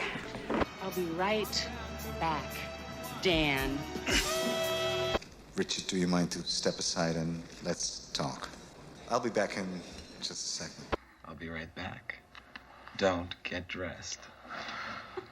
I've got to leave this room. I'll be right back. No! Don't you leave me here, you... I'm coming right back. I give you my word. Be right back with a search warrant. Sarah, I will be right back. I gotta see this. Was it something I said? And we're right back in here, and yes, I know it was Sir Alec Guinness. I fucked up. I'm sorry. I feel really bad about that. But now we're back. We're back. What were people arguing about? Ewan Guinness? That's not... You can't combine them into one. That's not allowed. Actually, it would have been hilarious if someone interjected here and said, actually, the best Obi-Wan Kenobi was the guy who did his voice in the Clone Wars cartoon. And that, while wrong, would have been great to see. Dr. Davenstein95 checking in. Thank you for joining us in the live stream. That person just recently joined the Cinemateq Discord, which, if you feel so inclined, you can join by checking out the link in the description box. That's either right there now, because YouTube is fucking around with their their whole thing, or it's in the description box below. It's in one of the places. So come join the Discord. A lot of the people who are in this chat right now are in that Discord server. We talk about movies all the time. We play movie games like Framed and Flickle and that kind of stuff. There's challenges that one of the members of the community have set up, and it's good fun. It's a good fun time. Speaking of people who are in the Discord, it gives me great pleasure to present to you the roast of Nocturno Swamp Thing, all the way from Poland. And yes, he follows me because he's a good cinephile. Although I have to wonder about the cinephile credentials of someone who watches a film that is just clearly Dracula in Spanish spelled backwards. This seems to me like some real Castlevania bullshit. Is this a bonus level that you played back in the 80s when you had your SNES out and you were like, ooh, Castlevania is really cool. I love this. I love this a lot. And now it's on your Letterboxd profile somehow. And I think actually I did pre-look at your profile and I was like, ooh, what actually is this? And then I see this photo of what I can only assume is Satan. And I just think to myself, my God, why, oh why, did we ever think that CGI was a good idea? Look at this photo. Look at this. No one. There is not a single thing you could do with CGI that could make that better than what it already is. That is glorious. That is beautiful. Get all CGI out of my films. If this is what we could be having instead, give me this, because this is great. This is incredible. It's even missing a couple of teeth. You can't get that with CGI. They'd render all the teeth. They would feel the need to do that. But this guy has played some hockey, and he's missing his front couple of teeth. Satan plays hockey. There you go. Confirmed. Satan is Canadian. Probably. And let's see what we got else up here. The Strange Color of Your Body's Tears. This is one that I had no idea about, but according to them, it's a Giallo film, and that's like pretty cool if you're into watching women get stabbed all the time. Weird thing to be into, Nocturo. But I don't know anything else about it, so I can't speak about it. I just thought I would bring up that fact, that it's about, that Giallo is about women getting stabbed. You know, take that as a roast or not if you want. Actually, did someone just point out this person's really into vampires? Because, yeah, there are quite a bit of vampire things going on here. Speaking of vamps, I can't fucking believe I made that pun. Babylon, baby. Because vamping was a thing that people did in the 20s. Bang! And when did Babylon take place? The 20s. Bang! I am so fucking good at this. You guys have no idea how hard this is. I am amazing. Okay, so Babylon. They gave all of their thoughts about it in Polish, which I understand. Oh, wait, the last one is pure madness and insanity at the same time. Proof that cinema is actually something more than life. You know what? I'm not going to disagree with you, because Babylon is great. And you also have Mulholland Drive here, which is a good movie. It's probably David Lynch's best film, not called a straight story, and that is a hill I will die on. So what else can we possibly do here? What else is there to do? I feel like we're just playing the same songs over and over and over again when we go and check out the films. Where is the thing to roast, or where is the thing to be positive about? I can be positive in this one if I want to. You gave Dragon Ball Evolution 2 stars? That's about 2 fucking stars too many, friendo. You should feel bad about yourself. Put on one of your kinky vampire movies and cat o' nine tails yourself in the back for that one. That's your homework. Your punishment, you could say. Roast yourself. So what do we got going on here? Aw, you didn't like Birdemic, Shock and Terror? That's just totally uncalled for, man. There's a lot of films here called 365 Days, and I don't know why. Are these Polish films? Yeah, I bet this is a Polish film, isn't it? Yeah, okay. Not to say that Polish cinema is bad. There's actually a lot of good Polish cinema. But hey. I told you guys he was Father TJ. That'll be 10 Hail Marys and 4 whips from your cat o' nine tails, please. May the Lord forgive you. Hey, look, another vampire movie.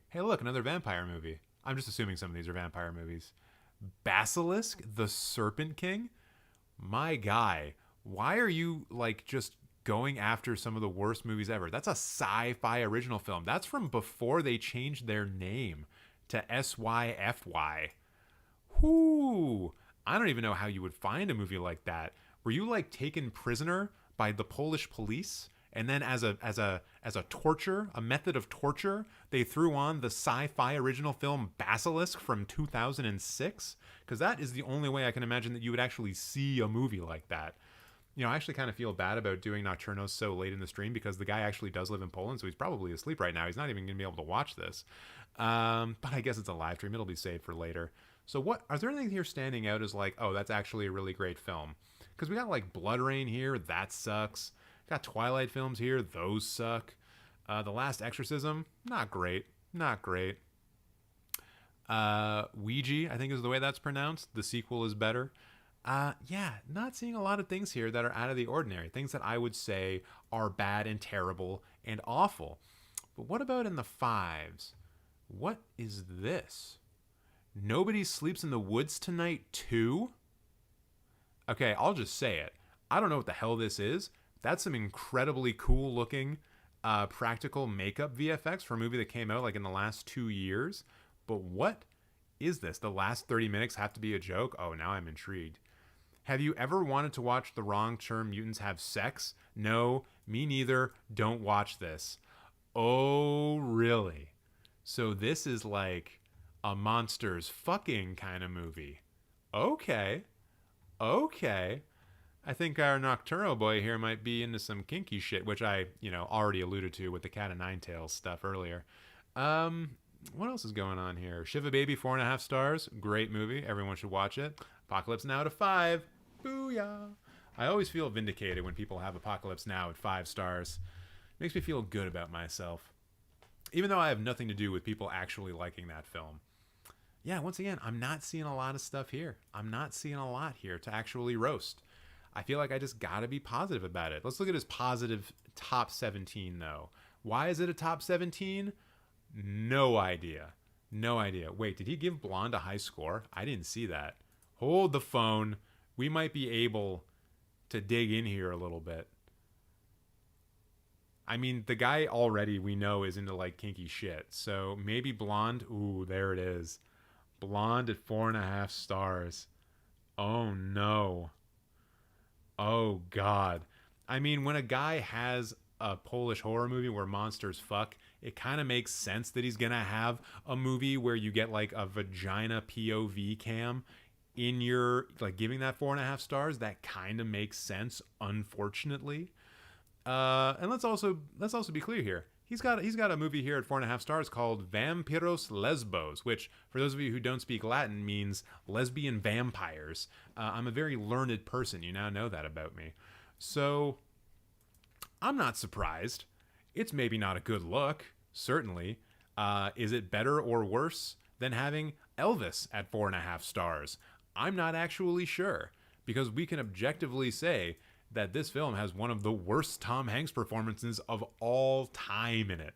Of all time. And here it sits. Here it sits with 4.5 stars, right between The Velvet Queen and Haxan, which, if you guys don't know anything about Haxan, it's literally a PowerPoint presentation from 1922 about someone just talking about witchcraft. It's great. It was heavily edited when it came out because people weren't into the whole like Satan stuff. Actually, you may have seen, I'm sure that the top photo of this is going to be the one I think it is. Oh, it's not. What? Hold on a second. Haxan has like one of those classic depictions of Satan in it. Yeah, this one. No, not this one, not this one. This one. Look at that. Look at our boy Satan right there. Being all cool and shit. Or wait, that's not Satan, that's Mistopheles or whatever, right? Mr. Mistopheles from Cats? No, TJ, not that one. I think maybe the other one was the proper Satan. That's probably the real Satan. Anyways, this is a silent Swedish film from 1922, and it's got lots of terrifying looking shit in it, like, this whole Black Sabbath-y type thing going on here. Great stuff. Great stuff. It's in the Criterion Collection too, so it's readily available for the most part. Anyways, we're not roasting that person yet. The one from Cats is pretty bad too. As bad as Satan? As bad as Satan? All right, I don't think there's anything left that we can do here. I'm going to take a quick look at his lists, see if there's anything. Ooh, okay, we didn't do this earlier, but we're going to do it right now. Also, did I watch the movie? Haxon? Yeah, I've seen it. I wrote an essay on it in my master's program. Thank you very much. Okay, the Scream rankings. This is automatically wrong because you have Scream 2 in the first position, and that is categorically stupid. That's just a dumb thing. That's just a really, really dumb thing to put in number 1. Obviously, the original Scream is number 1. Of course it is. It has to be. It's one of the best slasher movies of the 90s. Created an entire renaissance. A renaissance of teen slasher movies in the 90s. And then you have the newest... Oh, wait, no. This is Scream 5? Yeah. So you have Scream 5, Scream 6, Scream 4, and Scream 3. So the correct ranking is Scream number 1, Scream 4 number 2, Scream 5 number 3, Scream 6 number 4, Scream 2 number 5, Scream 3 in last place. Even though Scream 3 does have Jay and Silent Bob in it, which automatically makes it one of the best films of all time. But that's the correct Scream rankings. What's going on else in here? Best of 2022? Don't care about that. Ooh, Halloween films ranked. Is this going to be in the correct order? Oh, wait. It's just the Halloween films. I got to assume this is in a ranked order. I have to. Because there's no way he's just going to make a random Scream list and put Halloween 2 as number 2, right? Right? And he gave it 4 stars. So he agrees with me that Halloween 2 Rob Zombies is actually pretty good. So here's what's wrong with this list. For one, Halloween is in the correct position. Halloween 3 is number 2. Halloween 2 is number 3. I know this is getting confusing. Halloween 2, the other Halloween 2, is number 4. And then the second Halloween is number 5. And then everything else you really don't need to care about. Halloween Ends is in the right position. Halloween Kills is in the right position. Although Halloween Resurrection should be last, obviously. Halloween Resurrection is terrible. And the only good thing about it, as I've said before, is Busta Rhymes roundhouse kicking Michael Myers in the face. Halloween H2O is obviously better than Halloween's 4, 5, and 6. And Rob Zombie's Halloween is like somewhere here in the middle. That's what I would change. So this is like pretty incorrect, but not the most incorrect that it could be. And all right, I'm not going to bother with the rest of these lists. There are other people who need to be roasted who have been waiting so patiently for their roasting. Oh, this one's actually going to be an interesting one, this next one, because I actually pre-looked at the ones that I thought I was going to be roasting today, and I tried to come up with jokes. I tried to come up to jokes for them, so I could give you guys actual funny things to laugh at instead of just hemming and hawing and being like, what do I do? What do I roast now? It's just La La Land again. What do I do? I don't want to do that all the time. I don't want to be that person all this time. So for this person, I actually came up with the joke in advance, and I'm really proud of it. And I'm going to test it out on you guys in just a second. First, I want to check in on the poll, though. It seems like 39 people have voted, and unanimously, Tuesday Yes got 100%. So I guess we're doing live streams on Tuesday from now on. Way to go, everyone. You just fundamentally changed my schedule for the rest of my life. La La Land is making TJ go insane. Yeah, it does that. Resurrection isn't last, should always be last. No. Halloween Ends goes last. Halloween Resurrection I can laugh at. I can't laugh at Halloween Ends. It's just so bad. Anyways, I know I've set this up. I know that I've told you guys that I made a really funny joke for this next one. But there's also just one other thing that I need to do for James. For Jamesy Poo, who's going to be the next one. James! You all knew that I was going to say that. James! What is up? I guess I lost my spot in the list of people who are going to get roasted. I need to go back in time Gotta go back further in time. My God, there's so many fucking people to roast. Jesus Christ. This is, okay, the people that I'm roasting right now commented on the list almost a month ago. Almost a month ago. Okay, so James is getting roasted, and he in his comments said, roast me, you never walk alone, which means James is a good boy.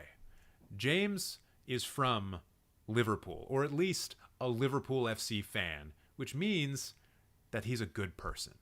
Oh, this is mine, Winslow. Hey, what's up, man? I'm so glad that you're here for when I absolutely destroy you. Also, if you do in fact live in Liverpool, thanks for staying up, and thank you to Jack for becoming a member. I appreciate it. So, not from Liverpool, but I'm a Red. Okay. That's fine. So, I guess now would be a good time to tell my really great joke about James. I'm just going to do that from now on. Every time I say James, I'm going to do it in that really annoying way until you all fucking leave and go to bed. It's past your bedtimes. It's Father TJ talking now. I'm in control. And so here's the thing I was going to say about James. James is 22. His top 4 are favorites on his mind. He's from England. That's all good and well. And then the first thing that I saw when I came down to his favorite films was The Bridges of Madison County. You're a liar. You're a liar. And you want to know how I know you're a liar? I think this actually is one of your favorite films. But you know what you're fucking not, James? A 22-year-old from England. Because the only person who has The Bridges of Madison County in their top 4 is a 57-year-old woman who lives in Arkansas. That's it. That's all. No one else. Certainly not a 22-year-old who lives in England. So stop lying, James. I found you out. Beyond that, I actually can't do anything with your top 4 because I have not seen Still Walking, Pauline at the Beach, and Secrets That Lies. I have no clue what this is. You have seen Pauline at the Beach a bunch. I don't know why you have seen it so much. What is this movie? Oh, it's a Romer film. Well, don't I look embarrassed? Marion is about to divorce from her husband and takes her 15-year-old niece Pauline on a vacation to Granville. There she meets an old love. Cool. Interesting. I mean, it's a Romer film, so there you go. Secrets and Lies. What's up with this movie? Just bloody brilliant. I know you're trying to convince me that you're from England, James, but I'm not going to believe you. You are a 57-year-old woman from Arkansas, and that's it. That's it. You can put bloody in as many reviews as you want. You can talk about crumpets and scones and how sad you are about the Queen passing and how much you're not sure about King Charles, but you are a 57-year-old woman from Arkansas, and that is a fact. Also, you have a Mike Leigh film here, and once again, I feel embarrassed because I don't know a Mike Leigh film when it just appears on my timeline ahead of me. Still Walking, I did take a look at before I actually got into your before I started streaming live, and I saw that it was a Hirokazu Koreeda film, which is cool. It's always nice to see that 57-year-old women from Arkansas are watching Japanese films. That's great. That's probably great for the economy. I don't know. Okay, you've got me. I'm a Karen from the U.S. I didn't say you were a Karen. Hold on. Don't put words into my mouth. Don't do the roasting for me. I never suggested that you were a Karen. I only said that because you have the Bridges of Madison County in your top 4, that you're a 57-year-old, exactly, woman from Arkansas. Exactly. And I guess you watched Duck Soup, which I saw people in the chat were going real crazy about. Okay. So I'm going to do... Let's switch this up. Let's do lists first. Favorites, no order, not going to bother. Oh, Alfred Hitchcock ranked. Ooh, let me just crack my knuckles on this one. Let's see how wrong you are. You haven't seen The Birds, James? What kind of 57-year-old woman from Arkansas hasn't seen The Birds, James? I'm actually more excited about Breaking Away. Great movie. Another one that I haven't seen. Oh, well, you know what? It does remind me of an Australian film. Even though I've never seen Breaking Away, it just immediately reminds me of an Australian film that I saw that has an absolutely wonderful saxophone score in it. So there you go. You do need to see more Hitchcock, Winslow, or James, or 57-year-old woman from Arkansas. It's true. And just based on this, you gotta watch The Birds. You gotta watch The Birds. Do you have North by Northwest on here? Yes, you do. Okay, good. Also, a Hitchcock film that no one ever will recommend to you aside from me. The Trouble with Harry, I think. The Trouble with Harry, yes. That film is the closest that Hitchcock ever made to like a straight comedy. And it's actually pretty funny. And it's one of those movies where you can just look at it and it's like, oh my God, every scene is a painting. It's incredible. It's wonderful. You want to just live in this film. You want to live in the beauty of like the Midwestern United States in winter that is being portrayed there. Shirley MacLaine is in that, right? I believe so. Yeah, I think so. What else? What else can we say here about Hitchcock? I've seen more Hitchcock than this. What is my favorite Hitchcock film aside from The Birds and Rear Window and all the ones that have been shown here? Rebecca's great. You should watch Rebecca. But what about something that not a lot of people would recommend? Strangers on a Train is actually super good. What's another one? Foreign Correspondent, I also really like. The Trouble with Harry, there it is right there. I think those are the main ones that I would recommend. Certainly Foreign Correspondent, Strangers on a Train, Rebecca. Not a lot of people are going to recommend those to you. But yeah, definitely watch The Birds. You got to watch The Birds. Everyone loves The Birds. I love The Birds. Rebecca is above average. Thank you, a rare cinephile. I like that you said that. Rope is an interesting choice because I always feel like from a technical execution standpoint, it could never live up to its premise of being a one long, uninterrupted shot, which is what Hitchcock was going for. There are a couple of obvious edits in it, and he does try to hide edits in parts of the film, but I feel like there's just no point of trying to hide edits when you're going to have like a couple of very obvious edits. So, yeah. Was listening to Joe Dante's podcast today, and they were talking about Frenzy. I want to check that out, but I'll wait as it's a later Hitchcock. Yeah, Frenzy, I don't know if I've seen it before. I think it's actually his last film, isn't it? Or is that a family plot? I can't remember. What else can I argue about? Ooh, Quentin Tarantino ranked. I guess we got to look at this one. Huh. Family plot is the last one? Good to know. So, Tarantino ranked. I disagree. Respectfully. I know that I shouldn't be arguing with a woman in the twilight of her life. It's not fair, especially one from Arkansas. The winter is going to take you one of these years. I know that every time October rolls around, you feel the cold chill of the oncoming season and you realize that you might not survive this next winter. But also, this is still wrong. Inglourious Bastards should be number one. Of course, it's the best Tarantino film. Even he thinks so. And who knows more about movies, especially Quentin Tarantino movies, than Quentin Tarantino? Then I think it's probably Pulp Fiction. And then it's probably Reservoir Dogs. And then it's Kill Bill Volume 2. And then it's Once Upon a Time in Hollywood. And then it's Django Unchained. And then it's Kill Bill, although those I put on about on the same level. And then it's Hateful Eight. Jackie Brown I haven't seen in a long enough time to put it properly in any kind of a list. I need to rewatch it. And Death Proof, of course, is last. You got that one right. You're good on that. Well done. What else we got going on here? Werner Herzog ranked, and you have 3 films in here?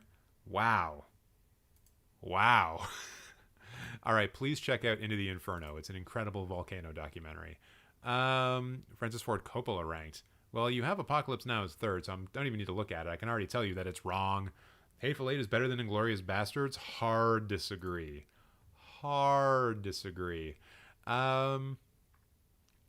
Thomas Anderson ranked, and you have Punch Drunk Love in the number 1 position. Really? Interesting.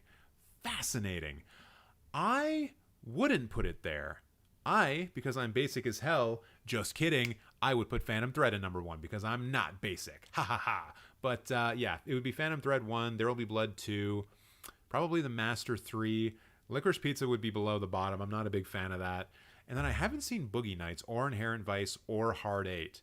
And Magnolia would be like somewhere in the middle. But Phantom Thread is incredible, and I feel like it doesn't get as much love as it deserves. Ooh, Howard Hawks ranked. Man, you're going for some of the oldies, huh? You haven't seen Rio Bravo and you're ranking Howard Hawks films? What is wrong with you, man? Get after it. Jeez Louise. Also, gentlemen prefer blondes? Okay. Hold on. I'm getting ahead of myself. With this list of 4, His Girl Friday is number 1. The greatest screwball comedy ever committed to celluloid. Cary Grant, Rosalind Russell, incredible film. Once again, everyone fucking watch this movie. Gentlemen Prefer Blonde over Only Angels Have Wings, of course, and Bringing Up Baby, it's a Katharine Hepburn, Cary Grant film. It gets a little bit of respect for that, but it's not my favorite. And watch Rio Bravo, dude. What are you talking about? It's like a great film in terms of looking at the codes and the way that westerns were typically done, like structure, characters. It plays with those so well, and it does it in such a bright Technicolor way. It's pretty cool to see. Also, I think Dean Martin's in it. Hold on, I'm gonna completely abandon your thing now. I need to know if Rio Bravo has Dean Martin in it. Yeah, it does have Dean Martin in it. Fun fact about me. You guys are about to learn something about TJ. I hate Christmas music. We all hate Christmas music. Nobody likes Christmas music. And yet, for some reason, we must listen to it for a month every year because I guess white people just need that. It sucks. I don't like it. As a white person, I'm sorry. But I will say that the best Christmas music album ever made is Dean Martin front to back. He has like a Christmas album out there. I used to have it on vinyl. Incredible Christmas music on there. The man can fucking sing. Love Dean Martin. And no, I'm not a middle-aged woman. After you say I like Christmas music, the evidence just keeps piling up. All right, James Cameron ranked. We're going to look at this and then we're going to move on. The original Avatar below Avatar 2. Interesting. I would have put Avatar above Avatar 2 personally. I also would put The Abyss, Aliens, and True Lies ahead of both Avatar films. I think, yeah, you're probably right with Terminator 2 Judgment Day. I hate to say it, and I want to say that The Terminator is his best film because I just love, lo-fi action movies from the 80s. How do you get your profile roasted, Harris NBA? You comment on the link in the description box below, or to the left, or to the right. And then I'll get to you eventually, probably like 2 months from now. The list is very long. Or if you want to jump the queue, you can throw me some money in a super chat, and then you go right to the front of the thing, and I'll roast you right now.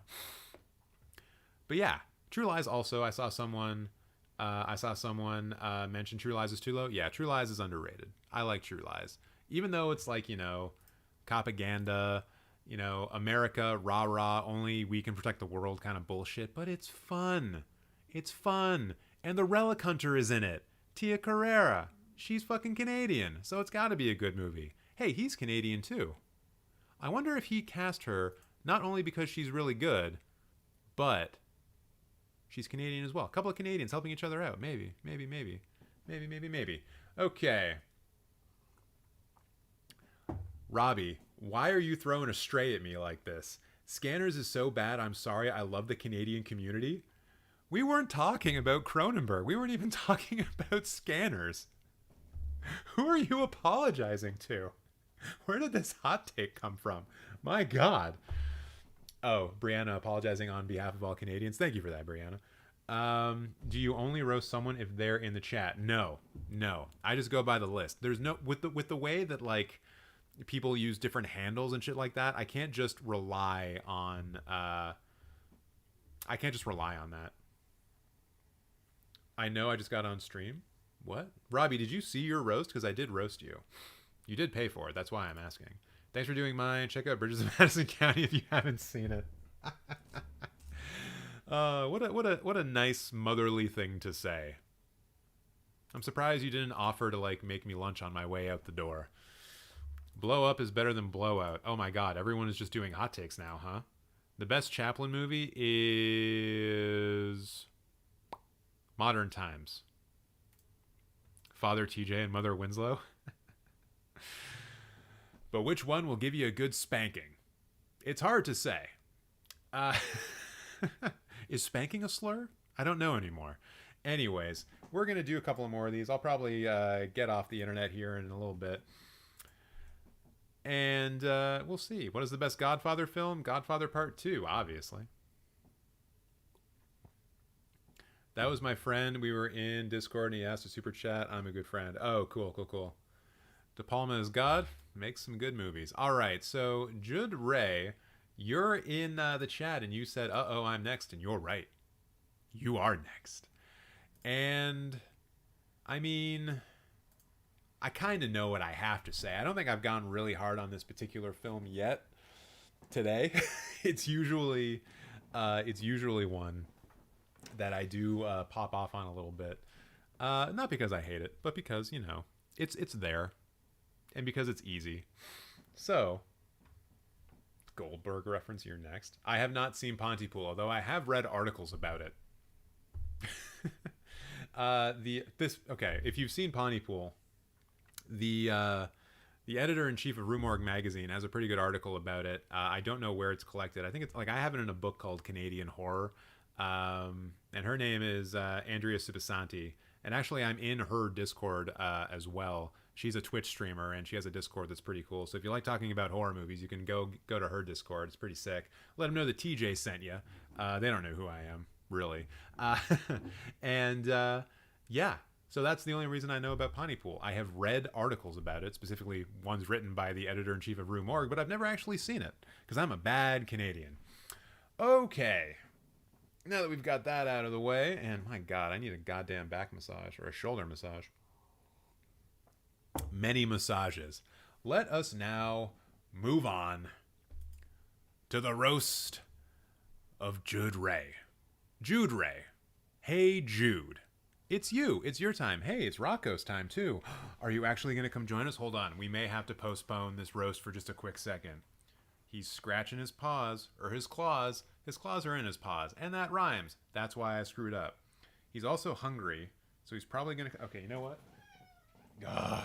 He's such a whiny bitch. Rocco, stop trying to drink water. Come be on stream. All right. Eventually the cat will show up, hopefully. If not, I will grab him and show him to you, because everyone loves the cat. But we're going to get back to the roast of Hey Jude Ray.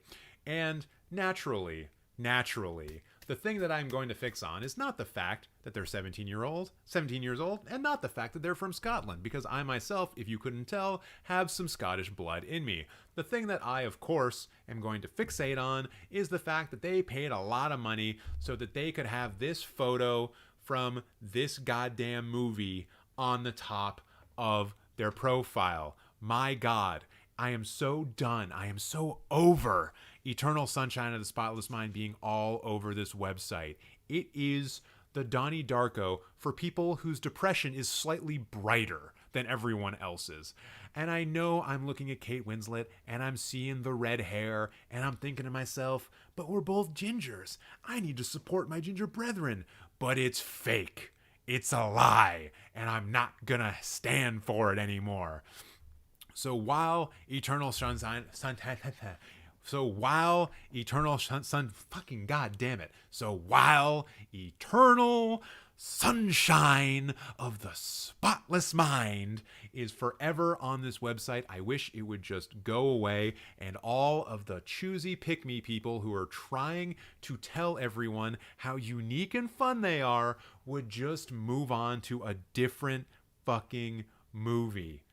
Hopefully not Donnie Darko. Channeling my inner Jack Nicholson again. I do that when I need to pronounce things properly. And I can't say sunshine like a real fucking adult. Sunshine. Aside from this, Hey Jude Ray, Alien is dope. The Father is good. Oldboy is fantastic. I think it's kind of weird when people put a film where a father and a daughter fuck many times in their top 4. Just like I'm kind of weirded out when people put Roman Polanski films in their top 4, but at least Oldboy is not a Roman Polanski film. It's got that going for it, which is wonderful. That's great. Sunshine. Shine. I'm getting roasted by someone with a Sailor Moon avatar in chat. What the fuck has my life come to? If the Father and the Son are so good, how come there's no Holy Spirit? You see, that's where you're wrong, Jarp Carp. The Son is terrible. The Son is a terrible film. Chinatown is a masterpiece. I'm not going to say otherwise. Rosemary's Baby's great. But it's directed. It's directed by a pedophile. A rapey, druggy pedophile. One of these days, we're going to have a very long conversation. A very long conversation about Roman Polanski. Robbie, the twist of Old Boy made you smile. And you're asking the question, is that bad? I'm going to reframe this. a little bit. If you have to ask if the incest twist of a movie making you smile is bad, you've already answered your own question. You know what the right answer is. Please, no spoilers for Old Boy. Eli, look, I'm sorry. I try to leave spoilers out of this channel, but this shit came out like 20 years ago. You've had your time. So with that said, let's go take a look at Hey Jude Ray's watch list. Let's see if there's anything suspicious in here. Don't be suspicious. Don't be suspicious. Don't be suspicious. Don't be suspicious. Hey, look. Goddamn rapey pedophile film. Luc Besson. God damn it. It's everywhere. I understand that people might want to see these films, but literally there are tens of thousands of films you could be watching. Why are you going after the ones that are made by rapey pedophile people? And yes, Luc Besson is very much exactly like Roman Polanski. You can look it up. He never got arrested, but he might have been arrested for something. Anyways, a lot of people don't know about Luc Besson, sadly. Yeah, it's too bad. I mean, I have no problem talking about it. Fuck all the pedophiles, right? I mean, not literally. Ooh. I was about to say, speaking of pedophiles, it's the cat. But I'm not going to say that. Hey, buddy. What's going on? Oh, I've got him. I've captured him. Look, everyone. Some of you have never seen Rocco before because you're really new to this channel. But here he is. The biggest and bestest cat in the whole world. He's so handsome, and we love him here. Aww, look, Rocco, they love you in chat. He's looking at chat right now. He can see you guys. Yep. Aww. I want him so bad. He's so cute. Oh, God, he wants to fucking leave so badly. All right, I'm going to try to continue the roast of Hey Jude Ray with this giant, wonderful cat on me, so it's going to be kind of difficult. Hey, you want to see Irreversible? That's a fucked up thing to want to do. That's a real fucked up thing to want to do. Rare Cinephile, see you later. Thanks for showing up. Yeah, just another movie with rape in it. What is there to say about that? I don't know. Rocco and His Brothers, the Visconti movie? He's not named after a Visconti film. He was actually not named by me, were you? No. You weren't even named by Italian people, so I don't know why your name is Rocco. But it suits him. It suits him. Ugh. Okay, Rocco's going to go, but he's going to say hello once again. Oh, with his full tum-tums. The full tum-tums. The Wire's dope. It's one of the best television shows ever. Look at the tum-tum. Ah, la, la, la, la, la, la, la, la. All right, he's annoyed. He's annoyed. And he's gone. There you go. Your little dose of Rocco for the day. All right, so, yeah, Irreversible, actually a really great movie. Just fucks you up, My God. Are you guys just making these Star Wars films ranked lists because like I'm doing this live and you're like, oh, I know how to fuck with TJ. I know how to make his night terrible. I know how to really piss him off. Yeah, I'm just going to do more Star Wars films ranked. Sure, I guess let's look at this one. This one's mostly correct. This one is the most correct list we've looked at so far. Thank you. Thank you, Hey Jude Ray. I'm starting to stutter here. Actually, no one has put the holiday special in these, eh? So, wait, did you just make this list? Are you kidding? Published 16 minutes ago? You fucker. You knew what this would do to me. Oh, you rotten bastard. I've been too nice to you. Oh, the gloves are fucking off. Oh, they are off now. I was about to compliment this. Actually, you know what? I'm still going to compliment it. I got to admire it. I got to admire it. Thank you for fucking with me. It's very kind of you. So obviously, I think that I've talked about this already. Star Wars should be in the spot, should be number one spot. Aside from that, though, it's just pretty close. Rise of Skywalker in last place. Love to see it. I don't think Revenge of the Sith, Revenge of the Shit, should be over The Force Awakens. But everything else is pretty much in the right spot. I would say Phantom Menace is better than Attack of the Clones. But yeah, this is good. I know you're gonna try to fuck with me, but you didn't do it. Did you make all of these lists like right now? Like, did you do Denis Villeneuve? Updated 3 hours ago. Published 5 months ago. Okay. So this had nothing to do with me. Hey, you've actually seen Maelstrom. Man, I haven't even seen that one. And August 32nd on Earth? How the fuck did you see August 32nd on Earth in Scotland? Is it on the internet? I don't think it's on the internet. Uh-oh. Rocco's on a counter. He's plotting something. But I don't think there's much else here to roast. Hey Jude. I hope you don't mind that I'm calling you Hey Jude, because that's just, what I do. Oh wait, no, we haven't looked at your films, your highest and lowest ratings yet. Okay, hold on. There may still be some time here for me to go nuclear on your Star Wars baiting ass. Rocco's going for a snack. Don't worry about it, motherfucker. Those snacks are for me. Man, okay. Aside from this, I was having some Triscuits the other day. This is how I know that I'm very white. This is going to be a serious moment between me and all of you. This is how I know that I'm a very white person. And it's not the fact that I have very white skin. It's not the fact that I'm ginger, that I'm very pale. Like, look at these underarms. They've never seen the sun before. I'm literally a sheet of paper. But you know what clues me in to how white I actually am? I fucking love Triscuits. The most boring cracker that exists. Love them. They're dry. They're the driest thing in the world. You could literally dunk that shit in water and it would still be the desert. But I love them. I don't know what it is. And I was eating them yesterday and it was great. I had a great time. All right. So what films are we angry about being really low ranked? So far, I'm seeing a lot of films that are actually bad being really low ranked. So I'm not terribly upset. Yeah, nothing actually here jumps out at me as being really, really... What is a Triscuit? Oh my God. I think plain soda crackers are the most boring. Those have a different texture. Like, okay, fuck, God damn it. I can't believe I have to do this on stream. So soda crackers. Those, when you eat them, the texture kind of turns to a paste in your mouth, and although it dries you out, it's not as immediately dry as Triscuits are. So I feel like Triscuits are still more boring. Now, if you're talking about unsalted soda crackers, you might be onto something, because those are literally useless. They have no point. If you are trying to watch your sodium intake by going to a low sodium cracker, you've already fucked up your entire life.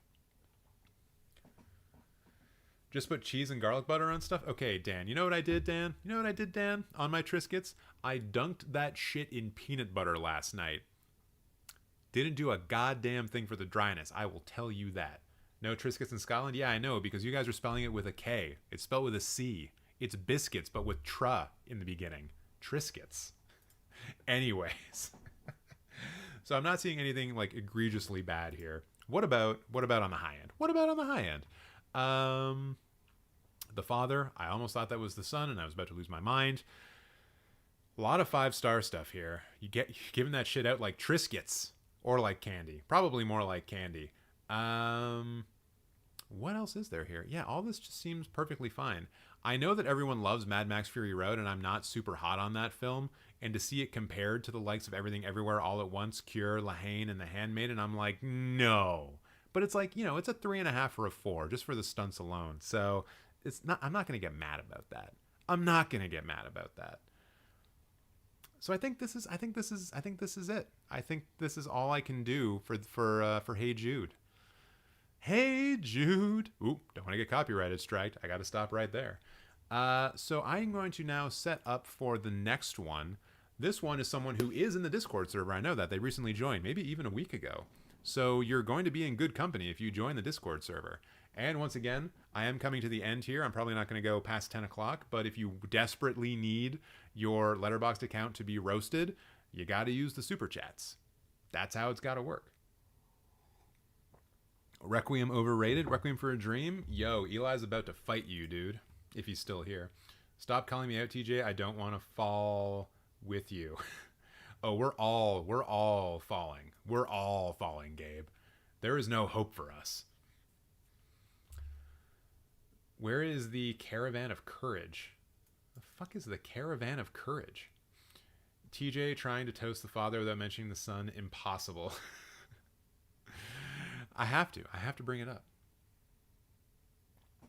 All right. So this one is going to be kind of fun, I think. I think this one will be fun. This next one will be fun. There we go. There we go. Eli's got it now. He's like a rabid dog. He's bit into your leg and he won't let go.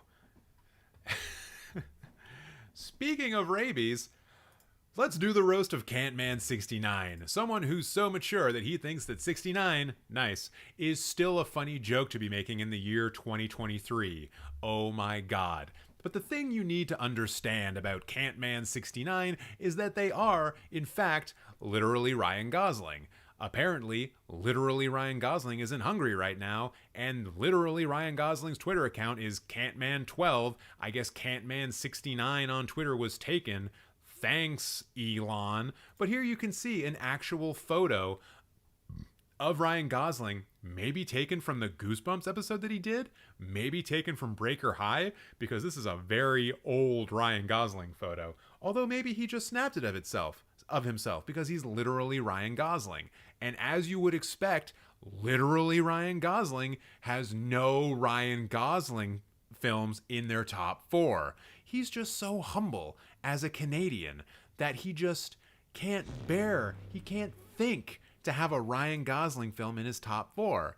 But you know what? That's how I know that you're not really Ryan Gosling, because Ryan Gosling absolutely would put one of his own films in the top 4. Don't try to tell me that he wouldn't. You're lying to me, Cantman69, and I can't believe I didn't see through your ruse sooner. Don't I feel like a fool? By the way, we are going to come back to that age-old joke of, hey, look, it's a film that if Letterboxd existed in 1999, it would be in every Film Bros top 4. It's Fight Club, everyone. And honestly, if we were to go forward a little bit in time to 2002, hey, look, everyone, it's Spider-Man. Of course. This is sort of like an alternative Film Bro top 4 at this point in time. You expect to see a Tarantino film, but maybe not that Tarantino film. You expect to see a Robert Eggers film, but maybe not that Robert Eggers film. But my goodness, does this just reek of Film Bro. Every time I look at this profile, I just get flashbacks to like gym class, and I'm in the change room and all I can smell is a bunch of sweaty people that I don't like very much. That is what comes to mind when I see Film Bro nonsense like this. Gross. Let's look at the lists. Movies that have spent time in my top 4. Ooh, I wonder what Mr. Film Bro has been rotating between. Ooh, look at that. Midsummer. More A24 horror. I'm stunned. Oh, Guardians of the Galaxy Volume 2? Wow. I'm so surprised. This is probably his version of like, guys, not all of the MCU films are bad. Guardians of the Galaxy Volume 2 is actually really good. Bullshit. Now, age of 17, I don't know why the fuck this is here, unless you're a young person and you want to fuck Haley Steinfeld. Maybe that could be the reason. Maybe that's the reason. I don't know. And then you also have Catching Fire. Why? How is this ever in your top 4? Did I misread your profile? Are you a teenage girl? And you also have Lars and the Real Girl here, which, like, I roasted this film in the past, and maybe that's what Brianna's thinking of here when she says, oh no. But I've already made the joke in the past about like, oh, you only like Lars and the real girl if you can't get a girlfriend and you're just looking for an instructional booklet on how to find a real girl and have sex with a plastic doll. But I'm not going to do that. I'm not going to tell that joke this time. I promise. I promise to you that one's in the past. I'm not going to repeat myself. And then, yeah, that's about that. William Dafoe performance is ranked. He was in John Wick? Oh, yeah, very briefly he was in John Wick. That's right. That's right. That's right. The fact that the Northman performance is this low is a goddamn travesty. A goddamn travesty. They just basically put him on camera and said, all right, dude, try to recapture that form you had in Speed 2 Cruise Control and just do that. And he was like, all right, yeah, I can do Speed 2 Cruise Control. And then he fucking went for it, and it was great. Also, where is Speed 2 Cruise Control? Can't Man 69. Looks like someone can't man up. Toxic masculinity is bad, and watch Speed 2 Cruise Control. Why not? Why not? Friendo, it's so good. Oh, he ranked the MCU. My God, there's 39 films in the MCU? Have I been in a coma for the last 2 decades? Holy shit, I thought there was like 25 of those things. Although this is probably also includes like all the stupid spin-offs and TV shows that cool people don't care about. That's right, everyone. It is now not cool to be into the MCU. True fact. Ooh, wait a minute. Another Halloween ranked, a Nightmare on Elm Street ranked, a Spidey ranked. Ooh, another fucking Star Wars ranked. Good God. And it has Revenge of the Sith in number 1. I'm gonna fucking pull my jaw off of my face. Watch me do it. Ah.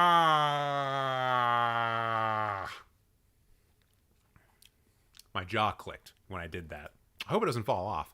Anyways, Nightmare on Elm Street ranked. That seems like a thing that we could have fun with. Hey, The Good One is number 1, and that's cool. Wait a minute. Where is number 2?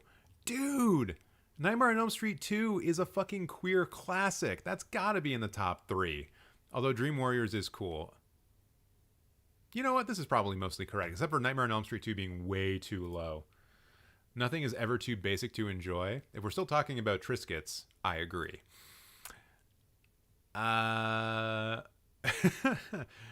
Santana, I hope you were laughing about me almost pulling my fucking jaw out of place. I'm kind of like a snake if I was a little bit stronger. TJ, is there a way to search for lists? There has to be one that has as number 1, and you should be subjected to that. I don't think you can search for lists in that way. Like if you just do like, you know, if I were to just search like Star Wars ranked, right? I could then filter in and just only look at lists, right? And so we can actually like scroll through this and just see if The Rise of Skywalker ever is someone's number 1. But how many pages do you think we're gonna have to go through before we find that? Someone has the holiday special as number 1. This person's fucking around. Revenge of the Sith. No, we're not looking for that one. We're looking for The Rise of Skywalker. I'm not seeing it. I don't think that anyone is going to have that horrendous of taste. I know that we're talking about the internet. I know that there are a lot of stupid things on the internet as a whole. Like you can literally go to websites and watch people get their heads cut off. Like that's a real thing you can do on the internet. But even on that internet, I don't think anyone is going to put The Rise of Skywalker as the number 1 Star Wars film. We're on page 4 or 5 right now, and I ain't seeing it. I'm seeing too many Revenge of the Sith in first place. I'll tell you that for fucking sure. But I am not seeing any Rise of Skywalkers. In fact, I haven't even really seen the poster pop up yet in the top 5, although I'm not really looking. I'm going to stop after this page. Okay, I'm going to assume that it doesn't exist. I'm not going to go through all 13 of these pages. If anyone else wants to do that and then send it to me so I can like have nightmares for the rest of my life about how civilization is slowly collapsing all around us, great.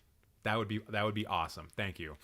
Because I need things to distract me as we circle the toilet bowl that is humanity. All right. I think that's probably enough for Catman 69. And we do have Isaac Roberts coming in with a €2 donation in Super Chat. Thank you so much. Did you give me your Letterboxd account, Mr. Isaac Roberts? You gotta do that. I'm gonna search for Isaac Roberts, and I'm not gonna show anyone about it. Hey, are you the director of Insomniac the movie? Are you the star of Sibling Power? Hold on, what? Is this you? Oh shit, there's no picture. Is this you? Drake Zappa. Cool. Your two favorite musical artists, right? Drake and Frank Zappa? That makes a lot of sense. I'm glad I put that connection together in my mind. Drake Zappa. And since you paid for it, I'm going to have to go hard on it. Ooh. Interesting. LOL, that joke got me good. What, talking about Drake and Zappa? I saw The Wrestler most recently, and I was super into it the first half and lost me after that, but yeah, Mickey Rourke killed that. Drake for Dragon, Zappa for Frank. What?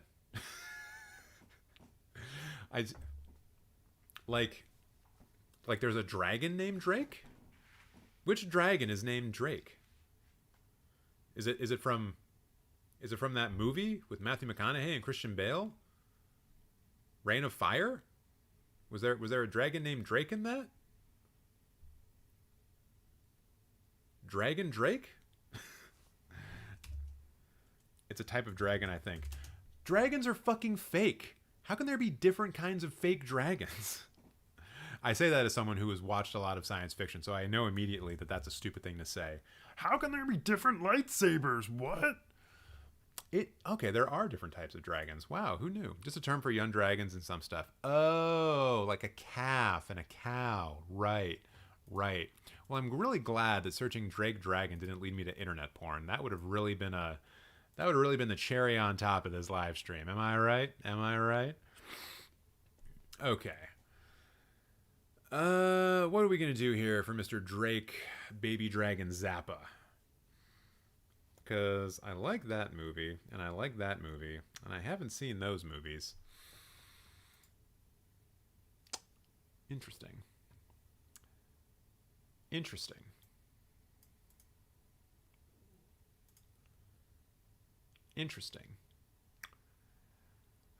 I don't know what... Wait, what the fuck? What is this? Okay, I'm starting to get something. Yeah, okay. Yeah, okay, Isaac. Yeah, okay. Just remember. You asked for this. I'm young, I request guidance. Well, you're only going to get that after I burn your body into a smoldering corpse. Because I'm going to roast you. See, this is fun. We're going to have fun. I'm going to murder you, though. Metaphorically. For now. So, let's do the roast of Drake Baby Dragon Zappa. Look, it's Joaquin Phoenix with his baby dragon. The kid from Come On, Come On. Really good movie. Not going to say anything negative about Come On, Come On. We all know that it was a film that deserved far more than it got when it came to award season. And that's not even what I'm going to focus in on, because I look at this and I see favorite films. Oh, he's got Her here, and he's using the Japanese poster, and he's got Room here, and he's using the Japanese poster, and he's got Alien here, and he's using a different poster. And come on, like, the guy knows what he likes aesthetically. He's going after it, and you gotta respect that, right? And then there's the bio, though. There is the bio. He has an absolute favorites list, which you know we're going to look at. And he admits to spending far too much time on here surrounded by the emojis of a bunch of animals, which makes no sense to me, although one of them is a dragon. Is it a drake? Who's to say? But then, we get to the end of this rambling bio, and we see... Such dissonant bliss we weave into impassioned tapestries laced onto screens. And I kind of want to throw open my mouth because I think I've just stumbled across some 16-year-olds' bad poetry that they write in the back of their math textbook because they wish they could be anywhere else than in a fucking algebra class. And then you may notice that there are arrows pointing down. 4 of them. So maybe we should scroll down a bit. And for the person who just said your bio is too long, we're not done yet. Because down here, you can see what can only be described as code from the Matrix trying to hide the word pulse, I guess. So this person kind of reminds me of the kind of shit that I used to do when I was just learning HTML in high school, and that was going into chat rooms and pretending that I was someone far older than who I actually was.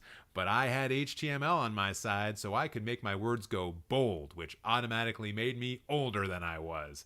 And then we just come down here, and is this some kind of stream of consciousness art piece? I guess. Kurosawa is written with some particular characters that I've never seen before. Midnight Gospel, Beautiful Silence, pulp non-fiction. My God, am I suddenly transported to Portland, Oregon? Have I found my way into some backstreet art gallery where someone's trying to make a living doing things that no one cares about? Ugh, art. Maybe it's not for you. I'm so sorry. Keep doing art. And then we just keep going down this list. Neo Tokyo is about to edge, somehow trying to link Akira with masturbating but not coming. Thanks for that. Ties out for Benoit Blanc. He doesn't wear ties. He wears neckerchiefs or whatever the fuck they're called. I don't know what you're trying to say. 737 down over. Is this something to do with fucking, I don't know, Angel Has Fallen? Say My Name, Florence Welch plus Heisenberg. Why are we talking about this now? It's all about the game. Sergeant Ernie Calhoun. Great. And then finally when we end off with, sometimes I think I felt everything I've ever gonna feel, and from here on out, I'm not going to feel anything new. Just lesser versions of what I've already felt. Well, Drake, Baby Dragon Zappa, I hope I have gotten you to feel something new now, which is your feet over the goddamn flames. Now I will reiterate that these are roasts, and I don't believe anything I just said. You're doing something cool here. That's cool. Keep doing cool stuff. Don't let people like me tell you that you shouldn't be doing cool shit. And I support your cool shit, even though I just made fun of you for like 5 minutes straight. But once again, you paid me to. So there you go. Let's take a quick look at their films. See if there's anything egregious, something to actually get mad about and not just pretend to be upset that they know HTML better than I ever fucking did. Chicago, half star. The same rating as Cats. That stands out as being bullshit. Baby Dragon Zappa. Very bullshit, actually. Wait. Chicago is the same as Fan 4 Stick? The Venom movies? Thor Love and Thunder? Smurfs 2? Artemis Fowl? Is that Airplane? Oh, Airplane Mode. I was about to get real upset. Aside from that, though, it looks like there's mostly things that you would expect to have 1 star down here. Catwoman, Batman and Robin, Magic Mike? Do you not like seeing grown men gyrate and be topless? Also, it's a Steven Soderbergh film, so like it's obviously good, despite what you might think. It has two sequels. It's got to be good. Also, look at Channing Tatum's abs. Look at the way that he's doing like the Kubrick stare, but it's shot from below, which makes it less menacing. That's awesome. This guy over here to the left, he loves Dungeons and Dragons. What more do you need out of a film? Is that Henry Cavill right there? No, that can't be. Olivia Munn is in this? Man, that's cool. Oh yeah, Kevin Nash is in this. He's a wrestler. That's fun. Magic Mike 2 is better. I've heard that. I haven't seen them, but I do intend to at some point. Because I, as a straight man, am okay with watching very fit dudes just dance all over the place when Steven Soderbergh is directing it. Anything else here standing out as being particularly egregious? No, not really. I'm not seeing anything that's super bad. Joe Mangalengo is the D&D boy, I think. Yes, he is. I just forgot his name. I know his name was Joe. I quite like Magic Might. Haven't seen the sequels yet, though. Arrival 1? Wait. Person gave Arrival 1 star? Are you kidding? Oh, there it is. A film about infinite language and the possibilities of rethinking things based on written word? I thought you would have been all about this considering the way your bio is written. How dare you? How dare you? The Muppets got 1.5 stars. I mean, that's wrong. This is wrong-er. This is great. This is great. I'm actually kind of concerned that I haven't seen... Oh, okay, Isaac is still in the chat. Good.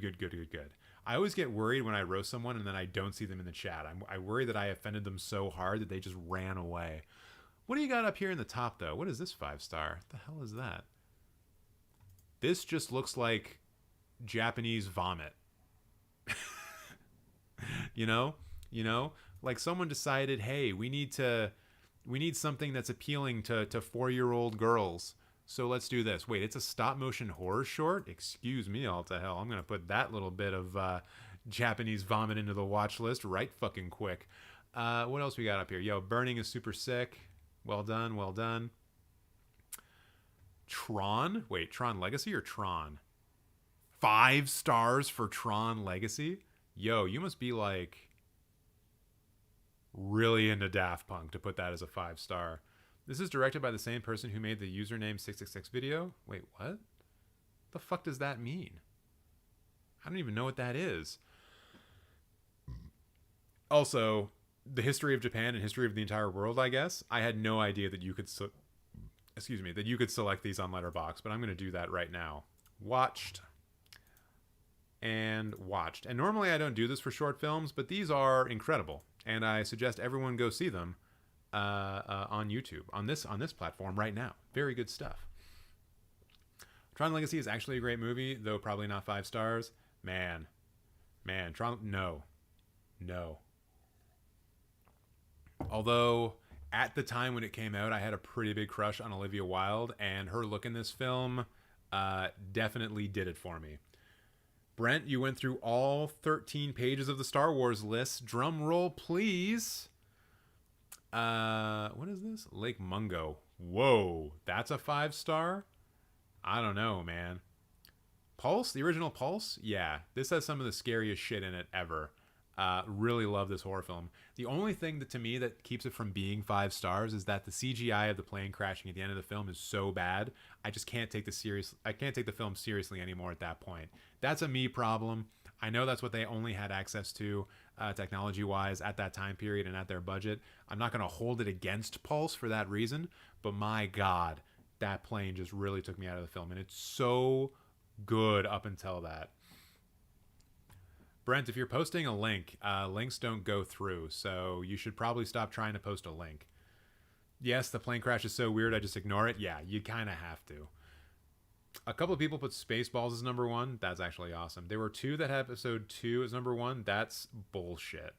No, The Rise of Skywalker is number 1, but there were some that had it ranked above Rogue One and The Last Jedi. I mean, of course. Those are going to be the fucking dipshit idiots who are like, oh my God, diversity in Star Wars is bad. We like The Rise of Skywalker because the one Asian lady couldn't come with them on the adventure because she had homework to do. And because of that, I really like the movie.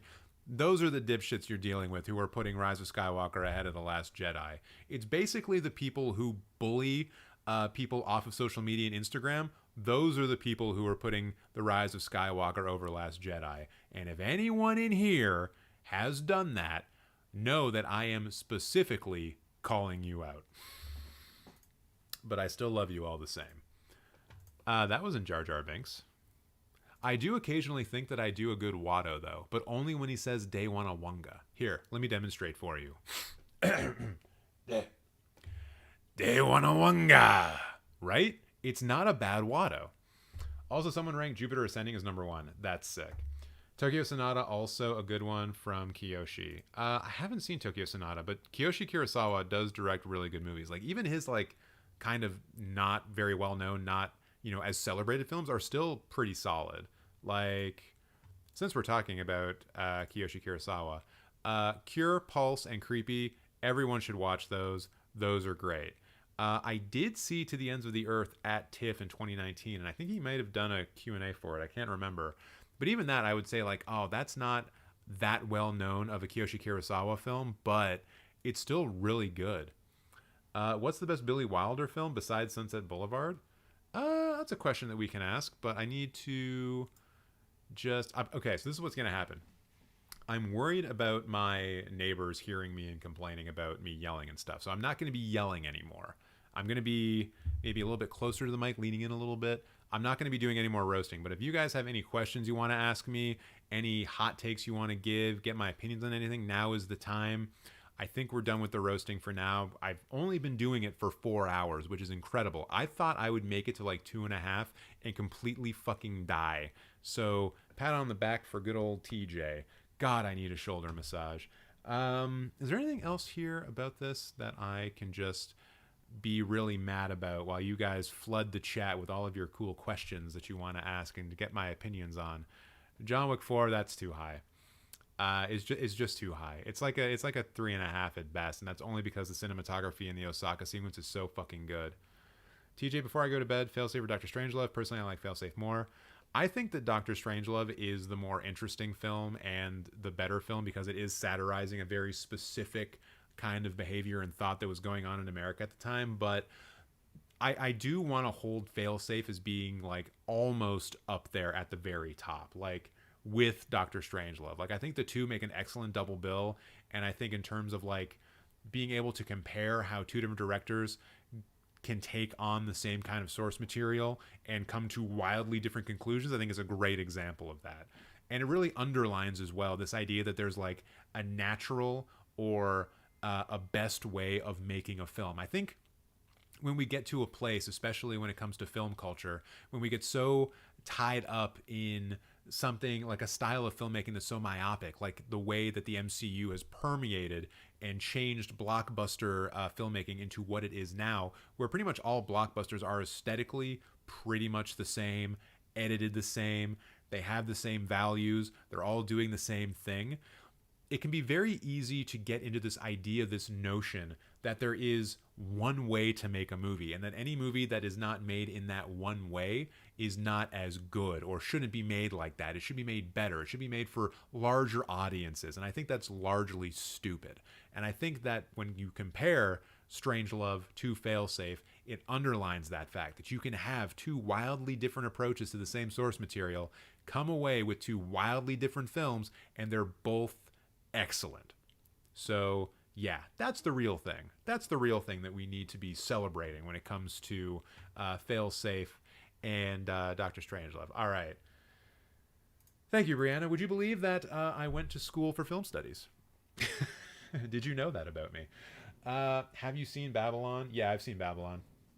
I really love Babylon. I really hate the ending of it. I think that I've talked about this before, so I'm not going to go into too much, but I really hate how Babylon doesn't follow through on the promise of the rest of the film, and the fact that it tried to tack on this kind of like happy-ish kind of ending is a disservice to the rest of the film. I honestly think that if that film kind of ends, and like it would have been a not great way of doing it, but I think the film would have been better if the film ends when Margot Robbie's character disappears into the dark. I think that would have been a much better place for that film to end. It's still not the best place. I think the best thing to do with the ending of Babylon is have the Diego Calva character go to that movie theater, see his entire past played for laughs, and then just like light the theater on fire and kill 300 people. I mean, no, don't do that. That wouldn't have actually been good, but I wanted to see him be upset. Not to have him have like a future premonition of all the films that were going to come after he was being made fun of and having his entire life basically played for laughs right in front of him. Have some kind of premonition, future vision of all the films that were to come, like Avatar and Persona and like all the rest. And to be angry. I want him to be angry at seeing what has happened to his legacy. Like that I think is what should have happened. That I think is how they probably should have gone with it. That would have properly followed through on the premise of the film, which is Hollywood doesn't give a shit about you, and it will chew you up and it will spit you out, and it will gladly regurgitate and reuse your dead, dying corpse to make more and more content until the end of fucking time. Because that's true. That is what Hollywood is. We can love it despite that, but I don't think that Babylon needed to remind us that movies are great. I think it just should have gone with, yo, Hollywood kills people. That I think would have been better. What do you think of the Human Condition trilogy? I haven't seen it, sorry to say. I know, I'm a bad cinephile in some cases. I'm going to move this mic a little bit closer to me. Because I want to make sure you guys are getting all of my luscious and wonderful voice. Okay, I need to rewatch more Kiyoshi and Akira Kurosawa, to be honest. Yeah, everyone needs to watch more Akira Kurosawa, certainly. Any directors like Gaspar Noé, Jodorowsky, Lynch need to find more directors who only make films that subvert expectations, break rules to the max. Kind of broad, but whatever. I mean, if you're talking about rule breaking, then really you should be focusing in on any kind of film movement that was part of the New Wave, right? Whether it's the French New Wave, the Japanese New Wave, the American New Wave, New German cinema, like any of those would be great places to go. Also, goodbye and good night to everyone who's heading out. I'm just going to be chatting for another couple of minutes, but yeah, any kind of questions you guys have or things you want me to talk about, happy to right now.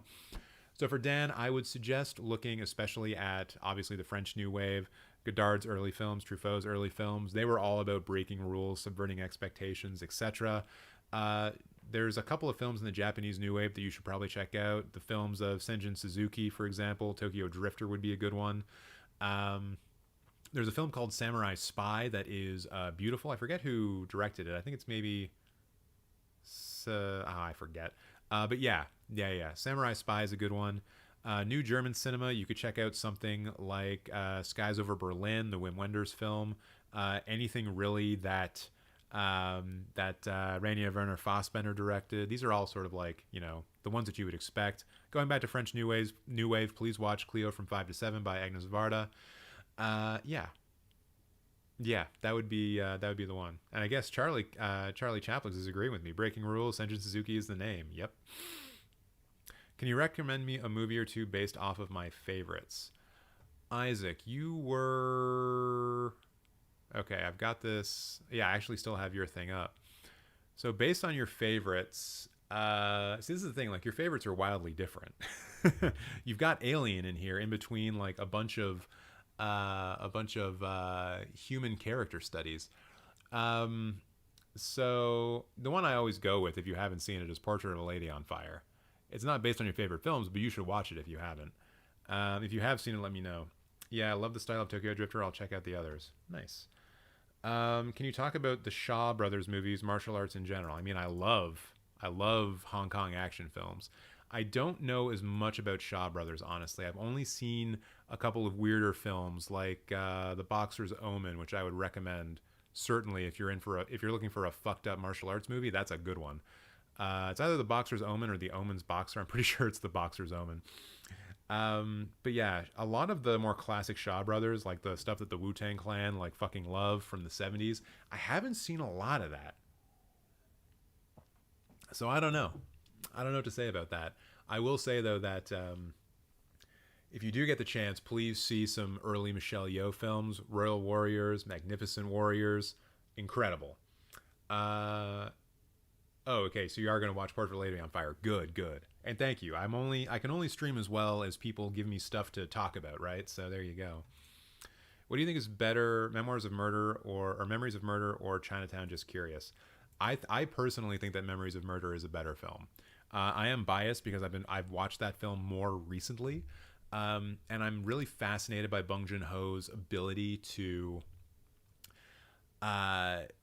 It's not subverting expectations, but having a film be one thing for like half of the film and then have it be something very different in the second film or in the second half of the film. Parasite's a great example of this when they find the family living in the basement.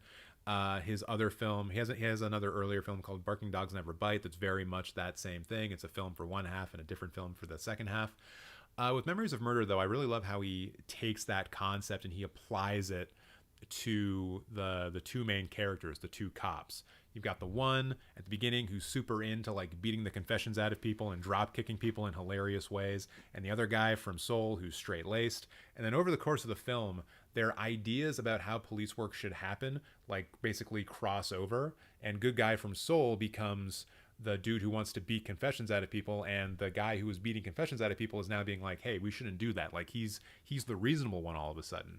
And I think that when you put that story in the context of the authoritarian military authoritarian stuff that was happening in Korea, South Korea at that time, and that is shown in the film, it becomes this fascinating look at the ways in which authority can shift and bend and change depending on different stressors and things that are going on in society. And when I think about Chinatown, I don't really get that. Like, obviously, I'm not going to get the exact same thing, but I don't get anything that makes me as interested or as intrigued in Chinatown, aside from it just being like a very competent neo-noir film. So, yeah. That's my answer. I am familiar with the cinema of John Woo. I actually just recently watched Hard Target, the Jean-Claude Van Damme film, the first John Woo film that he did in America. But yeah, I've seen like Mission Impossible 2. I've seen A Better Tomorrow. I've seen the famous one, the really famous Hong Kong one with Chow Yun-fat. Not The Killer, although I have seen The Killer. Yeah, like I've seen a few John Woo films. Not The Killer, the other one with the hospital sequence, with the hospital action sequence. You guys know what I'm talking about. Better Tomorrow 2, Hard Boiled. Thank you, Brent. Thank you. Coming in clutch. Yeah, Hard Boiled is sick. I really wish that we would get like a proper 4K HDR restoration of that. One of the things that I hate about Hard Boiled the most, and it's so petty, is that in every version of it that I have watched, the scan of the image there's been like no contrast to it. Like the grays, like the blacks are just like bright gray, and it's really annoying, and I really hate that about it. So I'm hoping that one day we're going to get like a really good like camera negative scan 4K whatever version of Hard Boiled. Have I seen Don Hertzfeld's work? Maybe it's possible. I'm gonna have to double check. Isn't that the guy who did The Thing? Yeah, the animation guy. Yeah, I've seen his stuff. He has there's like a whole compilation of his things on YouTube. I've definitely seen those, and they're great. The Zatoichi movies. Oh man, I've seen one of them. It's one of the later ones. It's the one that Beat Takashi directed. I've seen that. I think it's just called Zatoichi the Blind Swordsman. I know that Criterion has like a whole Zatoichi box set that's like 20 or 25 films long. I have not seen any of the films from that except for Zatoichi the Blind Swordsman, the Beat Takashi directed film. But yeah, you know, those would be cool to check out one day. They're just not very high on my list. I'm in terms of like action films right now, I'm far more interested in further exploring like Hong Kong action films from the 80s. And I'm probably going to end up watching a lot more. There is one that I'm going to recommend for you all if you're into that kind of Hong Kong action film or just action films in general. There's one directed by Sammo Hung, I think is his name. He was a collaborator a lot with Jackie Chan in the 80s, and the film is called Eastern Condors, I think. It is this great version of like a Jackie Chan movie. But you know how in Jackie Chan movies, like people are just getting hit with like random objects and then they fall down and they're like, oh, I'm having a really bad time, and like they just kind of stay down, or they get back up and maybe they fight a little bit more, but there's no real blood except for maybe a gunshot here or there. Eastern Condors is essentially a Jackie Chan film that Jackie Chan is not in, but they go real hard on like the violence hurting people. Like when people get shot, they explode. When people have like, you know, they get beaten to a bloody pulp. There are people like losing limbs in this film, and it's still kind of kinetic, high energy. It has that kind of Jackie Chan movie feel to it. Like if you were to watch Police Story 2 and then come over and watch Eastern Condors, you'd see that it has that same kind of vibe to it, but it's just way more graphic in its violence, and that is fun. It's really good. Sounds like Rambo the reboot sequel one. It's not on that level, but it's also not far off. My tattoo artist once called the reboot Rambo, I think he called it like it's a gore film or something like that. And he was like very clear on what he meant by it being a gore film, you know? Or it's, no, he called it a snuff film. It's not a snuff film, obviously, but some of the ways that they show people dying in that film is fucked. Real bloody. Thoughts on Altman? You know, I haven't seen many Altman films. I've seen MASH, and I like MASH. And I'm fully okay with saying that like Robert Altman is like one of the best American directors ever. Even though I've only seen like, you know, not very many of his works. You know, I've seen like part of The Player. I haven't seen Three Women. I have seen MASH. I haven't even seen McCabe and Mrs. Miller. Like, I'm a bad Robert Altman fan. I have seen California Split though, and that's really good. I always love seeing Elliot Gould do his thing. I often think that he's Canadian, but I know that he's not, and I don't know why I think that. What is that cat in the box doing? Any recommendations for you, Ella? Man, I don't know. Have you watched Portrait of a Lady on Fire yet? That one. Let me see. Let me look at the films that I've watched recently in my diary. Films that I think you might have access to. Because that's always the tough thing, right? Like I could recommend the Mazarios film, The Inheritance. Who directed this? Marta Mazarios is a Hungarian filmmaker. I could recommend that to you, but I don't know how you're going to watch it. So what else? Possession is one of the best films ever made. Yo, Possession's a lot of fun. For those of you who haven't seen Possession, you should. They do a style of acting in that film that I've really never seen anywhere else. And it's the kind of film that will make you sit back and just go like, what the fuck is going on? But it's not like what the fuck in a Beau's Afraid kind of way. Because the narrative itself is fairly linear, and it does make sense when you actually think about what's going on. It's just wild. Wild, wild, wild. You can't find Possession online? Oh, I'm sure you could find it if you looked in the right places. And by the right places, I mean pirate sites. Because Possession is just one of those films that's like everywhere. It's such a cult film that it's not even a cult film anymore. Okay, a movie for Ella. Get it illegally. There you go. There you go. By the way, don't do crime. I was just joking before. Don't actually do crimes, everybody. A movie for Ella that you might be able to see. This is tough. What If We're Gay? What? That's fine. Good for you. Be gay. Oh, are you talking about like be gay, do crimes, that kind of stuff? Yeah, that's fine. That's totally cool. It took me a second there to figure out what was going on. All right. God, Ella, I don't know because I don't know what you have access to. Spaghetti Western recommendations. The original Django is pretty sick. One that has an original story, not a typical vengeance story. I mean, that's kind of what spaghetti westerns are, though. It's kind of like saying, hey, can you recommend a horror movie that won't scare me? And it's like, why? So for spaghetti westerns, I mean, if you haven't seen Once Upon a Time in the West, you absolutely should. But I think based on some of the things you've said in chat, you probably have seen that. Once Upon a Time in the West is kind of like, I like to think of it as the last spaghetti western, and so I think it's really interesting to watch in that regard. So yeah, check that out if you haven't. Django, the original Django, it came out before. It came out in '62. It's a Corbucci film. It came out before the Man with No Name trilogy started, so it's kind of like a proto spaghetti western kind of, but a lot of that's there. Yes, I guess my question was difficult to answer. Corbucci and Leone are goats. Yeah. And also, like, I haven't really explored spaghetti westerns much outside of Leone and even Corbucci just a little bit. I have heard it might be a Corbucci film, but it's one that has, God, it's like it's got cold in the name or something like that. And it was on the Criterion Channel recently, but I didn't watch it. It's like, shit. Spaghetti Western cold spaghetti western. That's not what I'm looking for. Oh, that's the name of a Wiggles episode. Well, that doesn't gonna do me any goddamn good. Spaghetti Western, Snow. Is there The Great Silence? Oh, it's a Corbucci film, so you've probably seen that one too.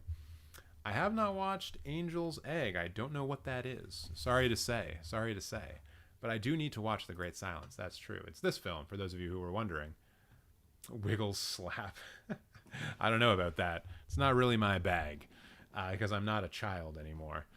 Not to say that you are, Passion Bloom. Not to say that you are. I think that's about it for the questions that people were asking. I think I'm actually going to get out of here. It's past my bedtime. Usually I'm in bed by 10 o'clock reading a book. So I'm going to try and go do that. Thank you so much, everyone, for joining in on this live stream. I will be back next Tuesday, 6 p.m. Eastern Standard Time, and I will be here once again to roast the ever-living shit out of your Letterboxd profiles. And, of course, talking about other things. So don't just think I'm a one-trick pony.